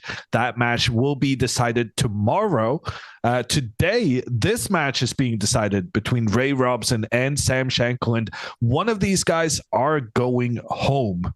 And we're now down to deciding it in blitz format, 3 minutes for each player's 2 seconds extra per move they make.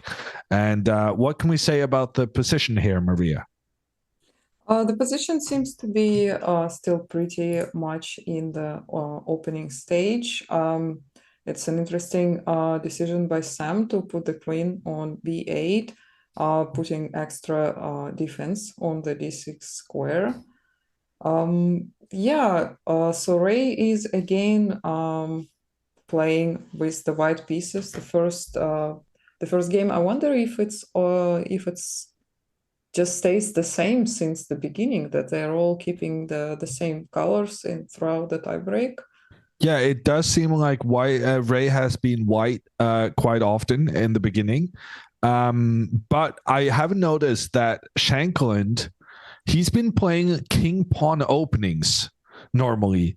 Shankland switched his opening for the blitz format, and I don't think that's an accident. Look at the time situation on the clock right now. I think Shankland switched openings so that he would make Ray more uncomfortable, so that Ray would have to spend more time thinking, which in blitz chess can be a disaster, spending too much time. Yeah, absolutely. And it's been a Sicilian, right? Yeah, it's a Sicilian Night-Earth variation. Very nasty opening with black pieces. And now Shankland is moving his pawns forward on the queen side, making an unexpected trade. Bishop for knight. Shankland has given his opponent doubled pawns, and he's got the queen looking down in that direction. In addition, the bishops now up against each other. Probably going to have a trade there. Interesting strategic play from Shankland, and it's so interesting that Ray Robson spends more time than he should trying to figure it out. Ray Robson down 1:30 in a 3-minute game. Yeah, so we expected that the blitz might actually be a good thing for Ray, because he already starts with just low time on his clock, but he wasted his bigger amount of time for just the first 15 moves, and now he's just over 1 minute left. On the other hand, the computer engines are liking White's position here. This bishop move, key to that fact, pointing down on the black knight and rook. If Sam goes for the trade like he did, then the rook will be in a good position to put pressure on black's pawn. White doesn't want to have this bishop. This bishop was on the same color square as the majority of White's pawns, so the bishop didn't really have that great of a future, and as such, Ray Robson opts to trade it off when given the opportunity. Yeah, indeed. So now, he is again. Rook f3, big move from Ray, preparing a sacrifice. He was going to give up his rook for this black knight to ruin the pawn structure in front of black's king. That's why Sam came with his queen to rescue the situation, both to keep the knight protected, but also to help out the pawn in the center. Sam wanted to push the pawn forward, and right now it seems as though he can do just that. Not only can he did it. Sam pushing forward in the center. That means black is taking over the initiative in this game. Now, if anyone's better, I would say it is the black pieces. Mm-hmm. And and Ray also already spent another minute on his clock, leaving only 30 seconds, while Sam is over 1.5 minutes. The reason this is going to be fine for Ray, even so, is that both his rook and his queen are pointing in towards the pawn on a6. And there's an additional rook that can come and attack there if so needed. And if black only has the 4 pawns remaining on the king side, that is not going to be enough to make a dent and win the game at this level. So right now, it does seem as though this first blitz game is going to be a draw. But judging from how big of a break they have had between games previously, I think it's fair to say that blitz game number 2 will start pretty soon. Yeah, true. Probably not much of a break there, a couple of minutes. That is an exotic placement of a rook. The rook putting pressure on the black pawn, but it doesn't feel healthy to me. Check here, maybe. I guess we're not going to call off this game just yet. In fact, Queen c7 might be a problem for white because he cannot take due to a checkmate. Yeah, good point. Check instead. The king has been forced up. And then f5, and then keeping everything protected. No, checks on black's king. That's fine.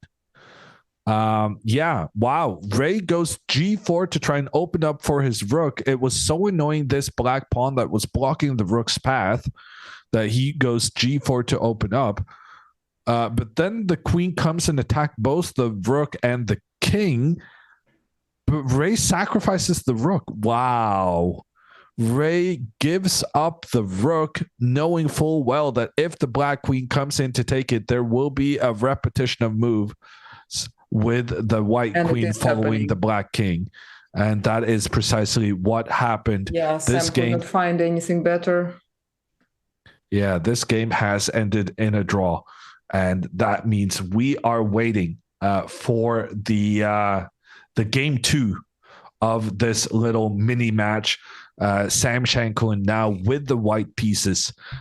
He's going to try to exploit that Ray Robson is not moving very quickly. If he can get a position with pressure on the opponent, Ray's time management or lack thereof might be a big issue. Yeah, so probably the break will be really, really short because the players did not leave the playing hall. So the pieces are just adjusted again and they will sit back at the board quite. For those of you asking about Hikaru Nakamura, he made a draw in today's game. He will have the decisive day of his match against Linear Dominguez tomorrow, starting at 2:30 Eastern. Yeah, exactly. And the recap is already online, so feel free to have a look at it and see for yourself what Hikaru thinks about today's game.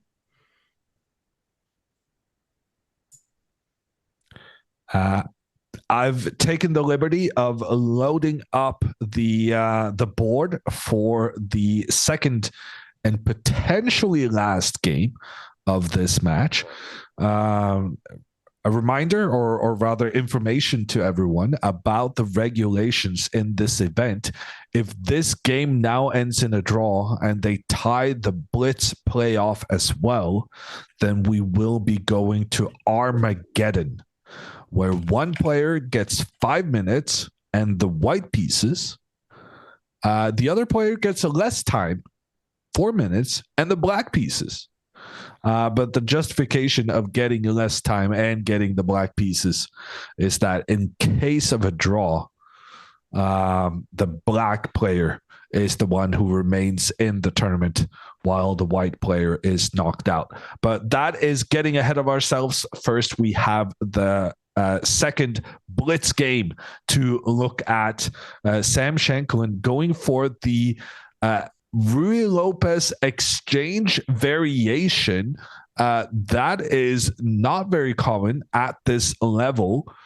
Sam playing quickly against these moves from Ray, but Ray following the recommended theory.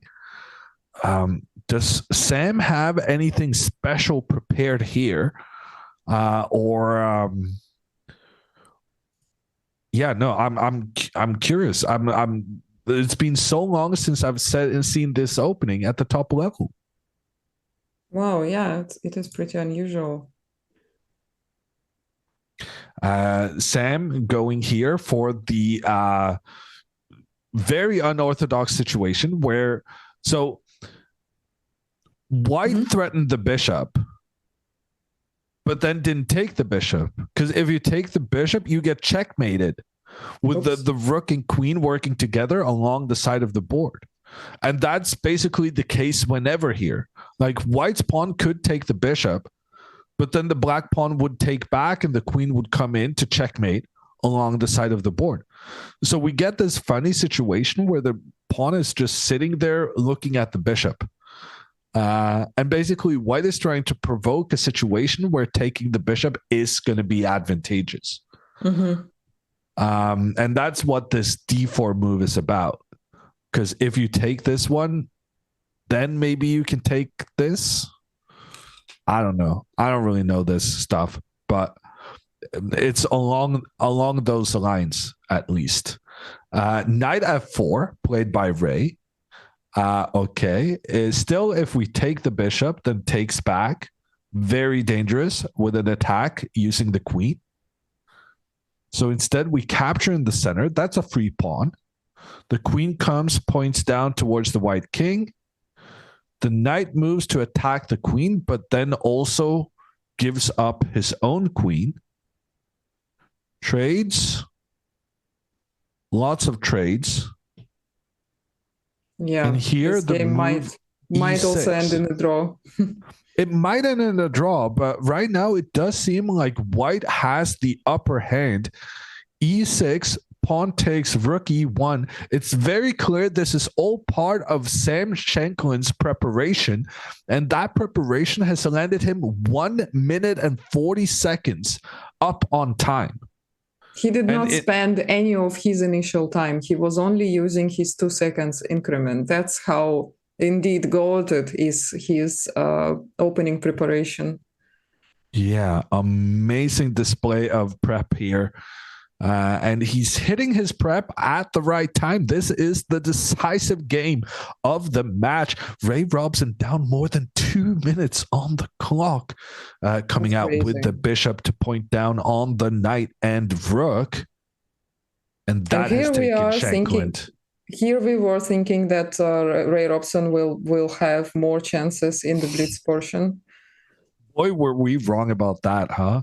Knight d4, good move for white. Trying to get this knight further up in the center of the board. Ray prevents the knight from getting to that d4 square, but also puts his pawn on a dark square.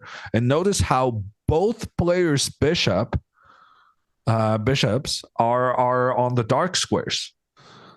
So that may be a problem in the long term. G3 now, presumably, and then the king into the middle.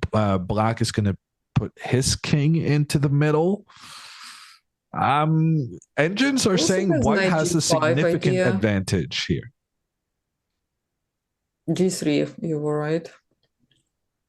G3 and then H4 maybe.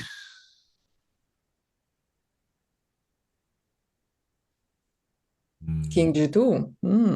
G2. Should black go H4 if white is not going to do it? Tricky strategic position, but that's a problem when you only have 30 seconds left. He just has to play fast from now on. He just has to blitz out. 20 seconds left. The rook is coming to double on this file. The problem is the rook doesn't really have access to anywhere. No. Like if white just ignores this central file, what are the rooks going to do? Okay, Shanklin decides to go for one trade.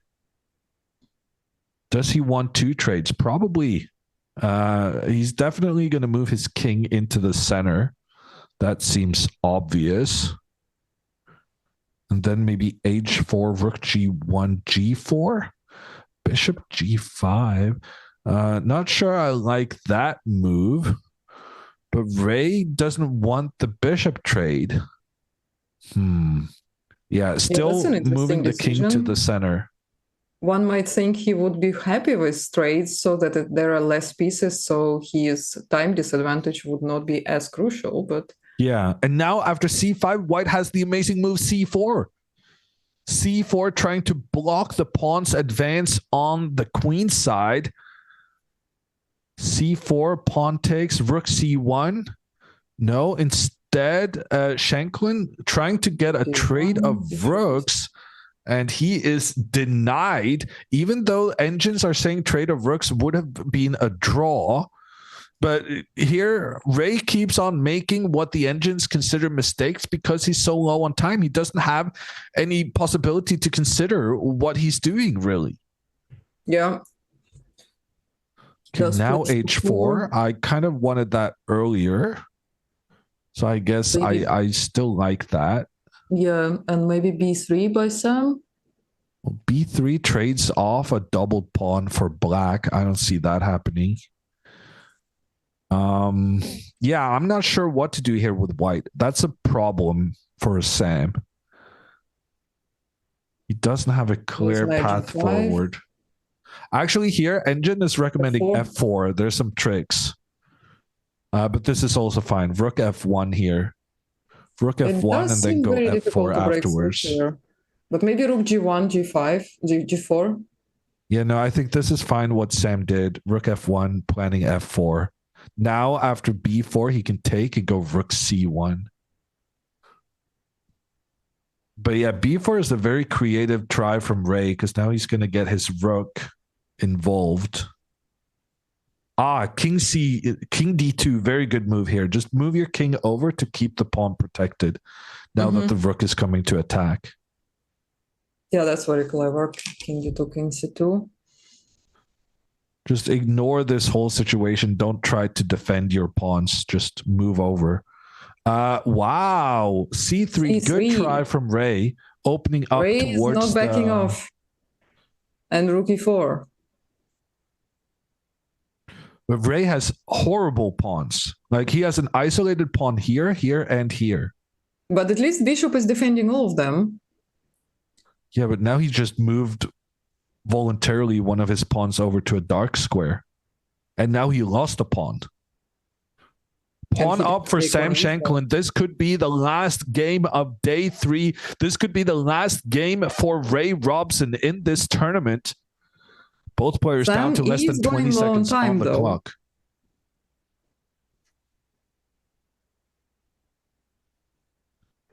Looking very good for Shanklin here. He's advancing his pawns. But he's also spending a lot of time.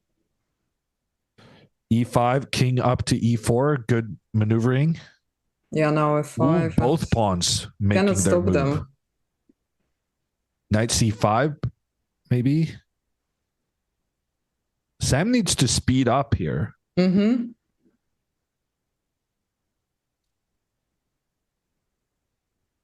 Okay, now the king is coming. We've been waiting for that. And E6. Yeah, this is good. This is good. King back, knight here. Good, good. Yeah, gonna take that one. Gonna take that one. This is over. This is over. The black position is collapsing. Sam Shanklin up by 2 pawns now, and he's going to take another one. And after he takes that one, he's going to move his pawns further forward. These pawns are becoming new queens. Sam Shanklin makes it Ray has to sacrifice his bishop, then he sacrifices his knight, and then he resigns the game. Sam Shankland is victorious. Sam Shankland has made it through, while Ray Robson, in a very hard-fought battle, he has to leave the tournament in this double elimination. He has now lost 2 matches and has to go home. Hikaru is still in it. Hikaru hasn't lost a single match. He is finishing his match number 2 tomorrow at 2:30. What was that? We just had some bomb on the stream. Wow, that's really cool. Yeah, but we have to give credit to Ray. He won the first game against Sam in the playoff today, and then Sam had to fight and win on demand, which he did.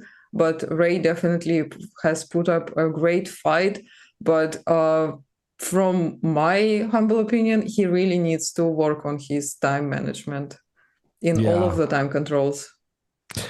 I think that's fair to say, but it's also easier said than done.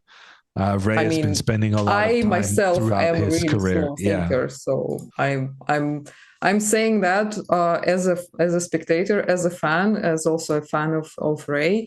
But I know that it's really hard to deal with it, especially when you already have developed a habit and you are just so used to play quite slow in the opening and really making sure on each move.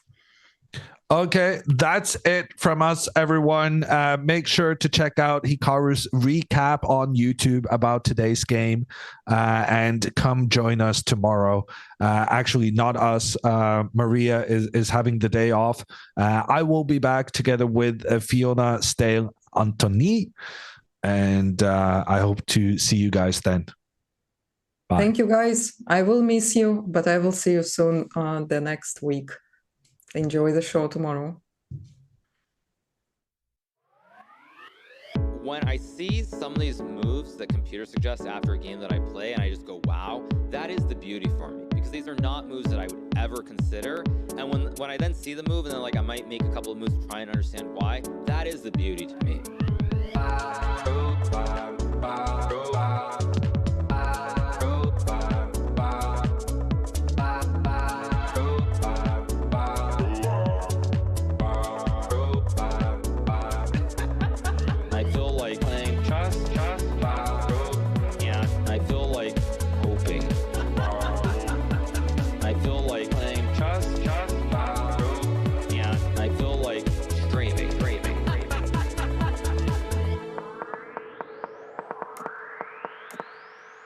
I'm just trying to play as well as I can, and I don't really worry. Like, if I lose a game, it's not the end-all be-all.